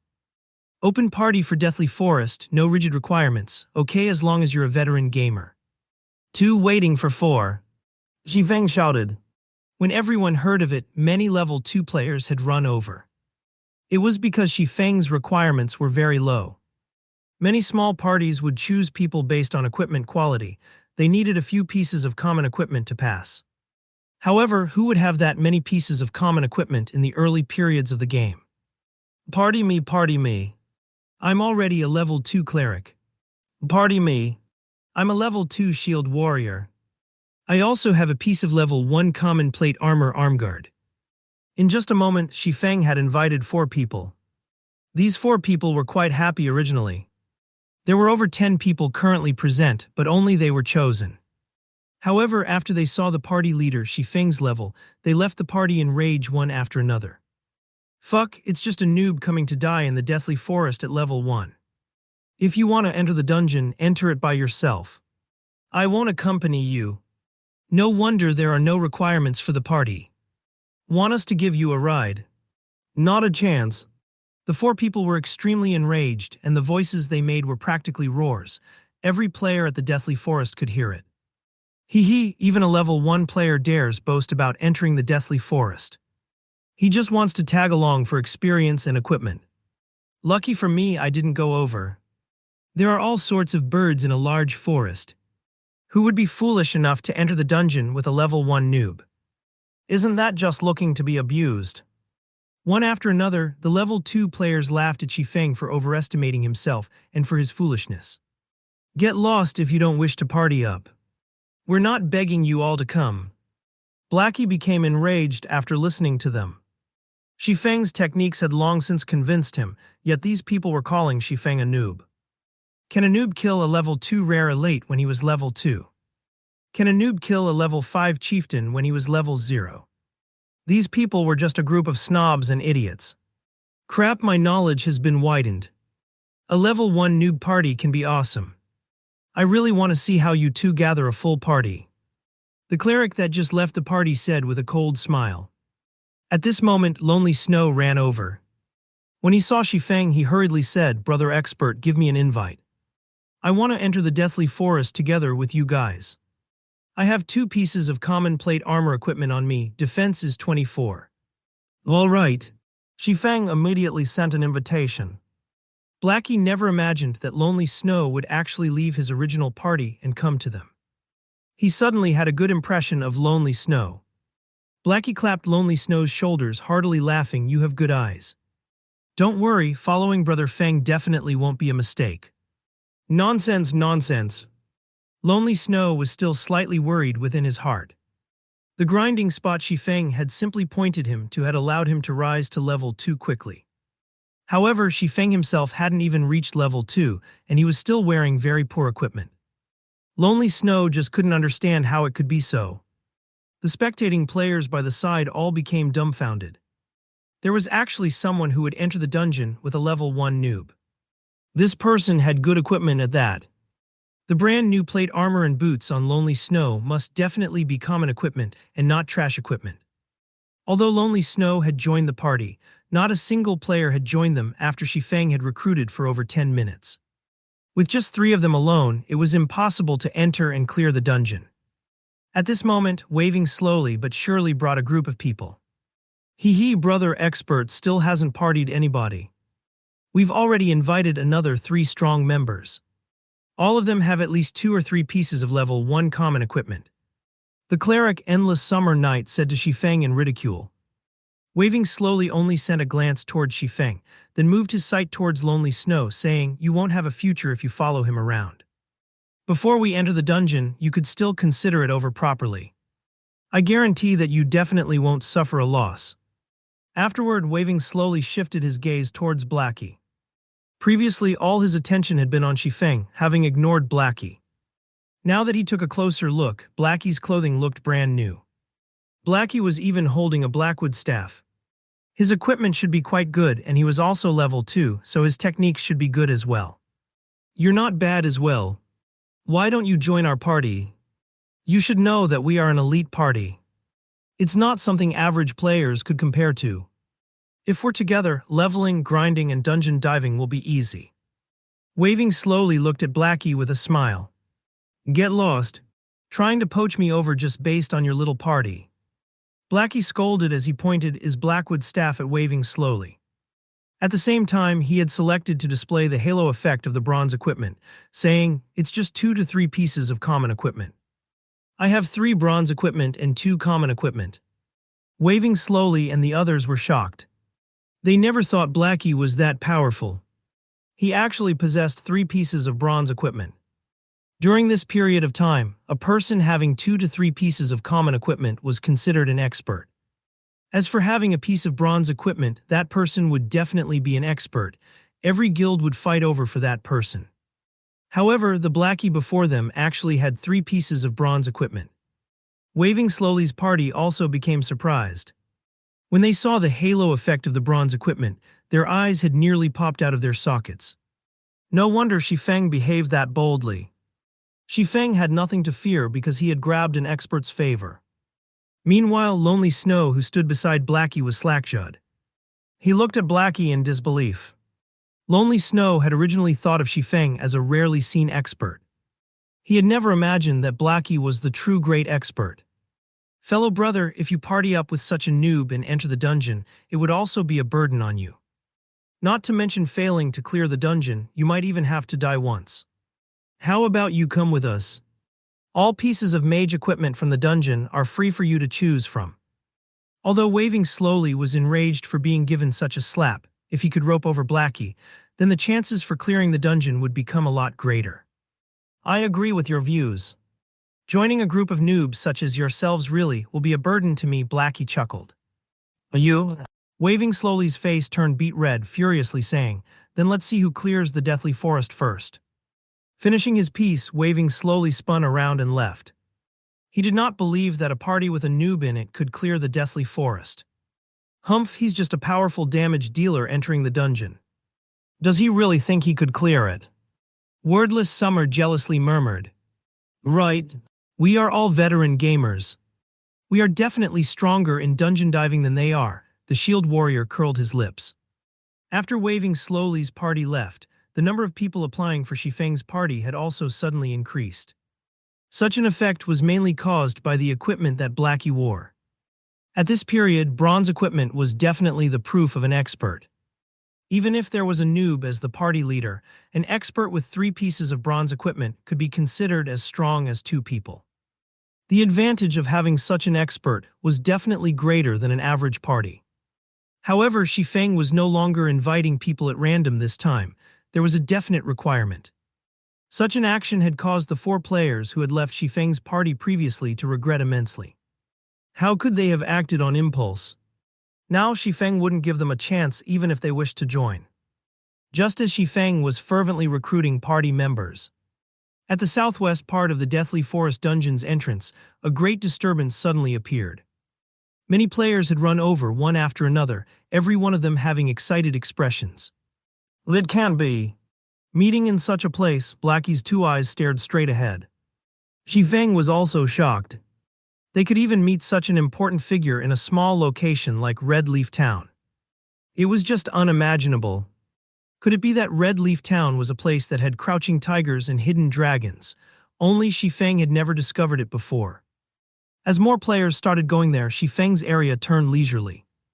Brother Feng, I'm not seeing things right. Or am I dreaming right now? Blackie rubbed his eyes as he asked with uncertainty. Xifeng was speechless. With a bitter smile, he looked towards the three-man party that caused this disturbance. The newcomer was not just anybody, she was Blackie's idol, goddess Gentle Snow. Gentle Snow's body was covered in a suit of gorgeous silver-colored plate armor, revealing her fine and curvaceous body. Adding to her angelic beauty and snow-cold temperament, even women's hearts would be moved by her, as well as a large group of men. Even Xifeng couldn't help but admit that Gentle Snow was the most perfect woman he had seen before, be it regarding appearances, body, or temperament. There was not a single female celebrity who could match up to her. As for the two people on each side of Gentle Snow, Xifeng was very familiar with them as well. He had seen them before on big news channels. They were all famous experts in God's domain. One of them was also an absolute beauty named Zhao Yuuru. If Gentle Snow could be said to possess a perfect body and appearance, then Zhao Yuuru possessed a devilishly enticing body and appearance. Every one of her movements was like a temptation that could influence a person's heart. Adding on the fiery red robe that she wore, her body radiated a wild-like charm. Such bewildering charms had caused many men wanting to go over and assault her. If you really did such a thing, however, then congratulations. You've just earned a one-way ticket directly to hell. This was because words such as big breasts, no brains, and as delicate as a flower were not applicable to Zhao Yuuru. In God's domain, she had another nickname of the Flame Witch. The reason why she held this title was that of the mountain of corpses she had piled up using these male players. There had once been a guild leader of a large guild that had tried assaulting Zhao Yuuru. As a result, the guild that had over 100,000 players became no more. Zhao Yuuru even hunted their guild leader. The incident only came to an end when that guild leader was killed back to level 0. From then on, the title of Flame Witch had been cast on Zhao Yuuru. Compared to the Snow Goddess and Flame Witch, the priestess by their side could only be considered normal. She was not overly beautiful, her techniques were not bad, and she was also within the top 100 rankings of Starmoon Kingdom's priest leaderboard. Two absolute beauties plus a great beauty, such a combination had created brilliant scenery in the Deathly Forest. Hundreds of players surrounded them, trying to become acquainted with the three women. Unfortunately, the three beauties did not even look at them. Sister Yuuru, these people are really scary. How about we return and level up? The timid Zhao Yuer whispered. Hee Yuer, don't be afraid. With Gentle Snow here, even if you give these hateful, vulgar men 10 times the courage, they wouldn't dare come over here, Zhao Yuuru said with a smile, proudly sticking out her chest. Gentle Snow only nodded her head in reply. Regarding these salivating, vulgar men, she did not even place them in her eyes. Although the drops from elite monsters are not bad, the drop rate for skill books is higher at the Deathly Forest. If we don't grind for a few more skill books, we will level up very slowly in the future, Gentle Snow quietly said. Zhao Yuuru nodded her head in agreement. Although the three of them had killed quite many elite monsters, the number of skill books that dropped was very little. Until now, the three of them had yet to learn even 3 skills. It was really affecting their strength utilization and grinding efficiency. Effective party for Deathly Forest, looking for a healer and MT3 waiting for 3. After taking a few looks, Xifeng continued shouting. Although Gentle Snow and Zhao Yuuru were indeed attractive, Xifeng was no longer a child. He had seen plenty of beauties, especially after he became Shadow's captain. Many beauties would willingly throw themselves at Xifeng. As for Gentle Snow and Zhao Yuuru, it was good enough to just look at them for pleasure. Such beauties were not something Xifeng could have thoughts about. His main goal right now was to get down to business. However, Xifeng's shouting did not yield any replies. Not a single player had even glanced at him. All of them were staring and salivating at Gentle Snow's group of 3. Even Blackie was no exception, his eyes had nearly popped out of their sockets from staring. Xifeng sighed, helplessly shaking his head and continued shouting and recruiting people. Crap, what is this fool blabbering about? Do you really think anybody would commit suicide together with you in the dungeon? Quickly scram, you level 1 noob. Stop distracting me from looking at beauties. Quite a few players started to express their discontentment. 2 high-quality beauties had already shown up, yet instead of trying to get closer to them, Shifeng was actually making noise here. What would you do if those beauties were scared off? That person is interesting. He can actually attract the hostility of so many people. Did he do something immoral before? Zhao Yuer revealed a crescent moon-like smile, giggling as she pointed at Shifeng. Zhao Yueru aimed her eyes over as well. She felt nothing special from Shifeng. He was even dressed in tattered clothing. Zhao Yueru felt that Shifeng was just trying to seek attention from the crowd. She suddenly said in disdain, "He is definitely doing so to grab our attention. Let's not bother with him and quickly party up 3 people to dive the dungeon." Regarding the number of men who had tried to attract their attention, there were just too many of them. Zhao Yueru had seen all kinds of methods these men had used before, and Shifeng's method was not a rare sight at all, but instead outdated. Gentle Snow did not voice out any opinions, only taking a look at Shifeng. She felt an odd feeling coming from Shifeng. This was the spirit of a hidden sword. Gentle Snow was especially concerned about the fire poker hanging around Shifeng's waist. Gentle Snow, what happened to you? Zhao Yueru curiously looked at Gentle Snow. She did not understand why Gentle Snow would keep staring at the extremely ordinary Shifeng. It's nothing. Maybe it's just my imagination. We should hurry up and recruit some people to dive the dungeon. Gentle Snow shook her head, no longer looking at the fire poker at Shifeng's waist. Originally, Shifeng's party already had trouble recruiting for people. However, because of Zhao Yueru's single sentence, nobody else had paid attention to Shifeng's party, even if his party had an expert present. Shifeng expressed his helplessness when seeing the hundreds of players queuing up in front of Zhao Yueru. The 3 women's arrival had really bad timing. "Brother Feng, why don't we go over there as well?" Blackie shamelessly suggested. "Zgram, what do you take me for?" Shifeng rolled his eyes at Blackie. This fellow was just too shameless, forgetting friendship after finding love. Instead, Lonely Snow was the better one. He was a truly honest man. In the beginning, Lonely Snow had only taken a few glances but stopped after giving out a few praises. He had even helped Shifeng in recruiting people by his side. Blackie did not dare to speak again after being scolded by Shifeng. He could only silently look on in envy at those players in the queue. Over 10 minutes later, Shifeng still had not recruited a single person. Similarly, Gentle Snow's party had also not recruited a single person. However, in Shifeng's case, it was because nobody had come to join his party. Whereas for Gentle Snow's party, it was because the players that wanted to join did not match up to their specifications. One party was in heaven while the other was on earth. Shifeng had no more choices. He could not just continue dragging on in such a way, his time was precious. He could only make exceptions in recruiting. Efficient party for Deathly Forest, we have an expert leading the party, clear in 1 try, no limit to levels, looking for healers and damage dealers, 3 waiting for 3. However, Shifeng's words had caused many players to send over looks of disdain.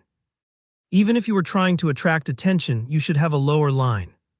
Currently, there had already been tens of level 2 players who had died out of the dungeon. Every one of them had said the Deathly Forest was impossible to clear. On the other hand, Shifeng said his party had no level limits. Then wasn't he trying to say that he only needed 1 person to clear the Deathly Forest? Was this possible? However, Shifeng's lower line had still attracted some players' attention. Within a few moments, a group of level 1 players had come running over to join. Tens of level 1 players came running over. The area in front of Shifeng's party had also started becoming lively. This person is really something. He is so desperate to enter the dungeon that he would even want level 1 noobs. Did he not know that there has already been a level 2 elite party that had returned after dying? Who cares about him? A noob is a noob after all. We won't be able to understand their thoughts. The long queue of level 2 players started laughing one after another at Shifeng's actions. They all wanted to watch Shifeng become a joke. Those guys are really interesting. Even I don't have much confidence in clearing the Deathly Forest, yet they actually want to clear it with a group of level 1 players. Zhao Yuru's lips curled up slightly, revealing an exuberant smile as she looked in Xifeng's direction. Her voice carried a hint of ridicule and disdain. Gentle Snow also sent a glance toward Xifeng from a distance. Xifeng's temperament was both calm and confident. He did not become angry from being laughed at. Every one of his movements was very mature, not much different from the experts in God's domain she had seen before. However, she did not understand from where Xifeng's confidence came. Deathly Forest was Red Leaf Town's first dungeon, and it was also everyone's first time being in touch with a dungeon in God's domain. Their difficulties were an unknown. Even the elite parties of guilds would carefully choose their members before entering the dungeon. On the other hand, Xifeng did not care in the slightest, as if just gathering 6 players was good enough. Maybe I'm just overthinking things. He's just a level 1 player, so how could he clear the Deathly Forest? Gentle Snow caressed her elegant hair, her heart no longer thinking about Xifeng's odd actions. She looked at her hand at the player information displayed on it. Level 2 Summoner, Magic Attack 28, HP 150, Defense 8, Movement Speed 4. Veil. Next. Afterward, another Cursomancer stepped forward. The person tensely sent his own attributes to the Snow Goddess, Gentle Snow. On the other side, Xifeng as well was looking at player data. Although he did not have a lower line, he did have a bottom line. The equipment and levels of these level 1 players were much worse than the level 2 players that Gentle Snow's party were recruiting. However, they were still players. As long as they did not simply add their 8 free attribute points early on, the chance of clearing the Deathly Forest with a 6-man party was very high.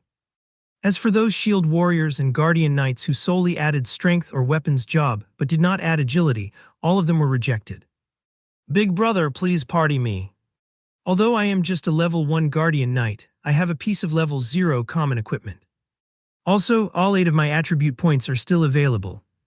I can completely add them based on your requirements. A youth named Kola pleaded, his eyes filled with expectations.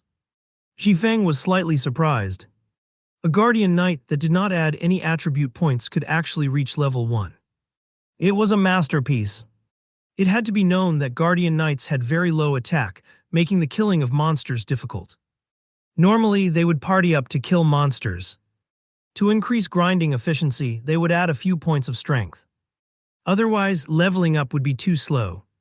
Guardian Knight Kola. Kola. When Xifeng looked at Kola's face and also his tall and muscular body, he felt that it was somewhat familiar. Suddenly, he entered into deep thought. His memory seemed to have such a person in it. That's right. It's Tyrant Bear. Xifeng managed to remember it. Tyrant Bear's name was Kola. Tyrant Bear was the core MT of the first-rate guild, Brilliant Stars. During the early periods of God's domain, Tyrant Bear was constantly unsuccessful. He was even kicked out by third-rate guild Heaven's Crown. After entering Brilliant Stars, Kola suddenly started to shine. He turned from being a normal party's MT into the core elite party's MT in the guild. He was ranked 15th on the Guardian Knight leaderboard of Starmoon Kingdom. Kola was known for both being able to attack and defend. Xifeng had never thought that the Tyrant Bear would run up to him on his own. Kola was such a shy person as well. It was totally different from the Tyrant Bear of 10 years later. Suddenly, Xifeng had an idea. Currently, the Tyrant Bear had yet to join Heaven's Crown, not to mention Brilliant Stars. If Xifeng could poach Kola over and turn Kola into his own MT, then wouldn't dungeon diving in the future be a lot easier? Big brother, I guarantee that I will absolutely listen to your commands when inside the dungeon. Please consider it over, Kola's tone carried hints of begging. Xifeng had nearly let loose a laugh. The great Tyrant Bear would actually speak in such whispered tones just for a position in the dungeon.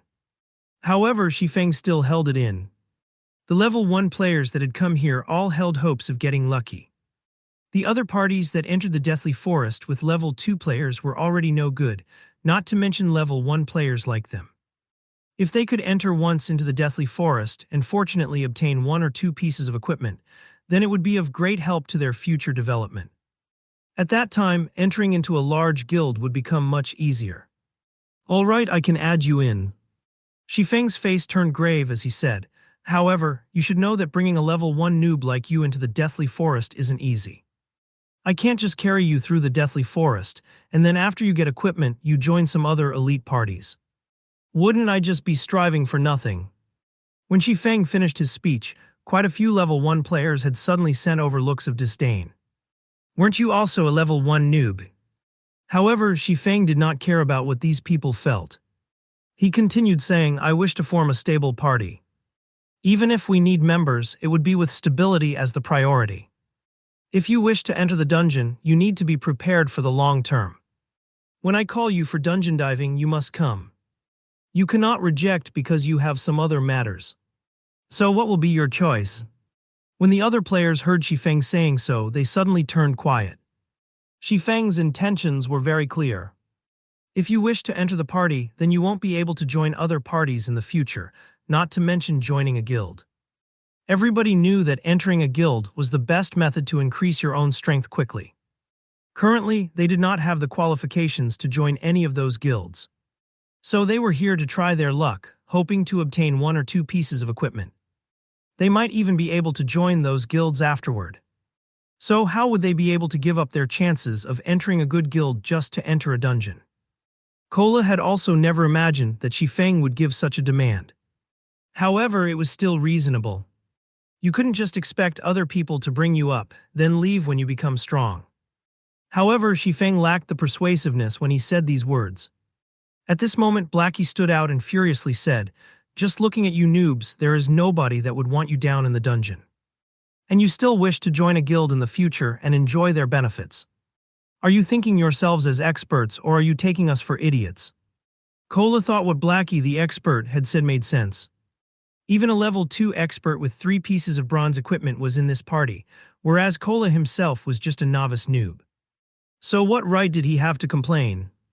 Many thanks for Big Brother Expert's pointers.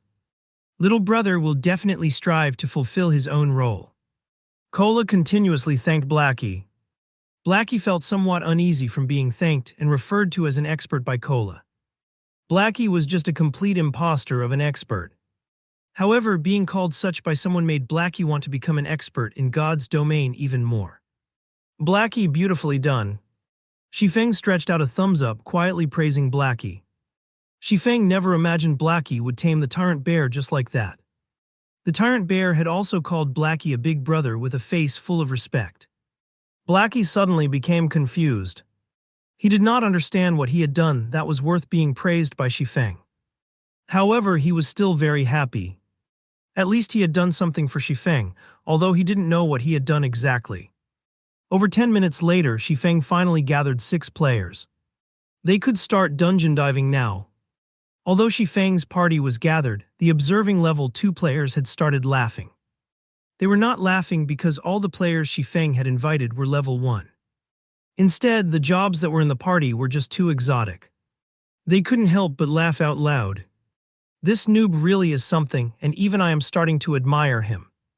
They're simply a suicide party. I really pity that expert for actually bringing along such an exotic player. The expert had even agreed to let him be the party's leader. The queued-up level 2 players started a debate, and there were quite a few players who were holding their stomachs while laughing loudly. He is just playing to the gallery. Zhao Yueru wrinkled her brows slightly. She turned her head away after taking a look at Shifeng, her heart slightly discomforted. Before, she would be the focus of everyone wherever she went. Today, however, everyone's attention was on an inconspicuous noob like Shifeng. Although everyone was jeering at him, he was still their focal point. All right, Yueru, we should hurry and gather enough people. If we waste any more time, we will be left behind by the frontline players. Although Gentle Snow felt that Shifeng seemed to be an expert regarding levels, methods of recruiting people and such, he was just too far from being referred to as an expert. As for the notion of inviting Shifeng into their guild, it was no longer present now. Their Ouroboros only accepted experts. Got it. Zhao Yueru turned towards the swordsman in front of her. With a little vengeance, she directly said, Data's not bad, but too bad we don't want a swordsman. The swordsman suddenly became spiritless. How could he not see what Zhao Yueru meant? Subsequently, he turned his head and glared at the distant Shifeng, his eyes filled with hatred. Meanwhile, Shifeng, who knew nothing about what has happened, was currently activating the Deathly Forest. System, please select activation difficulty. System, normal hard hell. Shifeng chose hell without hesitation. Suddenly, the transfer passage in front of the deathly forest changed. It changed from a silvery gray color to pitch black. At the same time, a flickering skull that had its mouth wide opened could vaguely be seen. Meanwhile, the party members of Shifeng's party all received a notification. System, you have chosen Hell mode of Deathly Forest. Death penalty increased by 100%. Suddenly, the faces of the members of the party turned deathly white. Death penalty increased by 100%. Doesn't that mean if they died within the dungeon, they would lose 20% of their EXP? 1 or 2 hours of effort were required to make up for that EXP. Brother Feng, you chose the wrong one. Aren't we going down the normal dungeon? Blackie hurriedly walked over and whispered a reminder. Nothing's wrong. It's Hell mode. What would I be doing here if it isn't to dive Hell mode? Jifeng snapped. The drop rate for forging designs was extremely low. If it was normal mode, then Werewolf Felt's drop rate was only 1%, hard mode had 5% and Hell mode had 30%. Although normal mode could be cleared without limit every day, who would have so much time to do so? Meanwhile, hard mode could only be cleared 5 times a day, and the probability of the forging design to drop was also not great. As for Hell mode, it could only be cleared once a day, but it was also the one that had the most hopes of dropping it. Feng, Brother Feng, what are you saying? Hell mode of the Deathly Forest. Just look at our party. It is problematic to even clear normal mode, not to mention Hell mode, Blackie panicked. Before, he had already seen several elite parties that had returned after dying. According to what these people had said, the monsters in the Deathly Forest were extremely strong. Their intelligence was extremely high as well. It was impossible to beat them without reaching level 4 or 5, so they had all left after giving up. If they dove into a Hell mode dungeon now with noobs like them, that would truly be going down into hell. Relax. If I weren't certain, even I wouldn't do it. Shifeng clapped Blackie's shoulders, saying confidently with a smile. All right, let's go inside then. Shifeng led the party by entering first, followed by Blackie. Lonely Snow had also entered with a dazed head. He was prepared to tread this path to the very end. As for the remaining 3, they hesitated for quite some time. We better go in. The expert has already gone inside, so what do we level 1 noobs still have to be reluctant for? Moreover, we're entering the Hell mode of the Deathly Forest. Even mentioning it would be a glory, Kola encouraged. The other 2 felt that it made sense and had also followed into the dungeon. Meanwhile, the area in front of Gentle Snow's party was completely silent. All of the level 2 players were stunned. They were not just shocked but thunderstruck. A level 2 elite party couldn't even clear the normal mode, yet a party that mainly consisted of level 1 players had actually chosen the Hell mode of the Deathly Forest. Snow, did I see wrong? That's Hell mode, right? Zhao Yuuru asked. Gentle Snow nodded her head, her beautiful eyes kept staring at the flickering skull. Her expression turned extremely serious. That fellow must have abandoned himself to despair, entering Hell mode after determining that he couldn't clear the normal mode. We'll see how they come out dead in a moment. Zhao Yuuru laughed. We don't have that sort of time. Let's go, we've gathered enough people. Gentle Snow led the way towards the Deathly Forest dungeon. She selected normal mode for the difficulty of the dungeon. If there were no problems with normal mode, they would enter hard mode after. Within the dungeon of the Deathly Forest, there was a dark and gloomy forest. From time to time, there would be a chill wind blowing, causing a shiver down one's body. Aside from Shifeng himself, every member of his party was tightly packed around the dungeon's entrance. They did not move even an inch for fear of attracting any monsters that would wipe their party. Brother Feng, why do I keep feeling a cold wind blowing by my back? Blackie asked in worry. Blackie, you need to bring out some temperament of an expert, only then will you have the possibility to become one. It is just Hell mode. Aside from the monsters here having a little bit intelligence, their battle methods being a little bit complicated, and their attack, defense, and HP are a little bit higher, there isn't much else. Oh right, there's also a little bit more monsters here. After some thought, Shifeng felt that he had nothing more to add. Suddenly, every member of the party sent looks of disdain towards Shifeng. When diving a dungeon, even a small difference in attack and HP could cause a team wipe. As for Shifeng, he had just simply explained. Moreover, what did he mean by just a little more intelligence? They had experienced before the battles with monsters in God's domain. Regarding those monsters with slightly higher intelligence, even with the same attack and HP, their strength would still be increased by 1 or 2 folds. Alright, stop minding these little matters. I'll be explaining the strategy for this dungeon in a moment, so you guys better listen carefully. If you don't follow through, then your lives will become forfeit.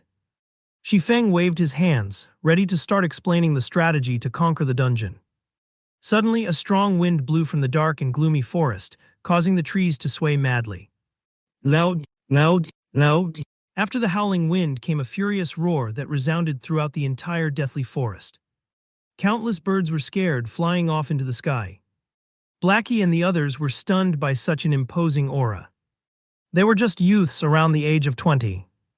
They had never experienced any great hardships, not to mention being tempered through life-or-death situations. It was their first time facing such a lung-piercing roar. Compared to hearing the traditional roar of a tiger in the forest, this roar was much more shocking to the human heart. This thing is what we should pay attention to, Shifeng calmly said at this moment. The largest difference between Hell mode and Hard mode was this roar.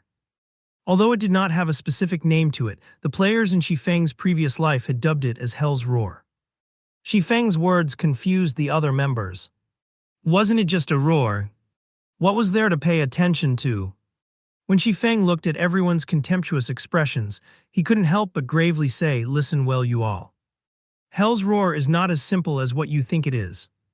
In a moment, follow my demands while advancing. If anyone makes a mistake, don't blame me for immediately kicking you out of the party." Being lectured by Shifeng in such a way, the other members all became serious. Nobody wished to leave the party. In a moment, Cola and I will walk in front. Lonely Snow, you walk in the middle and protect the Oracle. Blackie, you and the Summoner will walk at the back. Remember, you must not break formation regardless of any activities. Without my command, nobody is allowed to be the first to attack, do you all understand? Shifeng explained the basics of formations once to the party. The reason Shifeng had allowed the Guardian Knight, Cola, to walk in front was that he let Cola add all of his free ability points into endurance.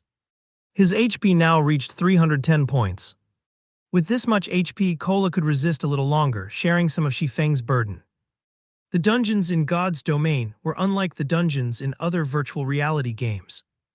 The degree of freedom within the dungeon was high, and the dungeons themselves were very large. There were even quite a few player parties who had wandered around in the dungeon for hours without even meeting a single boss. Although the Deathly Forest was not as large, it was still possible to become lost within the dark and gloomy forest.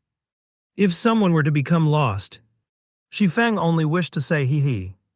The scary part of the Deathly Forest was that players could become lost once they entered the forest. Eventually, the players would mysteriously die one after another. In Shifeng's previous life, there were countless players who had entered the forest and died over and over again in such a way without even meeting the shadow of a monster. If they had good luck and met a monster, then the result was a party wipe. Only after many experts of guilds had done it, did everyone finally understand the dreadfulness of the Deathly Forest. They had acknowledged that it was a terrifying dungeon that was impossible to clear without reaching level 5. When Shadow Guild reached level 5, they had organized hundreds of players to scout out the paths in the Deathly Forest. They had paid over hundreds of lives to finally have a clear understanding of the Deathly Forest's map. The entire Deathly Forest had 36 paths. However, only 3 of them led to the first boss, Willy. These 3 paths were paved with the lives of many players. 2 of these 3 paths were extremely dangerous. Without sufficient strength, death would be the only result. There was only one path that had very few monsters. Under Shifeng's lead, everyone walked into the forest. The moment they entered the forest, everyone discovered that there were too many pathways through the forest. They did not know which one was the right path. However, Shifeng had chosen one without hesitation. Everyone else closely followed him while being cautious of their surroundings. After walking for about 5 minutes, they met their first monster. Suddenly, everybody started to become tense. Don't act on impulse. Listen to my commands. Xifeng loudly shouted. In front of them was only a level 2 elite monster, a night rabbit. However, due to the dungeon's strengthening, its attack, defense, and HP were all greatly increased. Its HP was a whopping 700 points. Cola, you lure the monster over. Oracle, pay attention to healing. Everyone else, don't start the attack without my command. Xifeng quickly gave out orders. The guardian knight, Cola, gulped down a mouthful of saliva. He carefully walked towards the night rabbit's attack range. Everyone else was nervous to the extreme. Although this was only a level 2 elite, they were currently in the hell mode of a dungeon. However, everyone's nervousness was for naught. The moment the night rabbit with a person's height saw Cola, it immediately dashed over. Cola had very successfully lured the night rabbit over. Moreover, he did not panic when he lured it. He retreated while using his shield to block the night rabbit's attacks. However, even though every attack landed on the shield, the damage was still terrifying. Just a single hit dealt 42 damage. By the time Cola returned to the front of the party, his HP had already dropped by a third. The Oracle, whose name was Drowsy Sloth, had good awareness. He had given out healing the moment Cola entered his casting range. However, every heal could only add 24 HP to Cola. It was completely not enough to stop Cola's HP from falling. Brother Feng, are we still not attacking? Blackie was slightly nervous. At this moment, Cola's remaining HP did not even reach 1/3 of its total. Bringing an Oracle into a dungeon was just a complete mistake. Amongst the healer jobs, Oracles had the weakest healing abilities. However, since Xifeng had chosen so, Blackie could only acknowledge it. Now that their MT was close to death, it would be unacceptable if they still did not attack. Hold on, Xifeng resolutely said.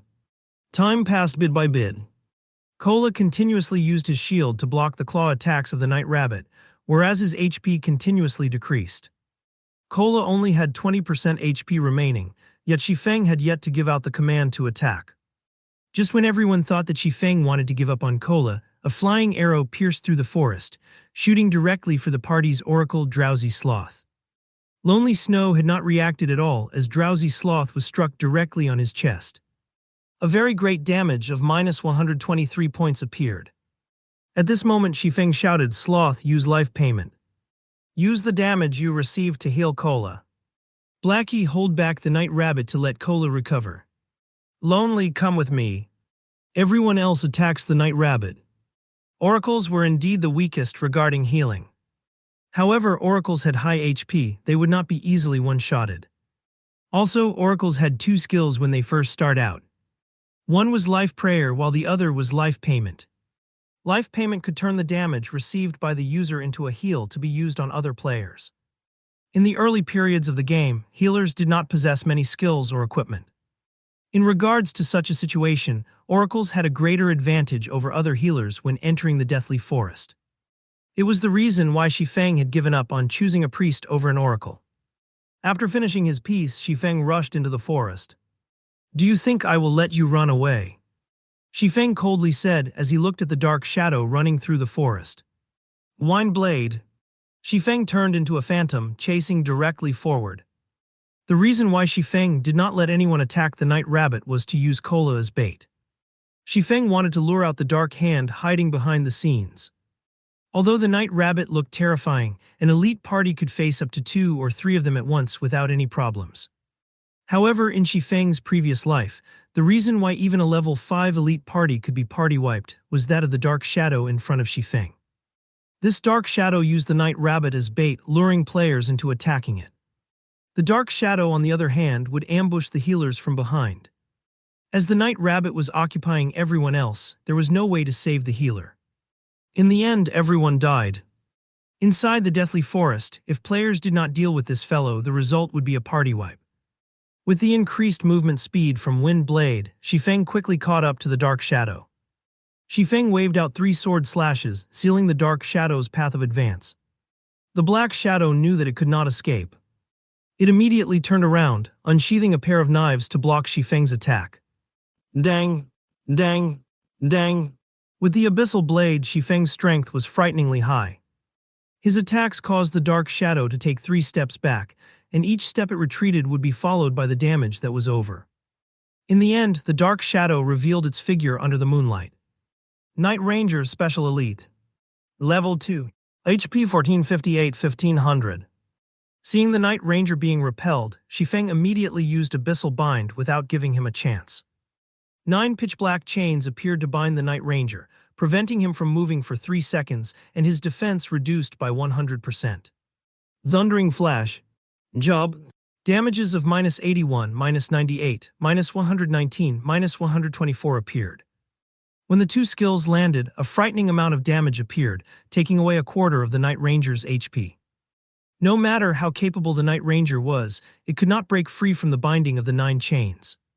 He could only silently take a beating for 3 whole seconds. Shifeng was unrestrained as he sent out sword slash after sword slash, piercing through the vital point on the Night Ranger's chest. By the time the Night Ranger broke free from the bindings, his remaining HP did not exceed 700 points. Wretched human. The Night Ranger was enraged. He brandished his twin blades like a gale, engulfing Shifeng.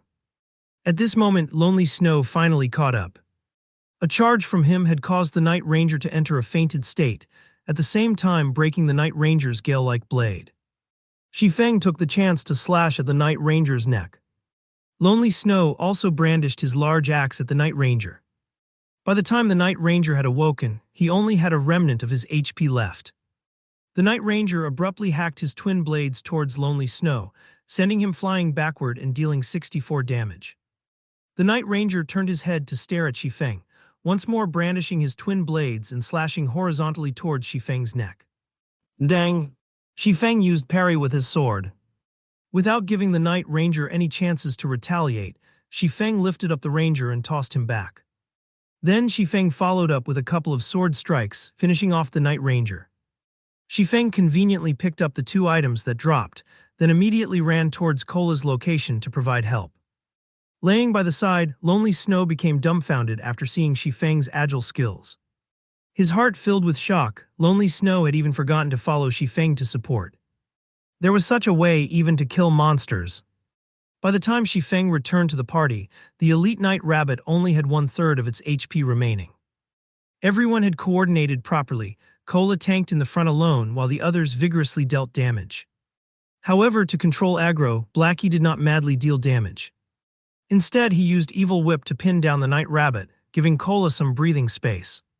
Cola's performance was also very good. He steadily tanked the monster, and he also had good control over aggro. Cola was not at the level of a novice, but there was still a long road ahead before he became an expert. Cola, don't always try to block with your shield. It isn't a must to block an attack like the other virtual reality games. You can also dodge to avoid an attack. That way, you could reduce the stress on the healer. For everyone else, focus your attacks on the target. Don't just randomly attack, aim your attacks at the wild rabbit's claws or other weak points. That way, you can reduce a lot of burden on the MT. Shifeng did not directly go up to help Cola, but instead, he taught everyone how to battle against monsters.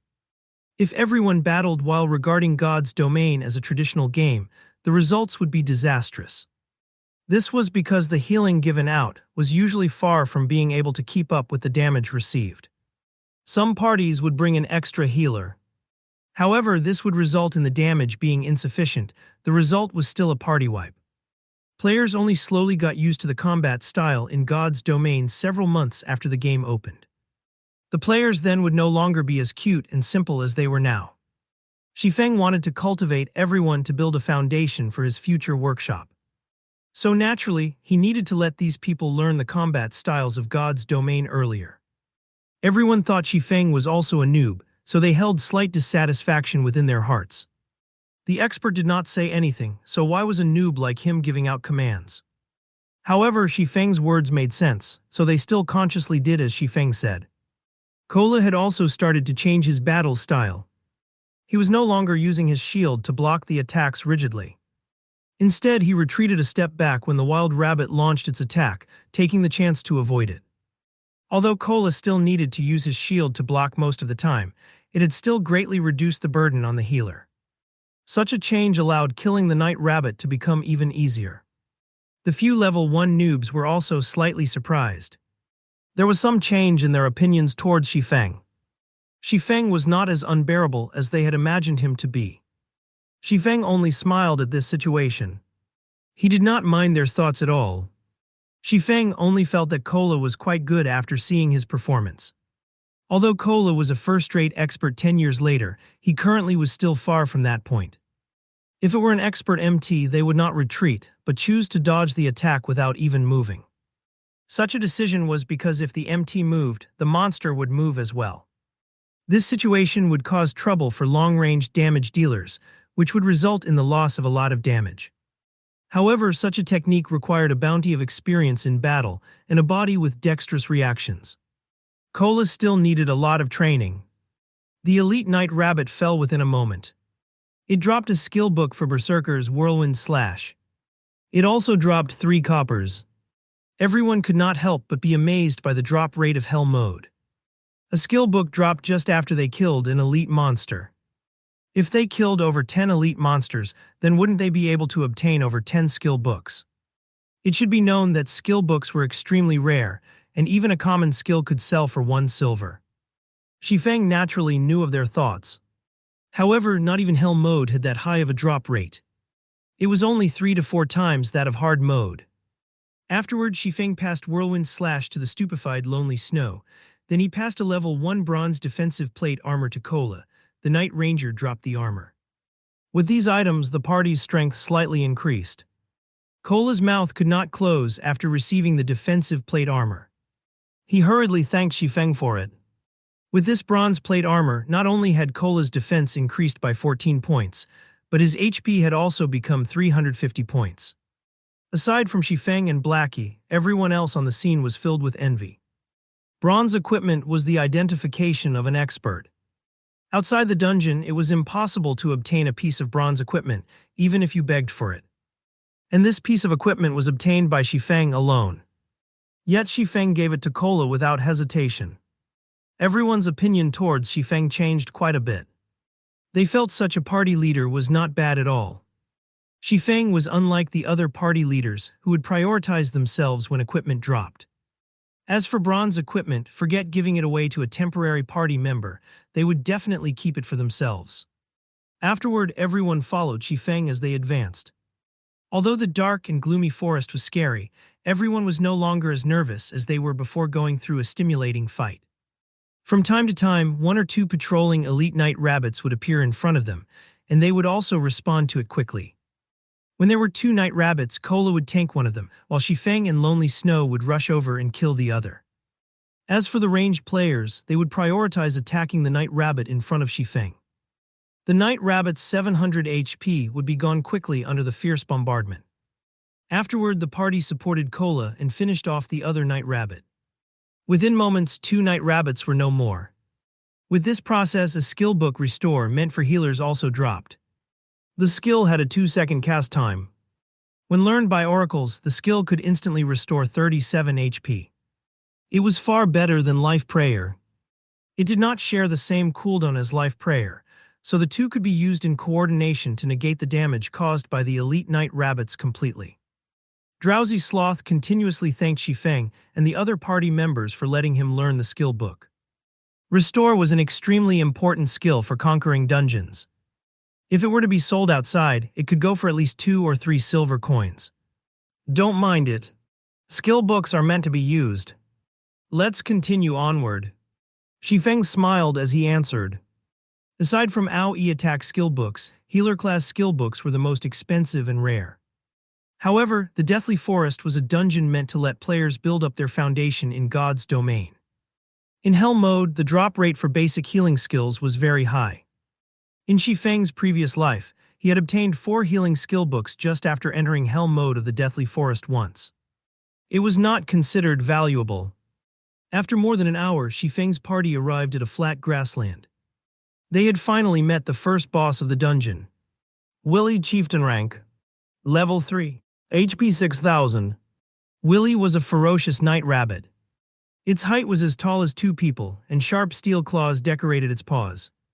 These claws loved creating a feast of fresh blood, and those caught by it would be ripped to shreds, turned into a river of blood. It was unknown how many players had died a gruesome death under these claws. A short distance away from Willy, there were 7 elite night rabbits on guard. These 7 rabbits were very close to each other. As long as one of them was attacked, the other wild rabbits would rush over as well. There was also a great possibility of attracting the boss. Even if it were Shifeng, he would not be able to face off against 7 night rabbits, not to mention including a boss. However, if they did not finish off the 7 night rabbits, there was no way for them to attack the boss. Brother Feng, what should we do now? This place has too many night rabbits. The game isn't giving us any chances. Blackie was very anxious. Although the boss was in front of them, the system had dealt them such a hand. This difficulty was just too great. No wonder it was a hell mode dungeon. It was impossible to pass through without absolute strength. The system's setting also angered everyone. Who could fend off 7 elite night rabbits? Even a level 5 guardian knight would not be able to do it. You all wait for me behind that rock.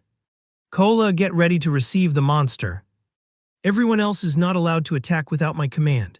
Shifeng pointed towards a large rock nearby. Shifeng naturally knew that there were 7 elite night rabbits here. Everyone abided by Shifeng's command without question. All the monsters they had killed on the way here relied on Shifeng's commands for success. They killed quite a lot of night rabbits, and everyone had obtained 1 or 2 pieces of bronze equipment. Blackie even had 5 pieces of bronze equipment. Their party's strength has definitely surpassed the other elite parties.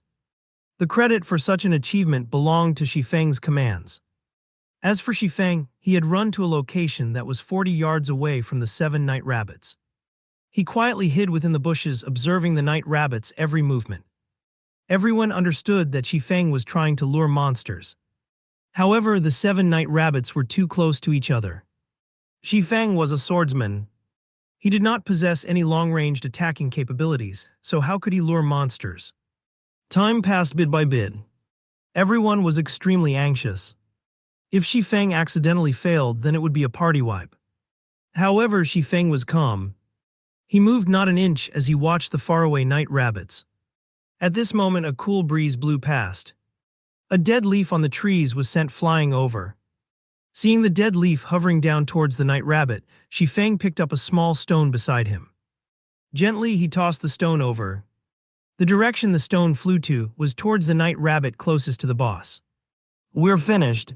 Everyone understood what kind of outcome this would be. It would definitely be a combination of 1 boss and 7 night rabbits rushing towards them, turning them into blood sacrifices. The moment the stone was about to hit the night rabbit, the dead leaf just happened to have blocked between the stone and the night rabbit. The stone struck the dead leaf, smashing it onto the night rabbit. The night rabbit abruptly turned to look at its surroundings, only discovering a leaf. However, how could a leaf hitting it be so painful? Subsequently, the night rabbit left its unit to observe the surroundings. It looked around aimlessly, not knowing what it was trying to find. It had unknowingly moved over 20 yards away from its unit, and it was still moving further and further away. Too godly. Lonely Snow could not help but exclaim. His eyes had nearly popped out of their sockets. Everyone else had dumbly nodded as well. What kind of accurate judgment and aim was required to hit the dead leaf while hitting the night rabbit, and thereby confusing the night rabbit's hatred, causing it to look for its target blindly? Even calling it as an ultimate skill was not excessive. Was Shifeng really a noob? He couldn't be some gaming god here to make a fool of them, right? Summoner, the rest is up to you. Shifeng walked to the rock's location. He looked at the summoner, clapping the person's shoulders as he spoke, smiling. Hearing Shifeng's comment, the summoner, Gluttonous Mouse, suddenly panicked. He did not understand what Shifeng wanted him to do. If he had performed badly and was kicked from the party as a result, he would regret it until he died. It was hard to find a good party during this time, not to mention a party with an expert leading it. It was impossible to join such a party even if you begged. Relax, I won't let you do anything dangerous. You just have to summon out a flame sprite and follow my instructions. You don't have to do anything else, Shifeng said with a smile, trying to ease the nerves of Gluttonous Mouse a little. Currently, summoners were not strong, mainly due to the incapability of their skills. A summoner's method of attack mainly relied on their summoned creatures, whereas their normal attack was the low-damage magic bullet. However, a summoner with awesome skills could become a one-man army. It was especially true for summoners who could call out powerful elemental creatures. They could kill elite monsters as if they were just playing around. Party leader, rest assured I'll definitely do it. Gluttonous Mouse loudly said, his tone filled with respect. He was like a student who had met his teacher. Everyone else, distance yourselves from that rock, 20 yards away from it would be the best. Pay attention not to lure the other monsters. SH Feng turned around and said to the other party members. Yes, party leader. The other party members loudly replied. Their current attitudes were completely different from before. Shifeng was slightly shocked by everyone's performance. Why was each and every one of them so obedient all of a sudden? However, Shifeng did not know that the single stone he threw just now had completely shocked every one of them. They were filled with admiration towards Shifeng's stone-throwing technique. Such skill and accuracy were definitely not something a normal person could do. Professional players might not even be able to do so. Worshipping the strong was a common sight within a game. These level 1 noobs were no exception. At this moment, the gaze everyone used to look at Shifeng was completely different. Before, they merely felt that Shifeng was a good commander. Now, however, Shifeng was a strong person they worshipped. They had faintly grown a sense of reverence for Shifeng. Standing to the side, Blackie clapped Lonely Snow's shoulders, proudly saying, "How is it? Following Brother Feng isn't bad, right?" Lonely Snow silently nodded his head, rejoicing for the decision he made to follow after Shifeng. Shifeng was definitely a beta tester expert. Without sufficient experience and practice, such techniques were impossible to accomplish. Only a beta tester could possibly do it. Hello, what do you plan to do in the future? Blackie suddenly asked.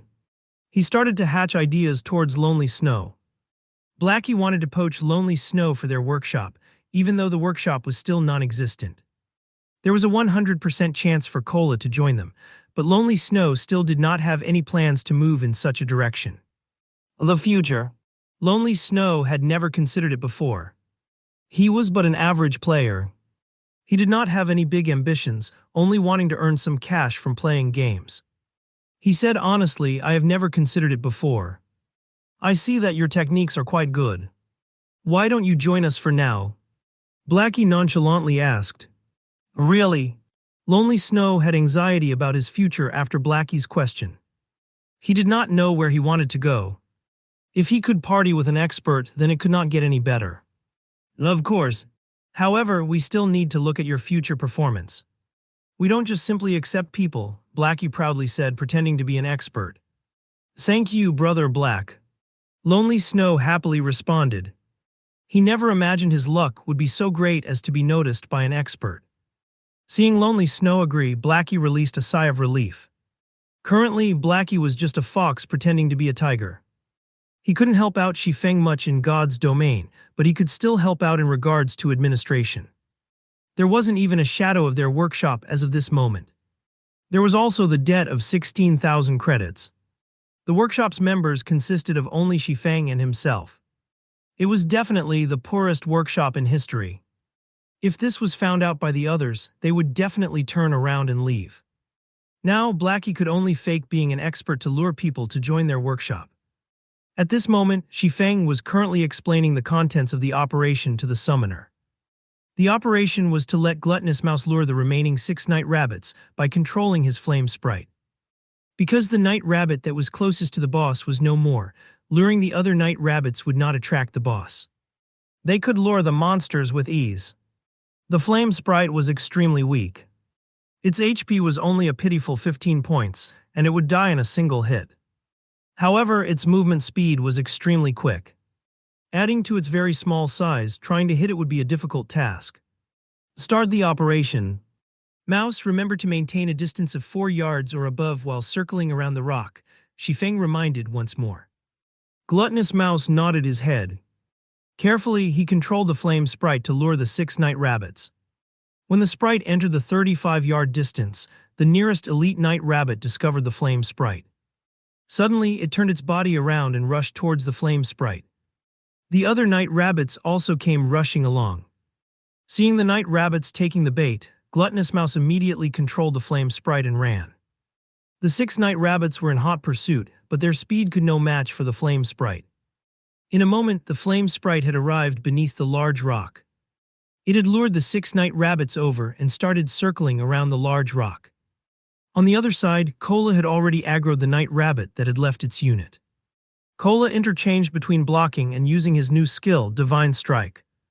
With the effects of 2 pieces of bronze equipment, a single hit from Divine Strike had caused 26 damage. It was a lot higher compared to the 11 or 12 damage caused by a normal strike.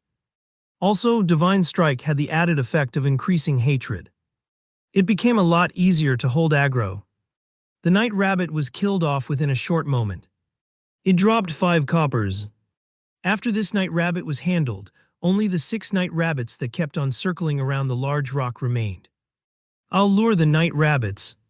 Kola, pay attention to pull the monster. Shifeng picked up another small stone, throwing it at the night rabbit that ran at the rear. The night rabbit rubbed its cranium after being struck on it. The rabbit turned around, discovering Shifeng that had thrown the stone. The night rabbit suddenly became enraged. It madly hopped towards Shifeng with its powerful legs. As for the other night rabbits, they were still excitedly chasing after the flame sprite, failing to notice the disappearance of one of their companions. Receive it. Seeing the night rabbit was only 20 yards away from the party, Shifeng commanded. Kola rushed ahead, sending a divine strike towards the night rabbit's head. The night rabbit's target immediately changed, extending its claws towards Kola's cranium. However, Kola had reacted quickly by dodging his body sideways. After avoiding the attack, Kola continued by using punishment. The skill had once more strengthened the night rabbit's hatred to Kola. Everyone focus fire. Shifeng inwardly applauded after seeing Kola's performance. He had never imagined Kola's ability to learn would be this great. He had already found out about the night rabbit's attack patterns after going through slightly more than 10 battles. No wonder he was the core MT of a first-rate guild 10 years later. His potential was limitless. The night rabbit in front of Kola had fallen within 20 seconds. It had even dropped a skill book for swordsman Double Chop. Shifeng immediately learned it without reservations. Double Chop action type. Requires sword. Level 1. Proficiency 0300. Rapidly deals damage twice. Every slash of the sword deals 120% plus 15 damage, also increasing bleeding effect by 20%. Duration of 10 seconds. Stacks up to a maximum of 5 times. Cooldown 8 seconds. This skill book had greatly increased Shifeng's explosive power. As for the problem of getting used to the skill, it was non-existent for Shifeng. After playing for 10 years as a swordsman, the skills belonging to the job were deeply ingrained into Shifeng's bones. As long as Shifeng got a hold of these skills, he would be able to utilize them to their greatest potential. Shifeng had also lured the remaining 5 night rabbits over, one after another. The party had killed the rabbits one by one, and following the death of the final night rabbit, a golden glow appeared around Shifeng's body. He had risen to level 2. At the same time, the 5 night rabbits had contributed to the party a piece of bronze plate armor for Guardian Knights. The equipment increased Kola's HP to 390 points and his defense to 56. It had also increased Kola's ability to resist against the Night Rabbit chieftain Willy. With the elites that were on guard all dead, only the boss, Willy, remained on the open field. At this moment, Willy was laying on the ground, sleeping. It would scratch its back from time to time, completely unaware of its missing henchmen. Everyone recover for now. I'll explain the method to raid Willy in a moment. Shifeng wanted everyone to ease up first. It would not be easy to face off against Willy. The fight would require a high degree of concentration, because a single mistake would cause everyone to be buried together. Hearing Shifeng's command, everyone sat down to recuperate. They ate and drank to recover to their best state. Shifeng's finger waved and shook as he called up his attribute panel. He had recently reached level 2. Because of the Abyssal Blade, the free attribute points he obtained exceeded other players by 2 points. The choices he could make with his points were slightly more than the average player. In the initial period, it was sufficient for the agility of a swordsman to reach 20 points. However, Shifeng increased his to 30 points. There would be a fixed increase in the body's flexibility when agility reached 30 points. Subsequently, Shifeng added the remaining points into strength, making it easier for him to contend with the boss. Shifeng had on him 3 pieces of bronze equipment, a mysterious iron ring, and a magic weapon. Xifeng attributes had basically reached his own requirements. Character Yifeng Human. Affiliated Kingdom Starmoon. Title Might of 1,000. Job Swordsman. Level 2. HP 525-20. Attack Power 88. Defense Power 39. Attack Speed 15. Movement Speed 13. Attributes Strength 32, Agility 30, Endurance 24, Intelligence 13, Vitality 13. With such attributes, Xifeng had more confidence dealing with Willy. Seeing everyone recovered, Xifeng started explaining, Willy has two skills. One of them is Killing Feast. When used, Willy will ignore hatred and randomly attack the nearest players. Blackie and Lonely, you two have to pay attention to your positioning. The other skill is Death Claws. Cola, you have to distance yourself from the boss before this skill is used. Lonely Snow, pay attention to interrupt the boss. I'll remind you when the time comes. Another point to take note of, Willy is very smart, so don't keep on using the same attack pattern. Alright, that's it. If we're ready, then start the battle, Cola. Brother Feng, is there nothing else we have to pay attention to? Blackie walked up to Xifeng's side, whispering. This place was the hell mode of the Deathly Forest. Not everyone was an expert as well. However, Xifeng's explanation was so simple that it made them feel conquering this boss was very easy. However, there were so many elite parties which had died inside normal mode, so how could hell mode be so simple? Party leader, are there no details we need to pay attention to? Everyone was very worried. They all held anticipation in their gazes as they looked towards Xifeng, hoping that he would speak more about the finer details. They were noobs, so there were a lot of things they did not understand. In regards to an expert like Xifeng, the things he felt were common knowledge were definitely not common to noobs like them. Elites could not be compared to a boss. The other elite parties must have definitely died at the hands of the boss. Although their equipment was better than an elite party's, they were still level 1 noobs. They clearly knew their own worth. You guys worry too much. Relax. When the time comes, I'll tell you what you should do and when you should do it, so don't worry about it. Colas, start the fight and remember to dodge more often. A single healer will not be able to match up to the boss damage, Xifeng smiled. He felt his party members were quite interesting. They were much more serious about the details than he had thought. In his previous life, Xifeng had entered Hell Mode dungeons countless times as the captain of Shadow. There was also no lack of 100-man dungeons amongst those times. So how could he not know how to guide a few noobs to beat a small boss?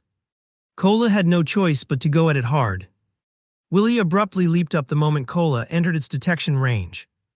Its mouth salivated when it saw Cola, and its two pairs of steel claws intertwined to produce sparks.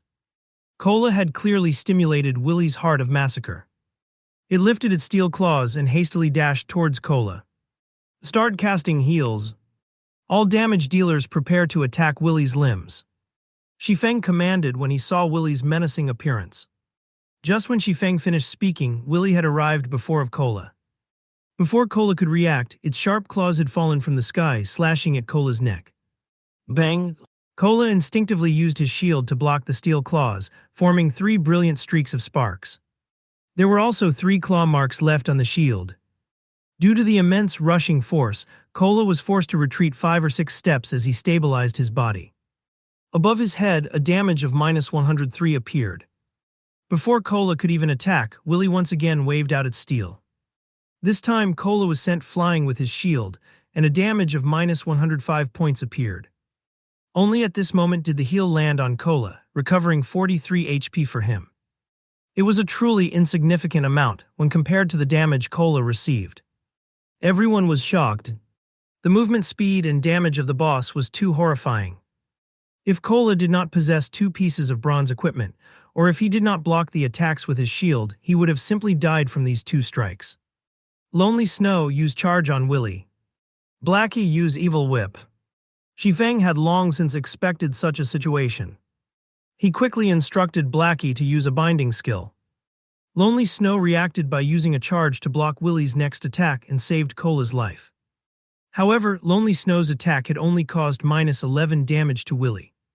He became dumbfounded by it. He had added most of his attribute points into strength, and he even had 2 pieces of bronze equipment on him. Yet he had dealt such a small amount of damage. It should be known that the boss in front of him had 6,000 HP. Blackie also finished chanting from the side, sending out his evil whip. 5 streaks of pitch-black thorns suddenly constricted Willie's legs. Shifeng took the chance to circle around to Willie's rear. With the abyssal blade in hand, he used double chop on Willie's neck, causing and damage. His attack also caused a bleeding effect, causing Willie to lose 8 HP every second, lasting for 10 seconds. The high damage immediately caused Willie to switch its hatred to Shifeng. However, Shifeng did not give it any chance. With his 30 agility, Shifeng easily dodged away from the steel claws, appearing 5 yards away from Willie. Loud, loud, loud. Willie furiously bellowed as it rushed at Shifeng. Ranged players start attacking. Cola, come over and hold Willie after you're done recovering. Shifeng systematically retreated while he dodged Willie's claws. However, the others watching Shifeng were shocked to their souls. This was because Willie's claws would graze by Shifeng's cranium every time it attacked, blowing his hair into a dance. Although everyone was shocked, they never stopped attacking. Magic attacks were sent out one after another, whereas Lonely Snow used Whirlwind Slash at Willie's rear. However, not one of those damages had exceeded minus 20 points. Willie's HP slowly decreased. When it was occasionally struck by Shifeng, its HP would drop by a segment. Willie's HP had fallen to 90% within a moment. Willie became enraged as it started a mad dance with its claws. It used Death Claws, greatly increasing its attack speed. Shifeng was nearly hit by it. Fortunately, however, he had used the Abyssal Blade to block the attack, only receiving minus 130 damage from it. At this moment, the Cola rushed up with his full HP. He used a Divine Strike on Willie's head, followed by a punishment. Willie's hatred only switched to Cola after a series of attacks. The switching of hatred had also interrupted Willie's Death Claws, returning Willie to its normal state. Seeing Willie change targets, Shifeng waved out a thundering flash. 3 streaks of thunder passed through Willie's body, dealing minus 116, minus 137 damage.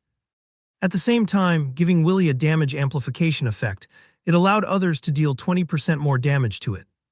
The fight with Willie became much easier. Blackie was sending out dark arrows without stopping, each dealing over damage. Whereas the others only managed to deal over damage to Willie. Being given a painful beating, Willie was just about to turn around and attack Shifeng when Cola used both Divine Strike and Punishment once more. Willie's hatred was quickly pulled back to Cola. When Willie turned back to Cola, Shifeng used a chop on it. In such a way, Shifeng and Cola took turns aggroing Willie, causing it unable to attack any players. Willie's HP continuously dropped until it was 30%. Willie entered a berserk state, its body increasing by several sizes. Melee players stay away from the boss. Blackie use Evil Whip. Healer, heal me. Shifeng loudly shouted. In its current state, Willie was definitely going to use its big move, Killing Feast. Lonely Snow and Cola immediately distanced themselves from the boss after hearing Shifeng's command, letting Shifeng tank the boss by himself. When the two of them had run out of the 10-yard range, Willie disappeared. No one understood what happened. When Willie reappeared, it had already arrived at Shifeng's back, and its steel claws abruptly descended. Shifeng had long since been ready for this. He used his sword to block the incoming claws. However, just after blocking this attack, Willie once again disappeared and again appeared behind Shifeng. Within 2 short seconds, Willie had attacked Shifeng's back 7 times. Fortunately, Shifeng's agility had reached 30 points. It was barely enough to match up to Willie's speed. However, every attack Shifeng blocked would still take away a significant amount of HP from him. The heals he received also continuously recovered his HP. Minus 96, minus 97, plus 46, minus 96, minus 97, plus 48, plus 32, minus 96, minus 97, plus 46. If Shifeng did not possess 520 HP and blocked every claw that came at him, Shifeng would have died from Willie's Killing Feast with 100% certainty. At this moment, Shifeng's remaining HP did not reach 100 points. Get rid of it! Shifeng loudly shouted. After using his big move, Willie would enter a weakened state. It was the perfect chance to kill it. Everyone continuously greeted Willie with their attacks, finally shaving off Willie's remaining 30% HP. It dropped 4 items.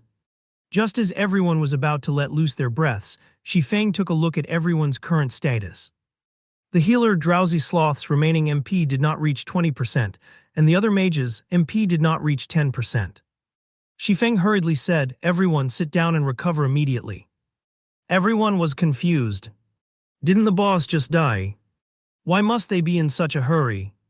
However, everyone still listened to Shifeng's command to sit down and recover. Before they had even sat down and recuperated with food and drinks for 5 seconds, a violent roar entered everyone's ears. The roar had shaken the entire deathly forest, and following it, a black shadow leaped out from within the forest. The black shadow was a gigantic werewolf. The werewolf looked at Willie's corpse, then looked toward Shifeng and the others. Its pitch-black eyes suddenly turned crimson red. Just when it wanted to release a roar, Shifeng dashed towards it with Wind Blade. Immediately, Shifeng used Abyssal Bind. 9 chains appeared and bound the werewolf in its mouth, preventing it from making a sound. At this moment, everyone finally saw the werewolf's statistics. It had a whopping 2 bars of HP. Werewolf Felt Lord Rank. Level 3. HP 12,001-2000. Crap, why is there a Lord Boss? Blackie cursed. They had barely rested just after killing a boss, and now there was a Lord in front of them. Lords were a rank higher than chieftains. The game was literally trying to kill them. Everyone remember, absolutely do not let Werewolf Felt let out another roar. Shifeng continuously reminded everyone. However, the others were clearly frightened. Not because of Werewolf Felt's body and HP, but because of that pair of horrifying crimson eyes. They gave off an intimidating feeling to everyone that made it hard to move. In front of the dungeon of the Deathly Forest, the numbers of level 2 players gathering were increasing. There was also an endless stream of players diving down into the dungeon. Because there were a lot of level 2 players, there was quite an amount of players who had set up stalls, pedaling to the side. Good quality level 0 common equipment, don't miss it when you pass by. You can only go down the dungeon with good equipment. Equipment is limited, hurry over and buy. Small HP potions instantly heals 90 HP once. A must-have tool for a battle that is worthy of you. God's domain had been open for over 10 hours now. The players here were all level 2 players. After over 10 hours of battling, they had gathered quite a few items. Many level 2 players had intended to sell the items which they had no use for, switching them for something they could use. Such a situation had caused business to flourish at the Deathly Forest.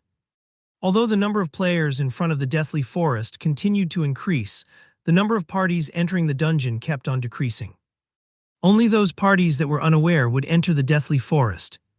However, after those players had been properly nurtured by the Deathly Forest, they suddenly discovered their previous beliefs to be very naive. Hence, they obediently stood in front of the dungeon. They talked about life with other parties while watching new parties enter the dungeon with a smile.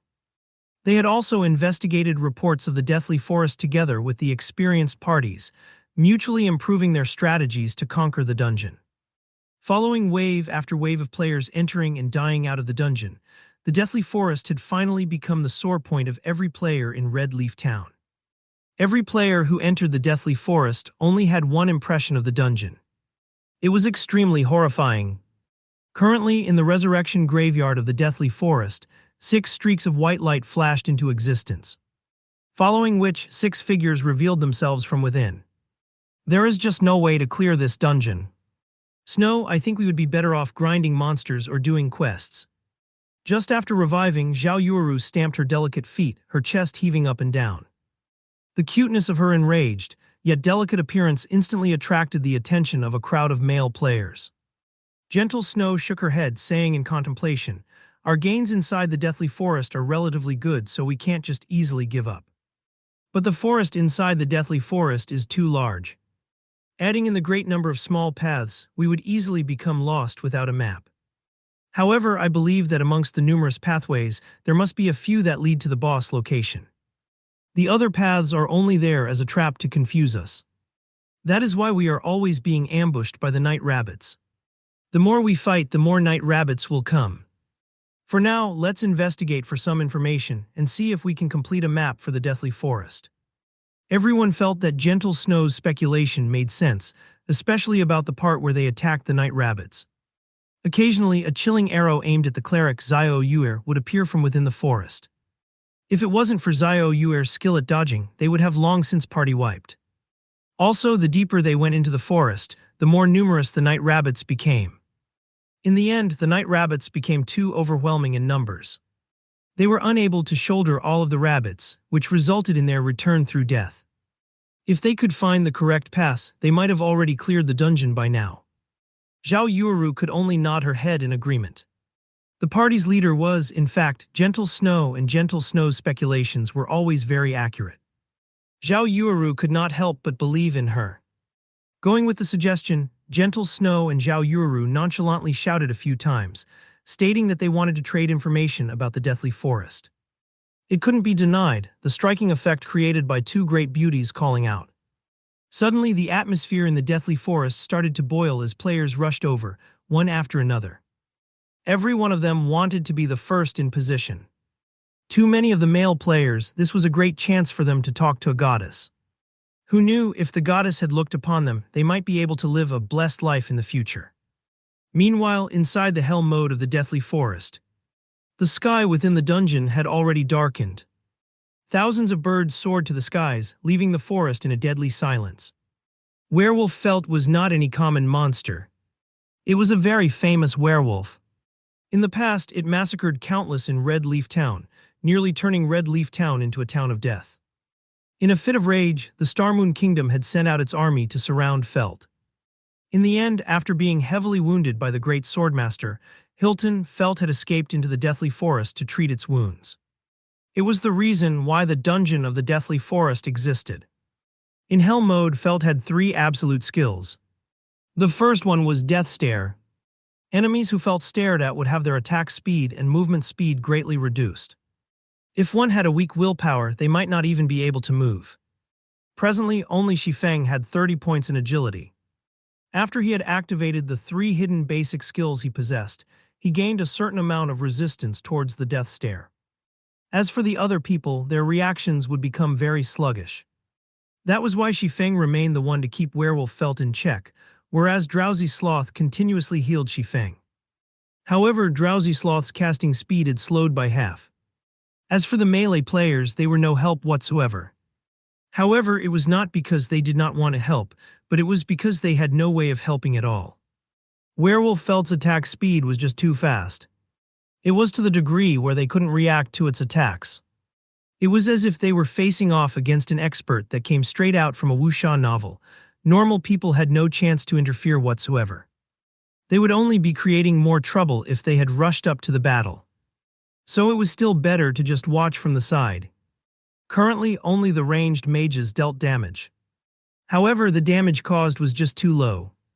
Even Blackie's dark arrows were only dealing damage each. Lonely interrupt the roar. Seeing Felt abruptly inhaling, Shifeng immediately shouted. Lonely Snow had long since prepared for this moment.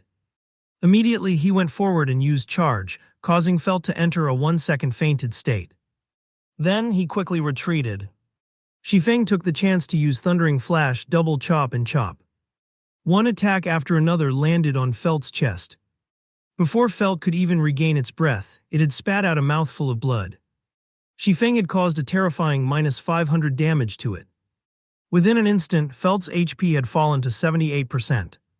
Everyone watching became dumbfounded. Regarding Shifeng's powerful actions, they only had one word to say: amazing. They were even more impressed by Shifeng's eyesight.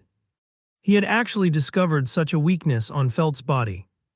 Now, everyone was further reassured that Shifeng was not as simple as he seemed. However, Shifeng did not display any great excitement. Although they had interrupted Hell's roar and avoided a party wipe, this would create a reverse effect. After spitting out a mouthful of blood, Werewolf Felt's condition became much more pleasant. It spun its head around and immediately slashed its sharp claws at Shifeng. The slashing speed of Felt's claws was even a notch quicker than before, filling the sky with the afterimages of its claws. However, Shifeng was not a weakling either. Strength, agility, and endurance, Shifeng activated the hidden basic skills of all three of these attributes. With these skills activated, it meant that Shifeng's constitution was no longer that of an average player, but an extraordinary one. Feng's greatest asset in coming into the Deathly Forest was this extraordinary state which he could activate at any given moment. With it, he could do things that normal players couldn't. Under a sky filled with after images of claws, Feng could still remain safe and sound. It was as if Feng was dancing under the afterimages. Occasionally, Feng used his sword to fend off the attacks which he could not avoid. This was the power of being under an extraordinary condition.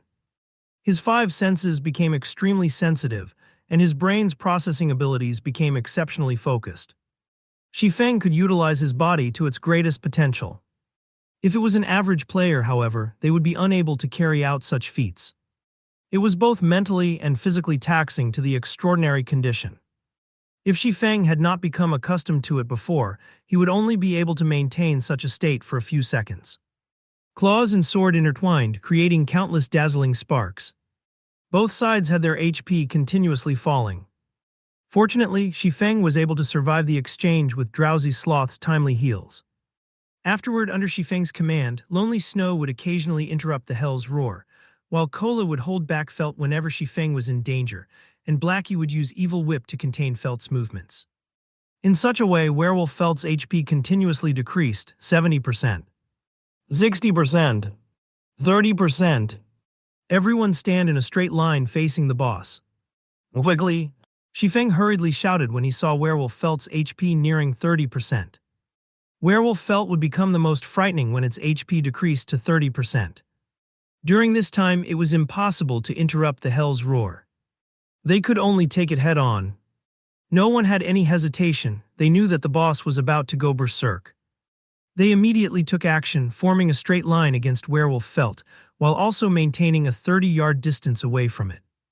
The moment Werewolf Felt's HP reached 30%, its fur started changing colors. Within a moment, its fur had become snow white, and 2 streams of blood leaked from its eyes. Its chest also started to quickly expand, as if it was a swelled-up frog. Feng immediately activated Gravity Liberation, quickly arriving in front of everyone else. Cola, use Protection Blessing on me.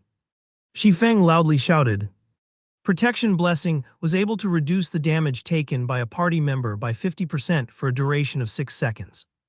It was a life-saving skill with a 5-minute cooldown, and right now was the perfect moment to use it. Protection Blessing of Guardian Knights and Shield Wall of Shield Warriors. These 2 skills had a high drop rate inside the Hell mode of the Deathly Forest. Before, the reason why Feng had wasted time on clearing out some unnecessary night rabbits was all to obtain this skill, Protection Blessing. Cola had long since been ready for this moment. The instant Feng let out the command, his mouth began chanting divine texts. Streaks of golden divine texts rushed at Feng. Protection Blessing. Suddenly, Feng was surrounded by countless golden divine texts, giving off a dazzling golden glow. At the same time, Drowsy Sloth at the rear of the line continuously cast Recover and Life Prayer, pulling Feng's HP back up to full and returning him to his best condition. Prepare for a battering attack. Absolutely do not leave from my back. Seeing Werewolf Felt's line of sight shifting towards them, Feng held the abyssal blade across his chest as he commanded. Hearing Feng's words, everyone started to tense up. Their hearts were not courageous to begin with. Now their hearts started to madly beat. They were being covered in a cold sweat even before Werewolf Felt used its skill.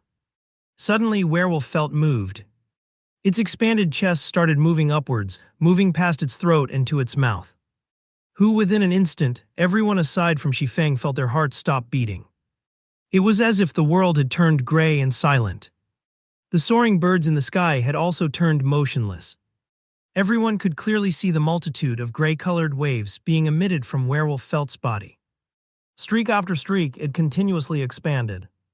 The dark gray ripples quickly arrived in front of everyone. However, they could not move even a muscle. It was not because they did not wish to move, but because their bodies could not keep up with the speed of their thoughts. Everyone could feel that time was moving by at an exceptionally slow pace. However, everyone understood that although the movement of time appeared slow, in reality, it was moving at the pinnacle of speed. Just like absolute experts crossing swords, the moment the exchange happened, time would move exceptionally slowly. At this moment, only Feng slightly moved. Phantom Kill. The instant the dark gray ripples arrived in front of Feng, His doppelganger had blocked in front of him. At the same time, the doppelganger used parry. Subsequently, the gray ripples made contact with the doppelganger. However, they were blocked by the doppelganger's parry, whereas the doppelganger himself retreated a step back. He only stabilized his body after colliding with Xifeng. Just after the doppelganger stabilized himself, another wave of ripples came smashing. The ripples passed through the doppelganger's body this time, causing his HP to instantly decrease by 300 points. Behind him, Xifeng had also received damage, while the others behind Xifeng received damage.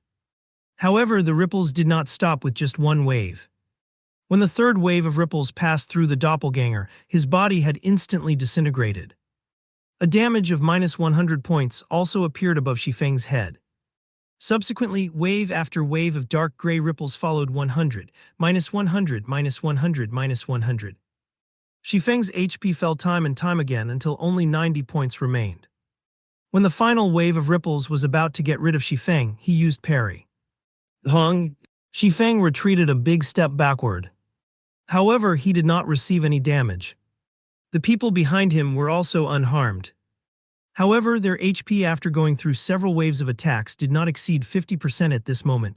Drowsy Sloth's recover had only landed on Xifeng's body, pulling Xifeng's HP back to 140. Following which he used life payment, recovering 130 HP for Xifeng. Within a moment, Xifeng's HP had returned to over 50%. This roar really is powerful. I even thought we were finished. Blackie wiped off the cold sweat from his forehead. If Xifeng had not blocked in front of them, they would all be goners by now.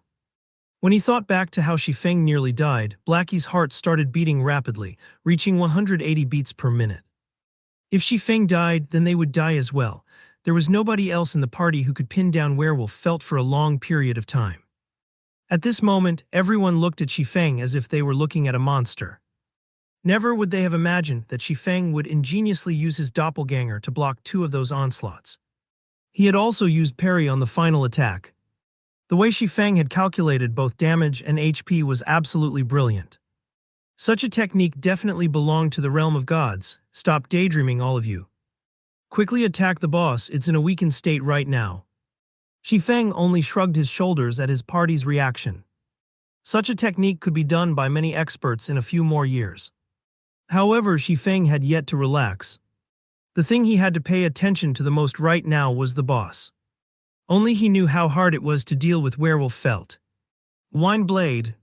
With gravity liberation activated, Xifeng instantly arrived in front of Felt. He tightly gripped the abyssal blade, continuously sending attacks towards Felt's chest. Thundering Flash. Double Chop. Job. Damage that exceeded -100 appeared above Werewolf Felt's head, one after another. The other party members were also able to deal damage of over -20 with each attack. Very quickly, they had reduced Werewolf Felt's HP down to 15%. When they saw that Felt was about to die, everyone revealed smiles of excitement. Don't be careless. Blackie, use your evil whip. Lonely Snow, prepare to interrupt with charge. Xifeng commanded as he dodged Werewolf Felt's attack. Being told what to do in such a way, everyone's hearts suddenly constricted. A death stare and a hell's roar was already unimaginably terrifying. If it was any other party here, they would have long since revived back at the graveyard. Could Werewolf Felt actually have another powerful skill? How horrifying was this hell mode? Xifeng constantly paid attention to Werewolf Felt's HP. Just when Felt's HP fell down to 10%, its third big move finally came. Death Berserk. This move would increase Werewolf Felt's attack speed by 100%, its movement speed by 40%, and its attack power by 100% until it died. It was precisely this move that had caused countless elite parties to curse out in madness. After activating Death Berserk, Werewolf Felt's fur started turning red. In a moment, it had become blood red in color. Adding in its crimson red eyes and sharp fangs, Felt looked remarkably like a blood fiend. Its terrifying appearance had caused everyone to inadvertently retreat a step backward. They could clearly feel the air of danger given off by Felt. Xifeng used another double chop, stacking the bleeding effect to 5 layers. Afterward, he spun around and ran. After activating Death Berserk, there was no one under level 5 who was able to block Felt. That included Xifeng, even if he had a magic weapon. The only method was to kite it and slowly grinding Felt to death. The moment Shifeng had escaped the 10-yard distance, Felt's thick thighs suddenly doubled in size. One of its legs abruptly stomped the ground, sending it flying like an arrow rushing towards Shifeng. Shifeng was about to arrive at the location of the large rock, but behind him, Felt's speed was just too fast. He definitely could not make it. Shifeng abruptly made a 90 degrees sharp turn. Hung! Without making any turns, Werewolf Felt smashed straight into the large rock blocking its path, turning it into rubble. Fragmented rocks the size of a person's head were sent flying more than 10 yards away. Seeing such horrifying strength, even a fierce man such as Kola had his heart trembling. If he were struck by those claws, then he would definitely become meat paste. At this moment, Shifeng had already distanced himself over 20 yards from Felt. Meanwhile, the attacks from the mages never stopped. They continuously ground away Felt's HP. Shifeng's plan to kite Felt was a success. Every time Werewolf Felt was about to catch up, Lonely Snow would charge at it. He then followed it up with a bone crusher, greatly reducing Felt's speed. Afterward, he pulled away from Felt once more. When Lonely Snow's skills were on cooldown, Blackie would use Evil Whip to constrict Felt once more. The skills of the two of them had a quick cooldown. With Shifeng's occasional abyssal bind, they had formed a perfect cycle to toy with Werewolf Felt without pause. 7%, 6%, 5%, 3%. Finally, when Felt only had 1% HP remaining, Shifeng abruptly turned around. Wine Blade, Thundering Flash, Job, Double Chop. Shifeng's single sword slashed at Werewolf Felt's chest, taking away its final 1% HP. System: your party is the first to clear a Hell Mode dungeon. Rewards increased by 100%, loot increased by 100%. System: cleared Hell Mode of Deathly Forest. Rewarding 8,000 EXP. At this moment, Werewolf Felt exploded, dropping out over 10 items. And amongst them, there was one that made Shifeng's eyes shine. Crimson Blade. It was a sword that had the color of fresh blood. It gave off a dull red glow, and there was also faint drops of red liquid dripping off the edges of the blade. The entire sword revealed a dense killing aura. Shifeng never imagined that the item with an abysmal drop rate would actually appear in front of him. Shifeng walked over without hesitation. He quickly picked up the one-handed sword filled with killing intent. The Crimson Blade was one of the rarest drops within the Hell Mode of the Deathly Forest. It was also the best sword for a swordsman below level 6. Crimson Blade Secret Silver Rank One-Handed Sword. Level 3. Equipment requirements: Strength 12. Attack power plus 21. Strength plus 5, Agility plus 6, Endurance plus 3. Durability 30-30. Its attack power alone could rival a level 5 two-handed bronze axe. With the 6 extra points in agility, it could increase the attack speed of a swordsman by quite a lot. The Crimson Blade was definitely a precious weapon for swordsmen. Unfortunately, Shifeng could not equip it yet. His experience was currently at 69% of level 2. There was still quite an amount before he could reach level 3. Moreover, he wouldn't be able to equip it even if he had reached level 3. This was because swordsmen would only activate the dual-wielding talent after they reached level 5. At that time, Shifeng would be able to wield 2 one-handed swords. By the time Shifeng was level 5, he would be able to wield the Abyssal Blade on his main arm and the Crimson Blade on his subarm. His attack power would be invincible amongst level 5 players. Shifeng felt great just thinking about such a future. Brother Feng, hurry up and pick up the equipment.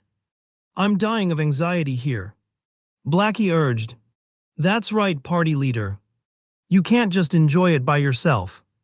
At least let us have a look at what equipment dropped. The loot on the ground had nearly blinded everyone's eyes.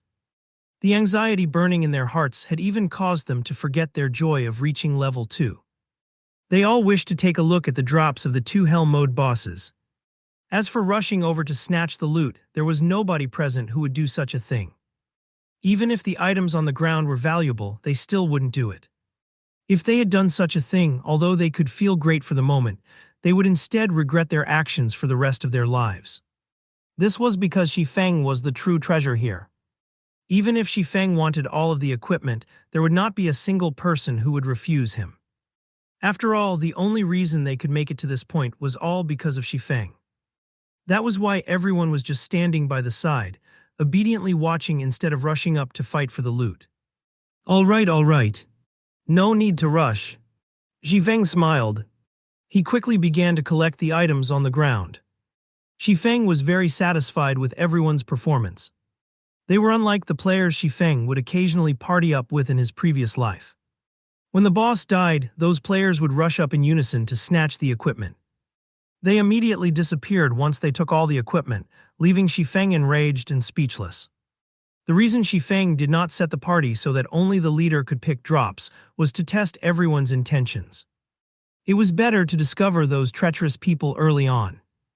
Now that nobody had rushed up to snatch the items, Shifeng could be more at ease with them. In a short moment, Shifeng had collected all the loot on the ground. There were a total of 19 pieces of equipment and 5 silver coins. Such a harvest could rival the assets of a large guild in its entirety. Arranging his bag, Shifeng's lips curled up into a smile. He found a forging design. Garrison armor forging design. Able to create a piece of level 3 bronze-ranked chest armor after learning the design. Materials required: 20 copper ores, 5 bronze ores, 5 magic essences. This piece of equipment was a good item. As long as a party's MT equipped it, diving into the normal mode of the Deathly Forest would become much easier. Not only did it have high defense and strength, it also increased maximum HP by 200 points. It was an extremely important piece of equipment for any MT. In Shifeng's previous life, when this equipment was released, every guild madly fought over it.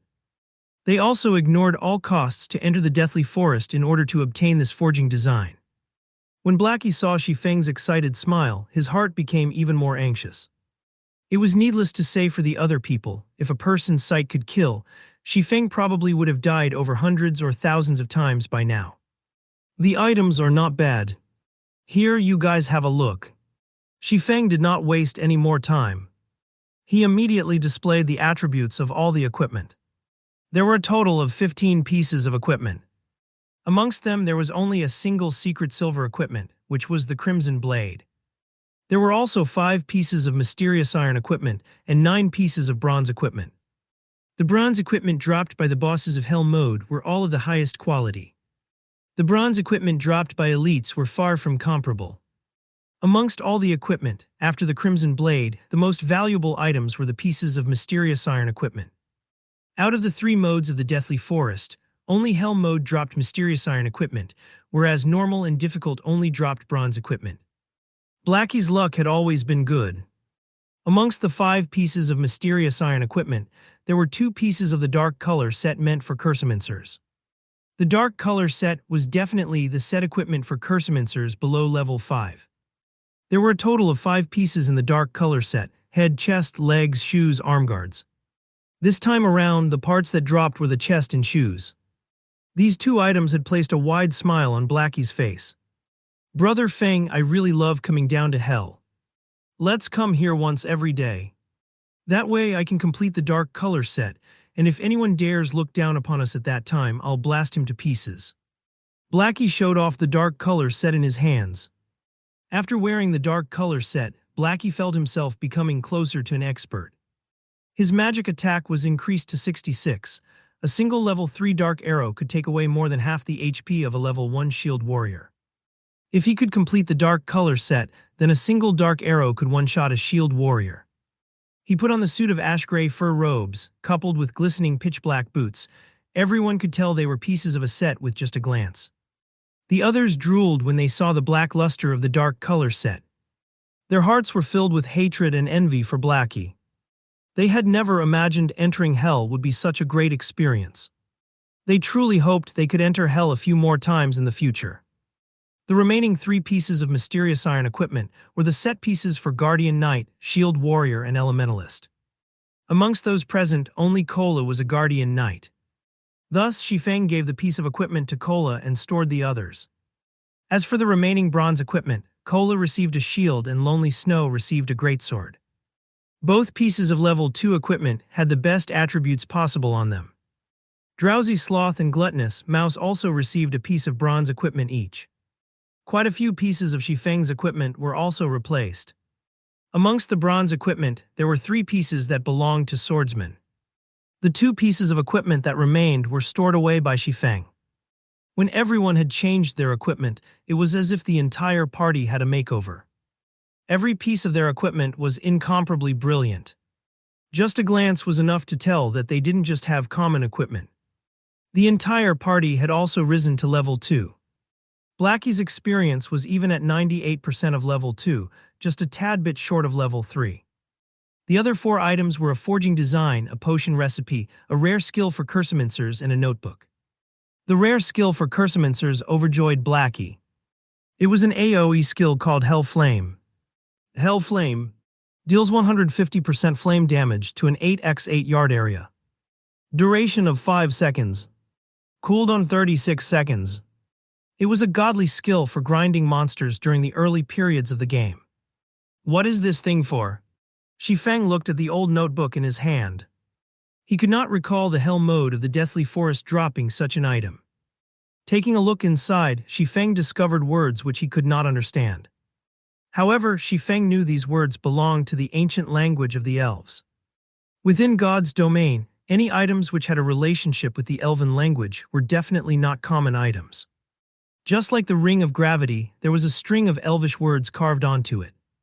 They had allowed the ring to possess unimaginable powers. It seems I have to make a trip to the library. Shifeng felt this notebook was not as simple as it seemed. In his previous life, he entered the hell mode of the Deathly Forest tens of times. However, he had never seen such an item drop before. There was no such news from the other teams in the guild as well.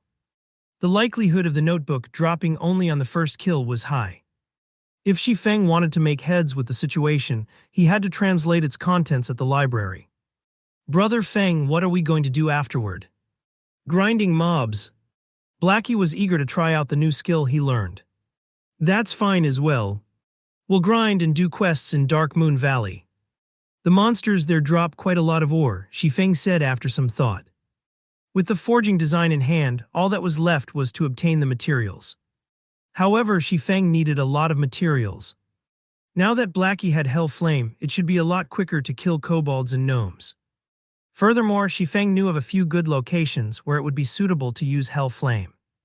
Shifeng turned to look at the others, saying, "Will you guys follow us or do quests on your own?" Big Brother Feng, how could you leave me out of grinding mobs? I've already planned to follow Big Brother Feng in the future. Kola smiled like a fool as he gently caressed his new shield. Big Brother Feng, can we join as well? Drowsy Sloth and Gluttonous Mouse were both high schoolers. Currently, they had their heads lowered in embarrassment. However, they did not wish to give up such a chance. Shifeng was a great expert. They would reap endless benefits if they could learn a thing or two by staying by his side. Shifeng said, smiling, "Of course you are all welcome to join." Suddenly, the two of them revealed excited expressions, both their hands clenched up in excitement. Since nobody is opposed to it, then we will go grind in Dark Moon Valley. After finishing his piece, Shifeng called out the system panel. He selected the dungeon's party teleportation, parting with the Deathly Forest. There was a sea of players in front of the Deathly Forest. Currently, they were all gathered around the dungeon's entrance. Such a situation was due to the actions of the large guilds of Red Leaf Town. The elite teams of these large guilds had all arrived at the Deathly Forest. They were all prepared to challenge the dungeon. These teams were much stronger than the loosely made elite parties. Common equipment covered their entire bodies. There were even pieces of bronze equipment in the mix. That's Heaven's Crown's core MT Immovable Mountain. Never have I imagined that even he would come to this place. Someone will surely clear the Deathly Forest this time. HMPH Heaven's Crown is just a third-rate guild. Look over there, even the sub-leader of Assassin's Alliance, Stabbing Heart, is here. Also, the Guardian Knight named War Soul by his side is the top 5 knight of the Assassin's Alliance. He is even stronger than the Immovable Mountain. The players in the surrounding area started a discussion amongst themselves. They held optimistic views towards these large guilds at clearing the Deathly Forest. It was to be expected, as there were over 10 guilds currently present, both large and small. Amongst these guilds, the most well-known guild would be the second-rate guild, Assassin's Alliance. Following them would be the third-rate guild, Heaven's Crown. The others were just some unknown guilds, but they still would not be looked down on. This was because a workshop stood behind every guild. These workshops hired experts. Average players could not compare to them. Each large guild wanted to build its reputation in Red Leaf Town. Conquering the first dungeon in Red Leaf Town was the perfect way to do so. Hence, all of the large guilds made ample preparations for the dungeon. They spent large sums of their assets to buy equipment and medicine. They also bought a lot of information on the Deathly Forest. So they were extremely confident about conquering the dungeon. Boss waving, these guild teams have gorgeous equipment. They will definitely clear the Deathly Forest this time, Wordless Summer Knight commented with a pained expression. Waving slowly but surely crossed his arms in front of his chest. He nodded slightly, saying in a helpless tone, the Deathly Forest is too difficult. We party wiped before we even met the boss. In the end, parties like ours only became scouts for the guilds. What's there to brag about being a guild's expert? Boss, it's not our skills that are lacking. The dungeon is just too horrifying. It has too high of an equipment quality requirement, the shield warrior battle to the end said in disdain. He held contempt for the guild experts deep in his heart, and he was sure only their equipment prevented them from clearing the dungeon. That's right, boss. If our party had such equipment, we would have long since cleared the Deathly Forest, Wordless Summer Knight confidently said.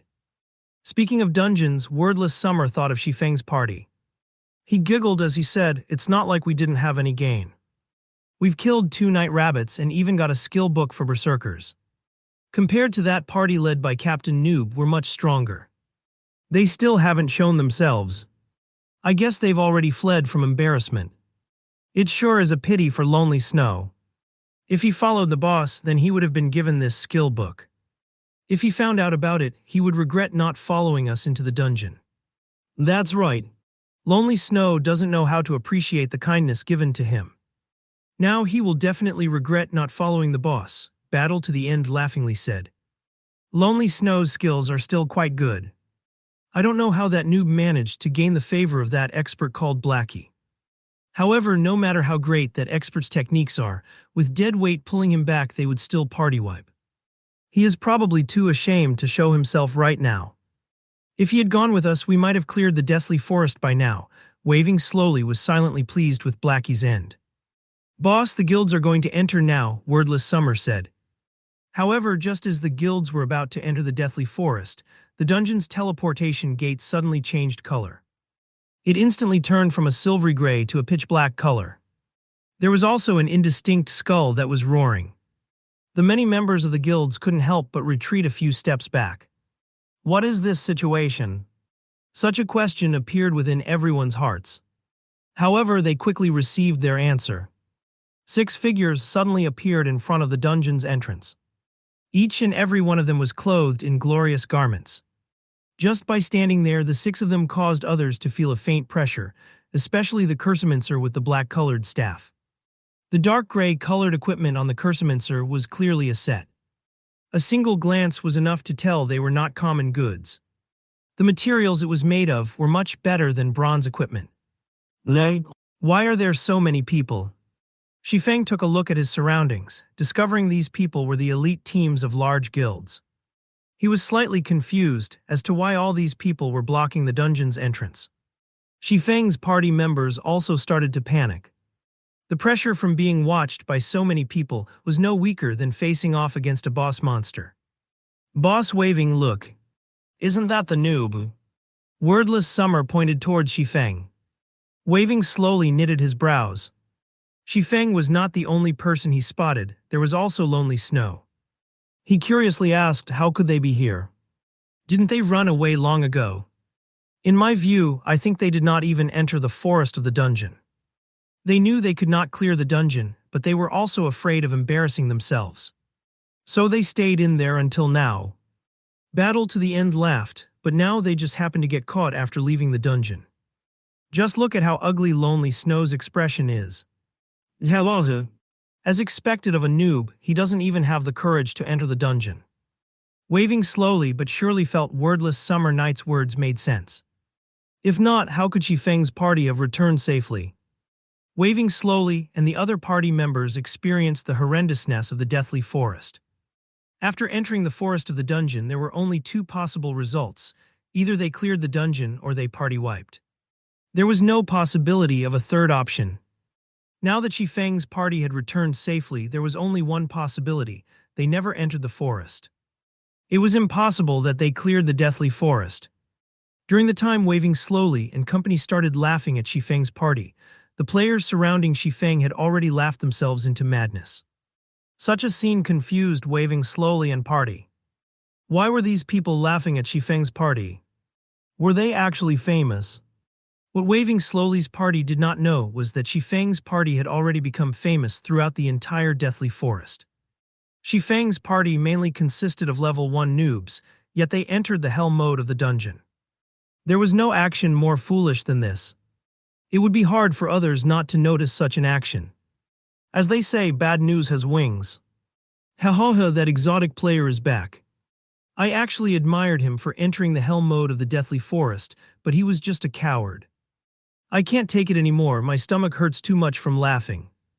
The players surrounding Shi Feng's party understood their actions.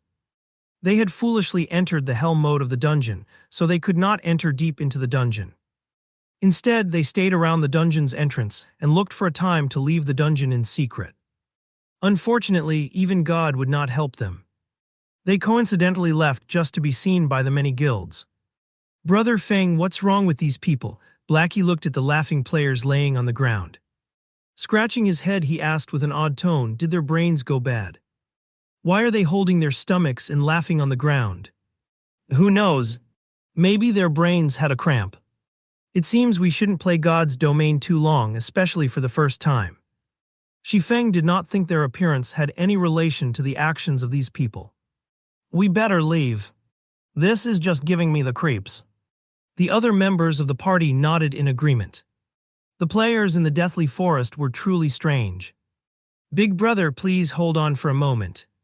Just as Shi Feng's party was about to leave the dungeon's entrance, a ringing voice entered everyone's ears. Taking a look at the voice's origin, a beautiful and pure maiden dressed in a pure white mage's robe was seen walking towards Shi Feng's party. Shi Feng recognized this person.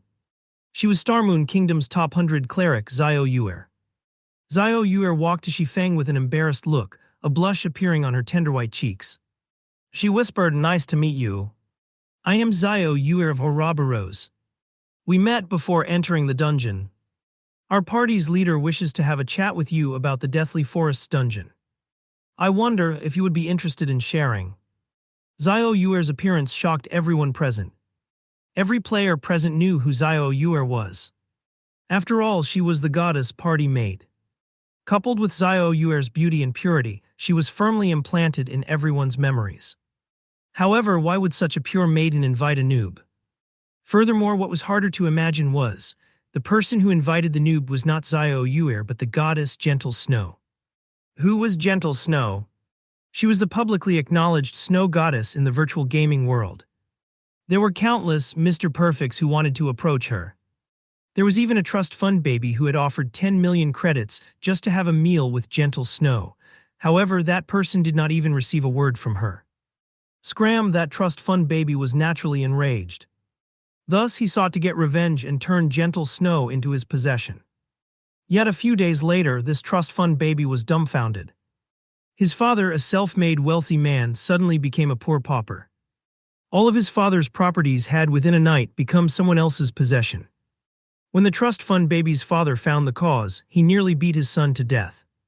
From then onwards, everyone finally knew the dreadfulness of Gentle Snow. However, Gentle Snow's fans had further increased in number after this incident. Gentle Snow was like a true goddess from the legends, divine and inviolable.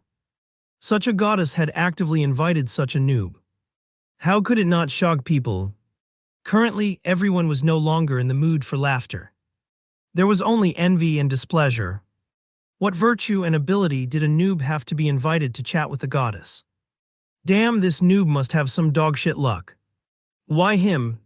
I'm so handsome, yet the goddess won't even speak a word to me. I, Jade Wintry, am an expert in God's domain, but why won't the goddess come have a chat with me? Could it be that I am too handsome? Or does the goddess prefer a wilder type?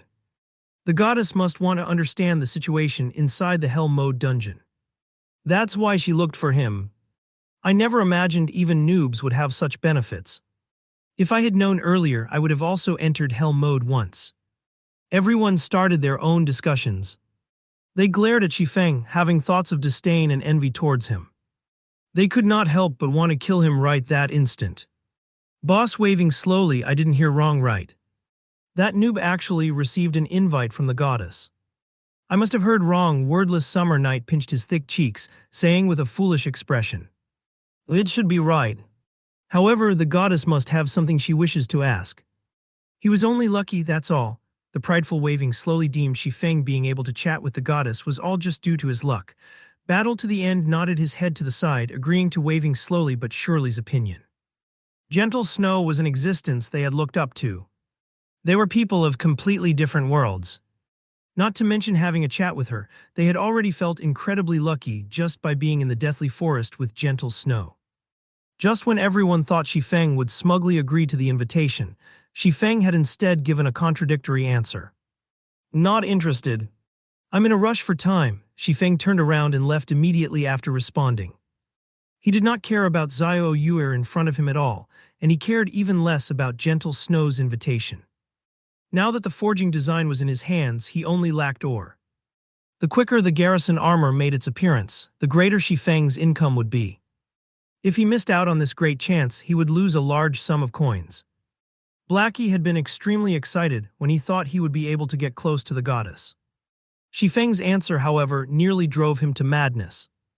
There must be a mispositioned nerve inside Shifeng's brain to reject the invitation. It was not just Blackie who was dumbfounded, even Xiao Yuer was shocked motionless. It was the first time she met a man who actually rejected Sister Snow's invitation. Many men begged for such an invitation, yet all of them remained empty-handed. Could this man be a fool? Let's go. What are you daydreaming about? He turned and asked his motionless party members when Shifeng discovered nobody following him. Brother Feng, that's an invitation from the Snow Goddess. Won't you think about it some more? Blackie requested. His mind was bordering insanity right now. At the same time, his heart continually prayed for Shifeng to agree quickly. Such a great chance would be impossible to come by in the future. I've already said I don't have the time, Shifeng responded with a smile. Shifeng became speechless when he looked at Blackie's prayerful eyes. No matter what, Blackie's reverence for the Snow Goddess would not change one little bit.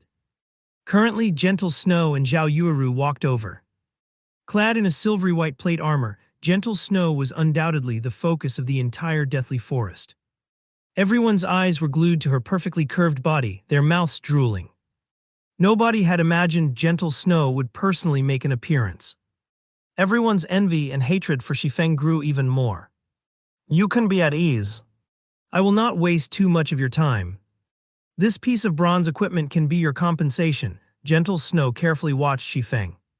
She discovered Shifeng was indeed different from other people. Although Shifeng had a typical appearance, his body gave off a calm and steady feeling. There was also a faint murderous aura radiating from his body. Such temperament could only be honed after experiencing countless life-or-death battles. Zhao Yueru was shocked. She never thought Gentle Snow would think so highly of Shifeng. Her beautiful eyes unwillingly turned towards Shifeng. Her brows slightly creased and she said in a contemptible tone, I don't think this fellow is worth a piece of bronze equipment, a piece of gray equipment at best. They had already been respectful by inviting Shifeng over for a chat. However, not only did Shifeng not appreciate their kindness, he even rejected them immediately.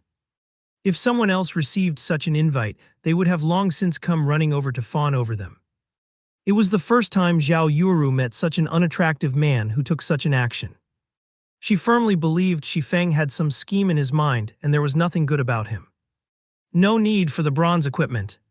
I have those things myself, Shifeng waved his hand, saying in an uncaring tone. He never tried to flatter the witch to begin with, but he never imagined she would speak of him in such a way. However, he was not a poor ghost. He did not need any charity. Zhao Yueru's beautiful eyes measured up Shifeng. She couldn't help but let loose a faint laughter, playfully saying, such an unyielding spirit. You clearly want it, yet you're refusing to admit it. Snow, this fellow is really insincere. Yuuru, Gentle Snow impatiently sent Zhao Yuru a glance, hinting her not to overdo it. To begin with, they were the ones who took the initiative to send the invite. It would not be proper to look down on others now. Zhao Yuuru pouted. She shot a glance towards Xifeng, puffing out her prideful twin peaks as she helplessly turned her head away. She did not think a poor fellow like Xifeng would have anything they wanted. Sorry, please receive this piece of equipment as an apology. Gentle Snow took out a level 0 bronze belt meant for swordsmen and traded it to Xifeng. She wanted to put an end to this matter. Xifeng did not reject the offer after seeing Gentle Snow's sincerity.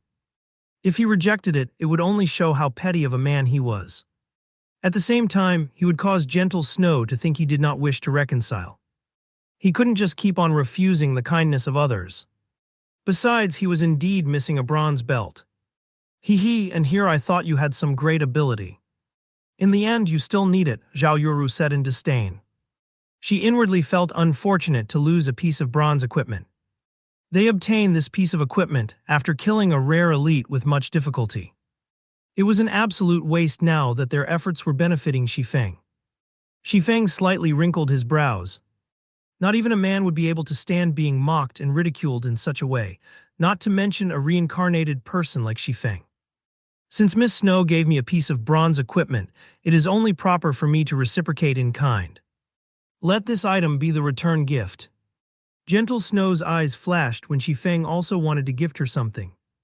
She felt astonished and thought Xifeng was an interesting person. Xifeng conducted himself properly, and he was not as hard to get along with as she had imagined. Are you gifting Snow a present? Do you think Snow would even want it? Zhao Yuru could not help but turn her head around. Her fresh red lips curled into a seductive smile, and her eyes held a sneer within them. She was silently laughing at Xifeng's overestimation of himself. What kind of item has Gentle Snow not seen before? Even luxury cars worth over 10 million could not catch her attention, not to mention an item within a game. Currently, Xifeng took out a piece of paper from his bag. This drawing was one of the drops from the boss. Xifeng nonchalantly passed the item over to Gentle Snow. When Zhao Yuru saw Xifeng take out a piece of scrap paper and give it as a present to Gentle Snow, she could not help but coldly say, "Are you trying to make a fool of us?"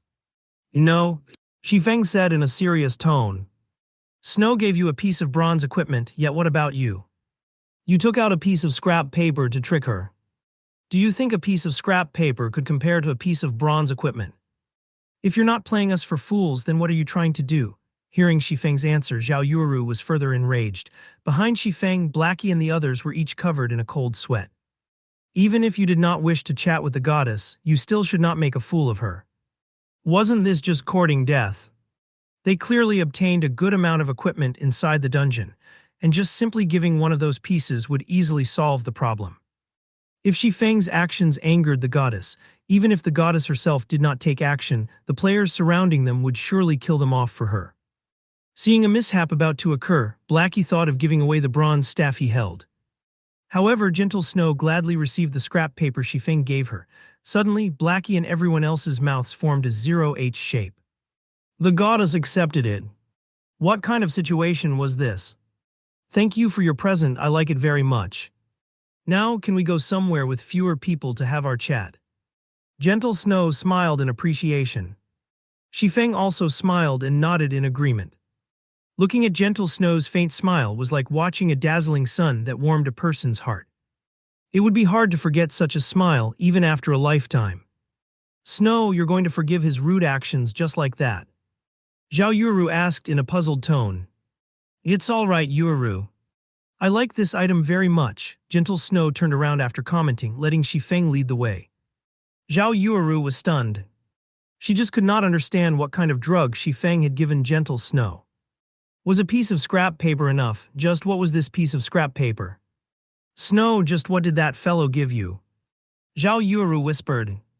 Just by seeing the fire poker on Xifeng's waist, she could tell Xifeng would not be able to give anything valuable. However, Gentle Snow still happily received it.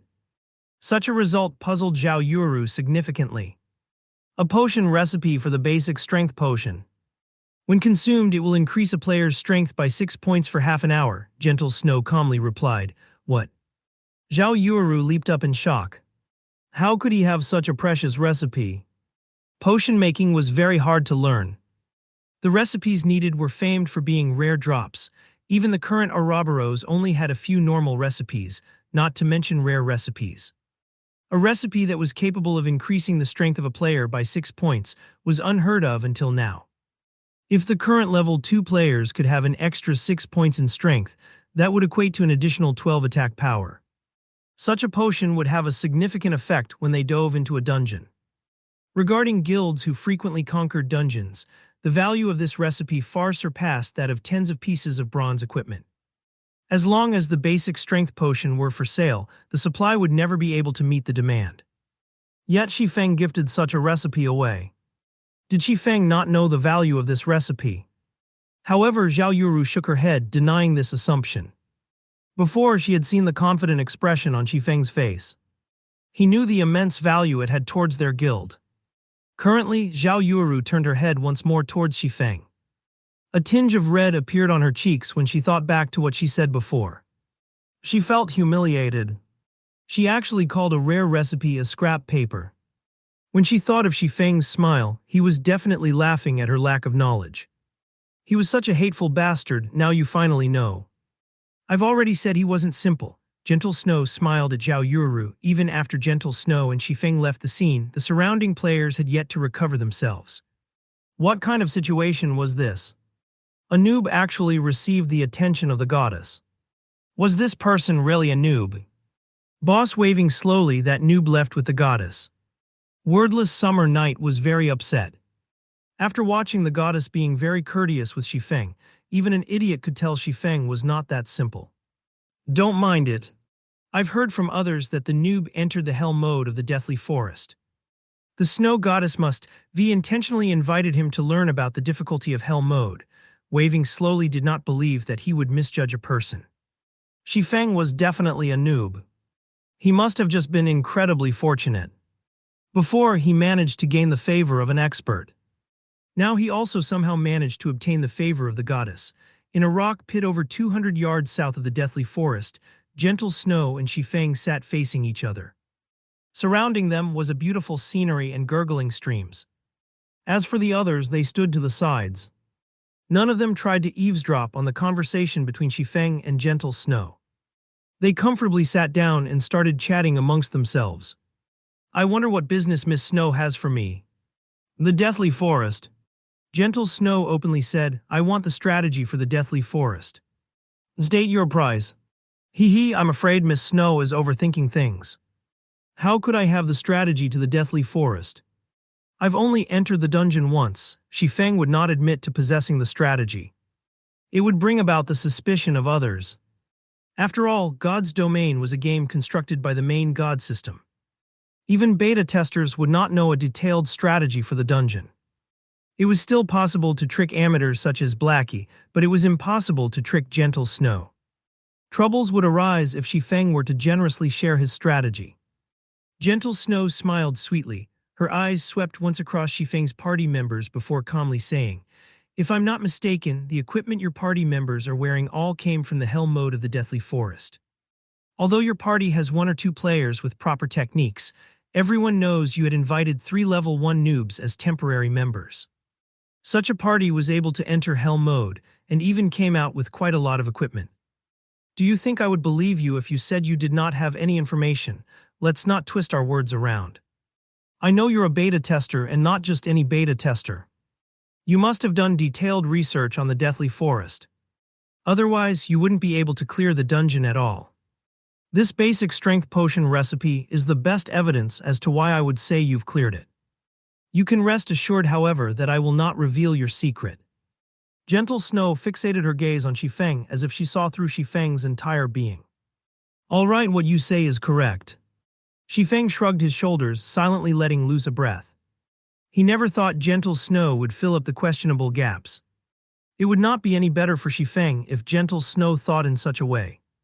State your price then. Gentle Snow was all smiles with Xifeng. It was as though she was saying, Did you think I could not control a person like you? This lady knows everything. Seeing Gentle Snow smile with confidence, Xifeng was already snickering in silence. Sheep's wool comes from a sheep. If you wished to earn money, it was natural to obtain it from a wealthy person. A first-rate guild like Ouroboros was unquestionably an appropriate target. According to Shifeng's knowledge, the guild Ouroboros had already conquered over 10 virtual reality games. However, the appearance of God's domain had shaken the virtual gaming world. It was dubbed as mankind's second world. It caused the collapse of many other virtual reality games. Afterward, countless companies started madly investing in God's domain, nurturing their guild, growing their influence, and building their place in the virtual financial world. Naturally, Ouroboros also invested in God's domain. They too wanted to share a bite of the countless assets. Also, Ouroboros was not just wealthy, it also had a great background. The number of experts working under Ouroboros exceeded over 1,000. These 1,000 men were famed as the God-slaying army in God's domain. The existence of these 1,000 experts allowed Ouroboros to establish a large virtual empire. They unified over 80 cities in God's domain that each had a population of over 1 million players. Ouroboros was a true tyrant in God's domain. During Ouroboros' peak, it was the equivalent to the entire Starmoon Kingdom. As for Shadow, it had only established 10 cities that did not have populations exceeding 1 million players. In such a way, Ouroboros had become a peerless tyrant in the real world. Their position was truly unimaginable. It should be known that Starmoon Kingdom was a relatively large kingdom, even amongst the hundreds present in God's domain. It was at the upper middle ranks. One could clearly see Ouroboros' prowess when compared to it. How could Shifeng not wish to work with such a powerful guild? It was just the risk of working with Gentle Snow was too high. Because of her particular identity, the information she could get a hold of was just too great. Shifeng could not help but be cautious of her. It was why he intentionally revealed some hints, especially with the recipe for the basic strength potion. He wanted to see Gentle Snow's reaction. If she behaved in a bad way, Shifeng would naturally act ignorant and push all responsibility away. However, the present situation was undoubtedly the one Shifeng looked forward to the most. Since you've already explained, my asking price isn't high. 20 silver coins, Shifeng calmly stated. To a small guild of current times, 20 silver coins would already be their entire fortune. Even a 100-man money farming group would need 2 to 3 days to collect such an amount. Zhao Yueru sucked in a cold breath, nearly jumping up when she heard Shifeng casually ask for 20 silver coins. She stared at Shifeng furiously, saying, "Why don't you just rob someone? That would be a faster way." "I would do it if I could get that much money," Shifeng said with a smile. "You should know there is a lot of skill books, weapons, and equipment for players inside the Deathly Forest. They can quickly increase the strength of players. If you could conquer the Deathly Forest a step earlier, the benefits it would bring towards future developments go without saying. Can't you make it a little cheaper? 20 silvers. Even we Ouroboros can't simply take out that much money." Zhao Yueru thoroughly disliked Shifeng now. However, when she thought about the importance of the Deathly Forest, she still used a softer tone to speak to Shifeng. "Sorry, but no negotiations. If you don't agree to it, then I can only consider working with some other guild."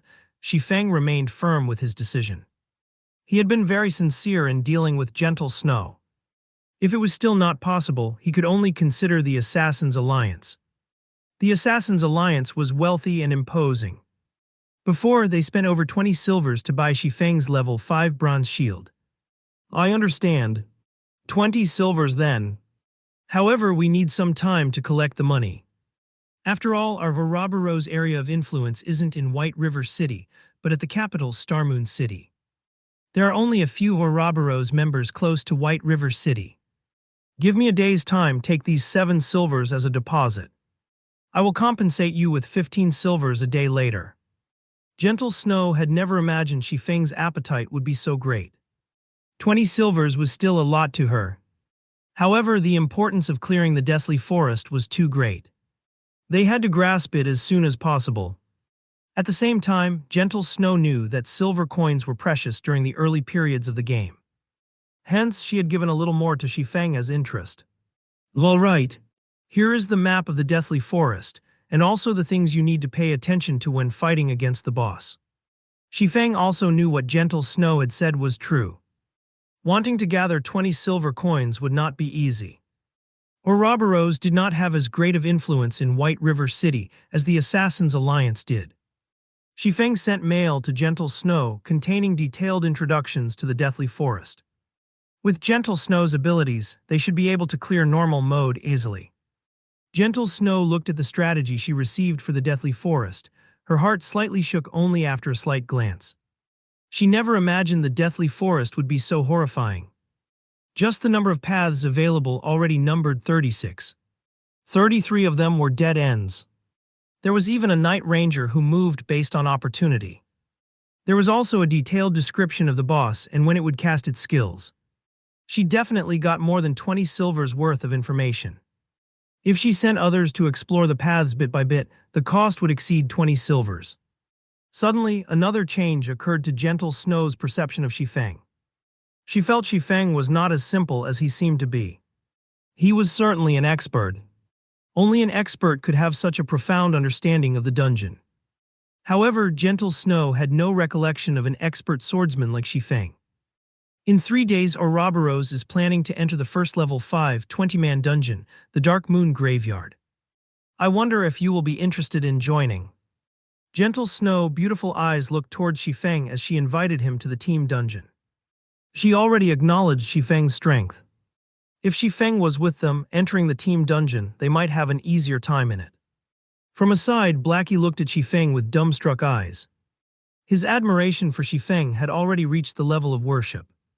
He never imagined Shifeng would be so awesome as to conquer the snow goddess in a few moves. The goddess even wished to invite him to raid a dungeon. How great of an honor was this? There were countless men who dreamt of raiding a dungeon with the snow goddess. However, Zhao Yuuru became irritated after hearing Gentle Snow invite him. Shifeng was but a beta tester. At most, he had experienced God's domain a few more days than they did, and had a deeper understanding of the Deathly Forest. However, the 20-man team dungeon had only opened after the game's official release. It did not exist during the beta test, so there was no way for Shifeng to know anything about it. Also, Shifeng wasn't some powerful expert. What point would there be in inviting him? He would just be wasting a slot in the dungeon. Shifeng entered a thought. There were a lot of good items that dropped from a 20-man dungeon. It had been particularly true for the Dark Moon Graveyard, which dropped a lot of worthwhile equipment for swordsmen. The attributes of the equipment from that dungeon were also much better than the ones obtained from wild bosses. However, Shifeng was not able to organize a 20-man party, so it wouldn't be a disadvantage to join Gentle Snow for a round. All right, but leave a few spots for me. Also, all swordsman equipment and forging designs must belong to me, Shifeng answered with a nod. Can't you be a little more humble? Zhao Yuuru looked at Shifeng pouting. She felt Shifeng was going too overboard. If Gentle Snow had asked anyone else, they would have readily agreed, even going as far as to forego getting any equipment. Shifeng, however, even wanted priority over equipment. He was not courteous with them at all. Gentle Snow did not imagine Shifeng was truly different from the other people. He did not play around with his words. However, it was interesting that he would say whatever he wanted. Following which, Gentle Snow looked towards the party members behind Shifeng. Although they were noobs, their equipment was all of good quality. They could barely manage in the 20-man dungeon. Thus, Gentle Snow said, "Fine. Let's add each other as friends then. We'll be in touch when the time comes, all right. You can just contact me a few hours before raiding the dungeon. I'll arrive on time." Shifeng accepted Gentle Snow's friend request. Subsequently, Shifeng and his party members left the small rock pit, heading towards Dark Moon Valley. When the group passed through the Deathly Forest dungeon, Stabbing Heart of the Assassins' Alliance abruptly called out to Shifeng, "Brother Yifeng, I nearly failed to recognize you. I never imagined you actually knew a big shot like the Snow Goddess. You must not forget a brother like me in the future." Stabbing Heart jokingly said as he walked towards Shifeng. "Nonsense. I just happened to meet with Miss Snow by chance," Shifeng replied with a smile. "Brother Yifeng, you are too humble. Based on your strength, you are absolutely worthy of becoming friends with the Snow Goddess. After all, both of you are experts of the same level." Stabbing Heart thought Shifeng was very humble. It was no wonder he was such a great expert. The way he conducted himself was different than ordinary people. Stabbing Heart wanted to befriend Shifeng even more now. Our Assassin's Alliance is preparing to enter the dungeon. I wonder if Brother Yifeng would be interested in joining us. Of course, you can pick any of the equipment that you want. You are too courteous, Brother Stabbing Heart. However, I still have some things to attend to. I will definitely join if there is another chance in the future. Shifeng politely rejected the offer. Stabbing Heart spoke in a loud voice. Surrounding players clearly heard his words. At first, everyone thought of Shifeng as just a noob. His being called upon by the Snow Goddess was just due to luck. Even now, Stabbing Heart of the Assassin's Alliance wished to befriend Shifeng. Just what sort of situation was this? The Assassin's Alliance was a large guild that was famous throughout White River City. As the sub-leader of the guild's elite group, Stabbing Heart would not need to interact with normal players at all. However, he tried to befriend Shifeng. Shifeng had actually rejected him. Shifeng was just too domineering. If someone were to call Shifeng a noob, nobody would believe them. There was something strange about the situation. Everyone guessed that Shifeng must be a hidden expert that normal players did not know of. Otherwise, why would big shots try to meet Shifeng one after the other? Boss waving that Stabbing Heart actually tried to befriend that noob. I'm not dreaming, right? Wordless Summer Night was shocked. Was this Shifeng really the noob they met before? Waving slowly but surely was currently upset in his heart. Initially, his heart still held hope that Shifeng was just a noob. Now, however, that hope was utterly destroyed by Stabbing Heart. Shifeng was not a noob. He was definitely an expert, just like Lonely Snow had said. Shifeng might even be greater than Lonely Snow had described him to be. If Lonely Snow followed Shifeng, then his future would certainly be filled with boundless prospects. On the other hand, they had chased Shifeng away. They had missed a great chance for them to befriend an expert. Boss, why don't we go over and apologize? An expert is a magnanimous person. Who knows, he might even forgive us. At that time, we too could gain the favor of an expert, Battle to the End suggested. Wordless Summer Night nodded his head in complete agreement. Just as Shifeng's party was about to leave the Deathly Forest, waving slowly but surely, and the others came running over. Big Brother Expert, we've had some misunderstandings before, so we're here to apologize to you. We hope you can forgive our ignorance. Here's a silver coin to show our sincerity. We hope Big Brother Expert can take us under your wing. Waving slowly was all smiles as he apologized. The arrogance he had before was completely gone now. Wordless Summer Night and Battle to the End were also sincerely apologizing without stop. They wished to grind monsters with Shifeng. If you guys don't have anything else to say, then please leave. I still have matters to attend to, so I don't have any time to waste with you. Shifeng spun around to leave after replying.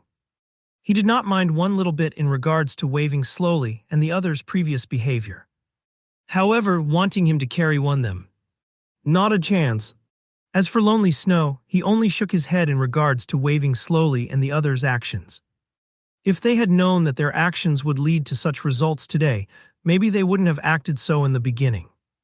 Watching Lonely Snow leave with Shifeng, Wordless Summer curled his lips into a frown, saying in a sour tone, "Bah.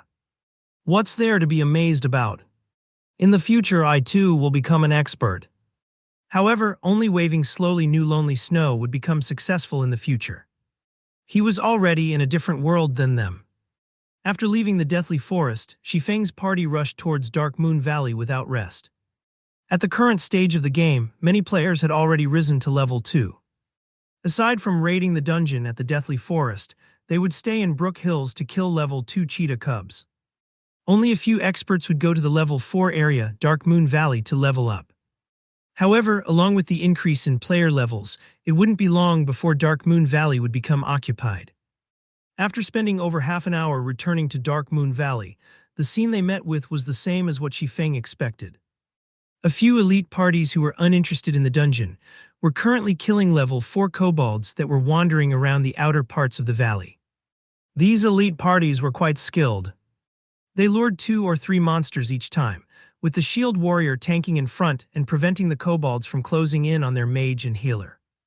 The healer was continuously healing from behind, barely maintaining the shield warrior's HP. Although it was taxing to grind in such a way, the gains from the fight were equally good. The three kobolds had dropped 2 coppers and some stone materials. In God's domain, only monsters level 3 and above would drop skill books and bronze equipment. Although the chance was only 10,000 to 1, it was still enough to cause players to go on wild goose chases. Currently, bronze equipment was very valuable, even more so were skill books. With these enticements here, there would be many experts who would come forth, even if there was some danger involved. After taking a few glances, Shifeng turned and left towards the inner parts of the Dark Moon Valley. The other party members who were new to the Dark Moon Valley were very nervous. It was especially true when they saw the level 4 monsters scattered throughout the entire area. Their breaths became slightly hurried. However, Blackie was extremely calm when he saw these level 4 kobolds. After all, he had previously killed hundreds of them. He did not seem panicked, unlike the other party members. He simply followed Shifeng, entering the deeper regions of the valley.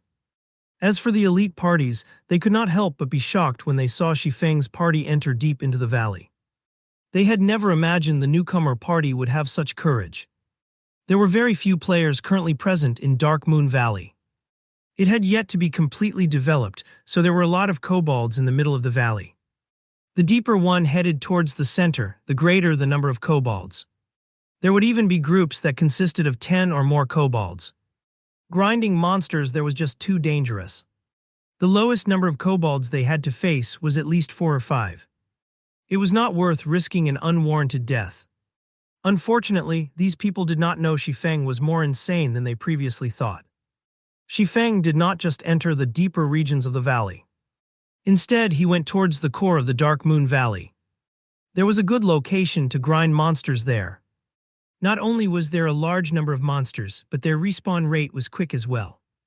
Most importantly, the drop rate there for ore was high. Regarding understanding, Shifeng was like the local god of the area when it came to the Dark Moon Valley.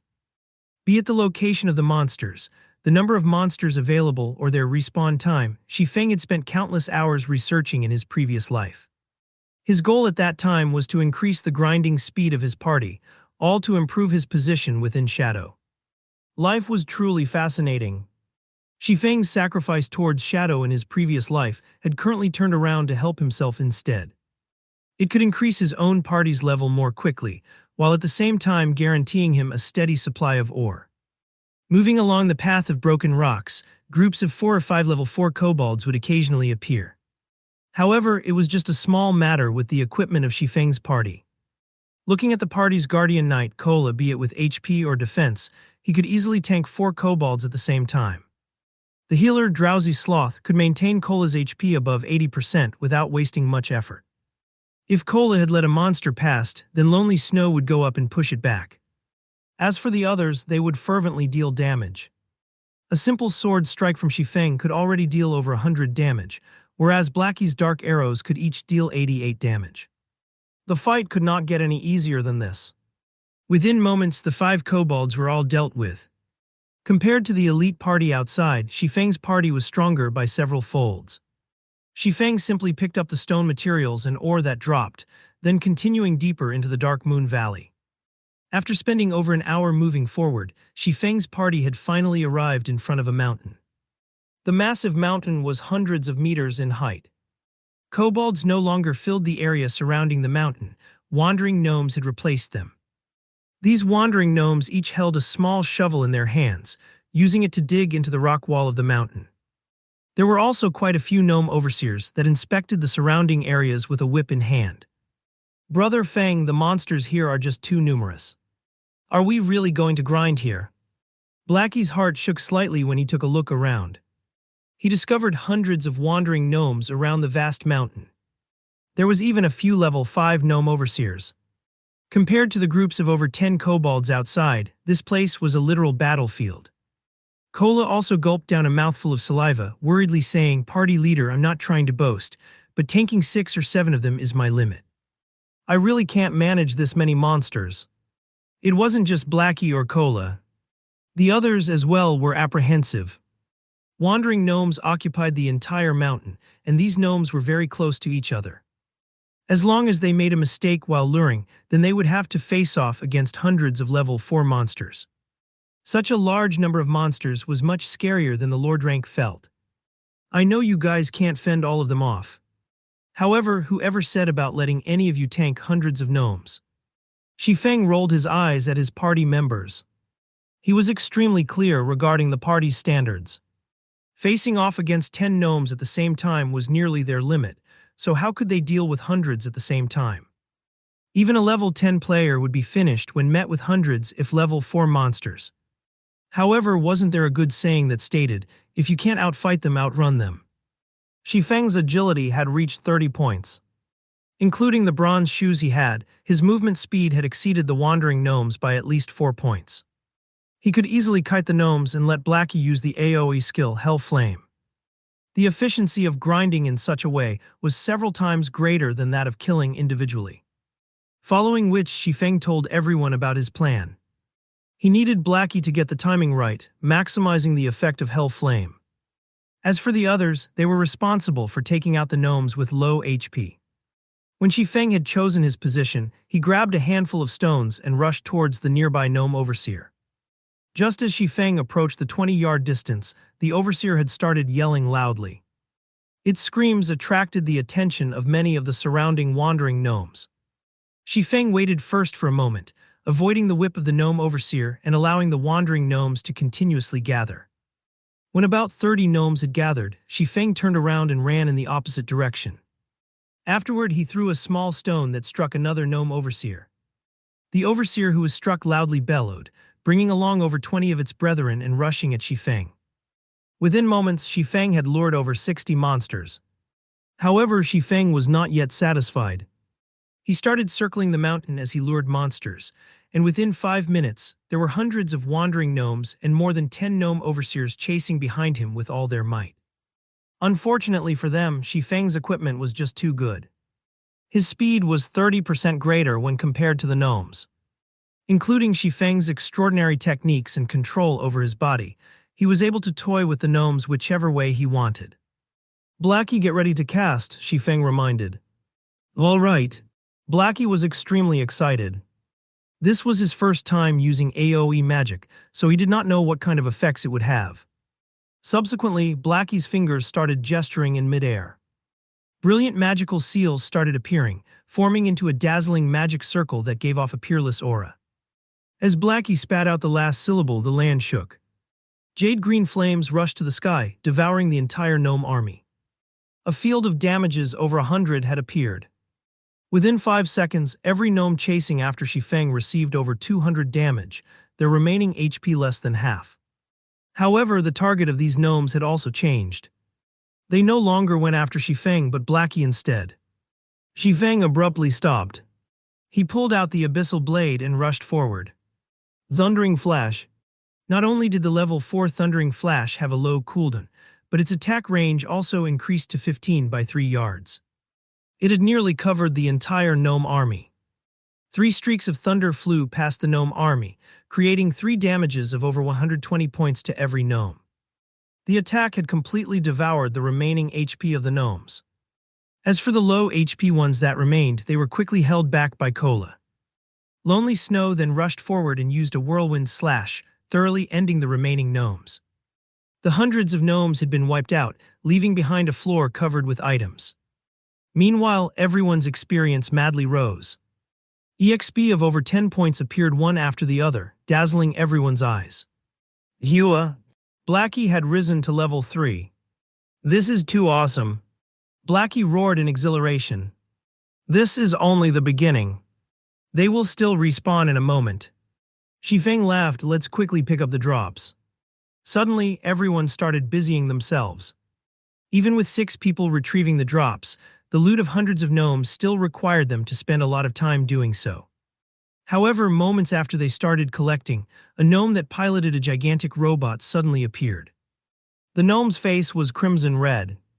It immediately rushed towards Shifeng's party with unparalleled rage. Not good. It's the hazard gnome. Everyone spread out. Shifeng shouted the moment he laid eyes on the gigantic robot. The moment everyone saw the giant robot piloted by a midget gnome, they instinctively knew he was something very dangerous. After hearing Shifeng's reminder, they ignored the loot on the ground and immediately ran towards the forest without a shred of hesitation. Naturally, Shifeng would not stay behind either. The hazard gnome was a very dangerous monster. It was especially true when he first made his appearance. He was even stronger than Werewolf felt with its Death Berserk activated. Hazard Gnome Special Elite. Level 5.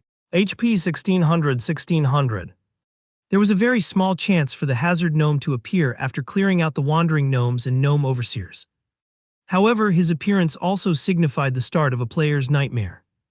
There was a saying in God's domain that warns people not to look down on gnomes just because they were midgets. If they were enraged, they could easily extinguish your life at any given moment. In his previous life, Shifeng met the Hazard Gnome once before. At that time, he was with an elite party who was grinding for ore. After killing the gnomes, the Hazard Gnome appeared. They did not imagine they would meet a special elite, so they had all excitedly rushed at him. However, the situation ended up in a tragedy for the 20-man party. The Hazard Gnome's 1600 HP must not be taken lightly. His defense was an abnormality, capable of reducing 80% of the damage he received. A level 4 Berserker using an axe could only take 2 HP from the gnome.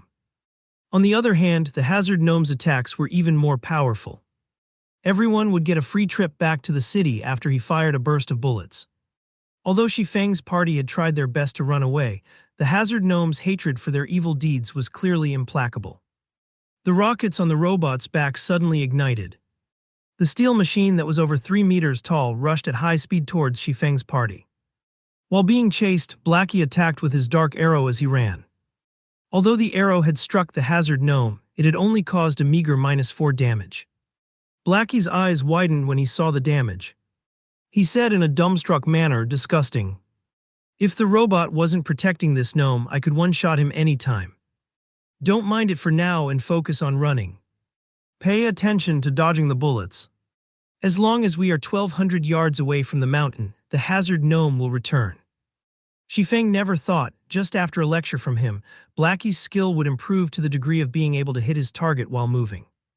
However, fighting head-on with the Hazard Gnome would be very foolish. Blackie understood Shifeng's intentions. He turned around and started chanting Evil Whip, binding the pursuing Hazard Gnome with 5 thorns and greatly reducing the gnome's speed. With this, everyone managed to gain quite a distance from the gnome.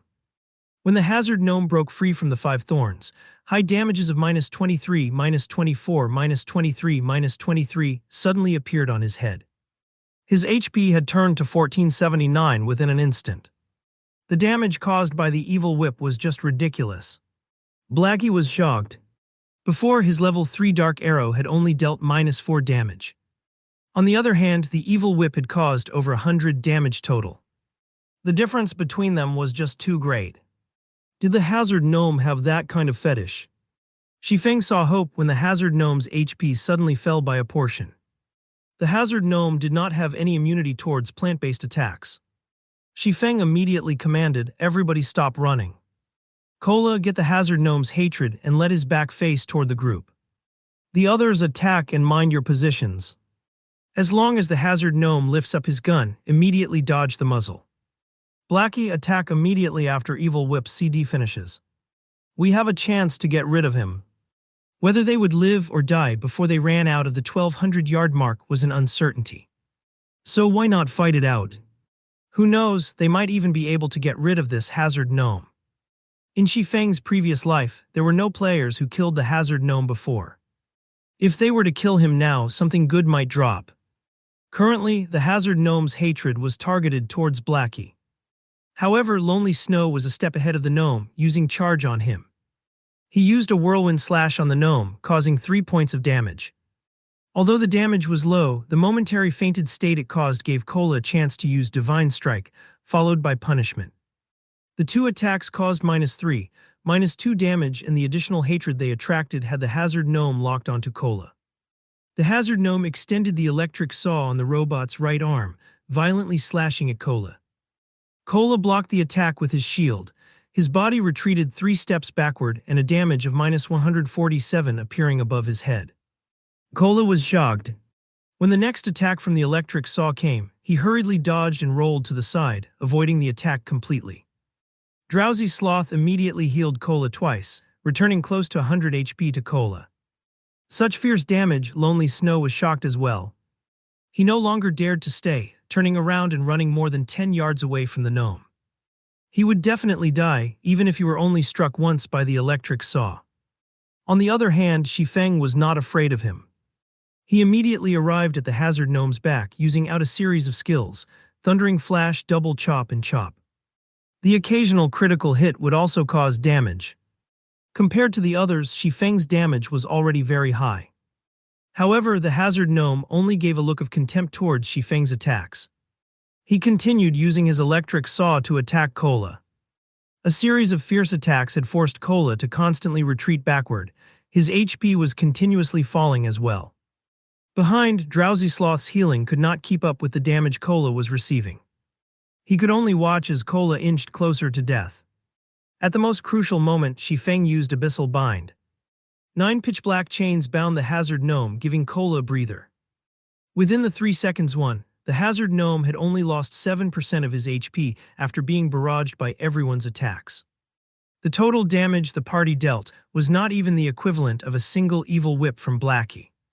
When the 3 seconds had ended, the Hazard Gnome regained his freedom. The green-skinned gnome revealed a mocking smile on his face, his tiny hands moving around and manipulating buttons. The robot's arm holding the electric saw made a roundabout slash, creating a beautiful arc. Shifeng's entire person was sent flying. He smashed into a tree and lost 286 HP. Cola rushed up in a hurry, his HP having recovered by more than half. He used Divine Strike and Punishment once again, trying to pull back the Hazard Gnome's hatred. However, the Hazard Gnome had actually ignored Cola. Instead, he lifted the gun in his left hand, aimed it and fired a burst of bullets at Shifeng. A barrage of densely packed bullets flew towards Shifeng. However, Shifeng had yet to land after being sent flying, so it was impossible to dodge the bullets. Phantom Kill. Shifeng's doppelganger instantly appeared before him. The doppelganger waved his blade, continuously blocking the bullets. Meanwhile, Shifeng had already activated Gravity Liberation. He jumped up to a treetop, avoiding the attack range of the Hazard Gnome. However, his doppelganger had already been killed. After finishing a cartridge of bullets, the Hazard Gnome started changing magazines. Afterward, he continued to rush at Shifeng. Everyone else could only continue attacking, shaving away the Hazard Gnome's HP bit by bit. However, Shifeng was not easy to hit after he activated Gravity Liberation. Shifeng also used the trees for protection. He was barely dodging the flying bullets as he continued kiting the gnome.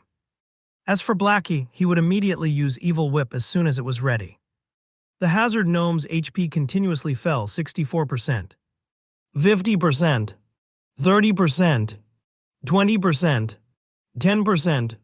When only 10% of the Hazard Gnome's HP remained, the gnome suddenly jumped out of the metallic machine.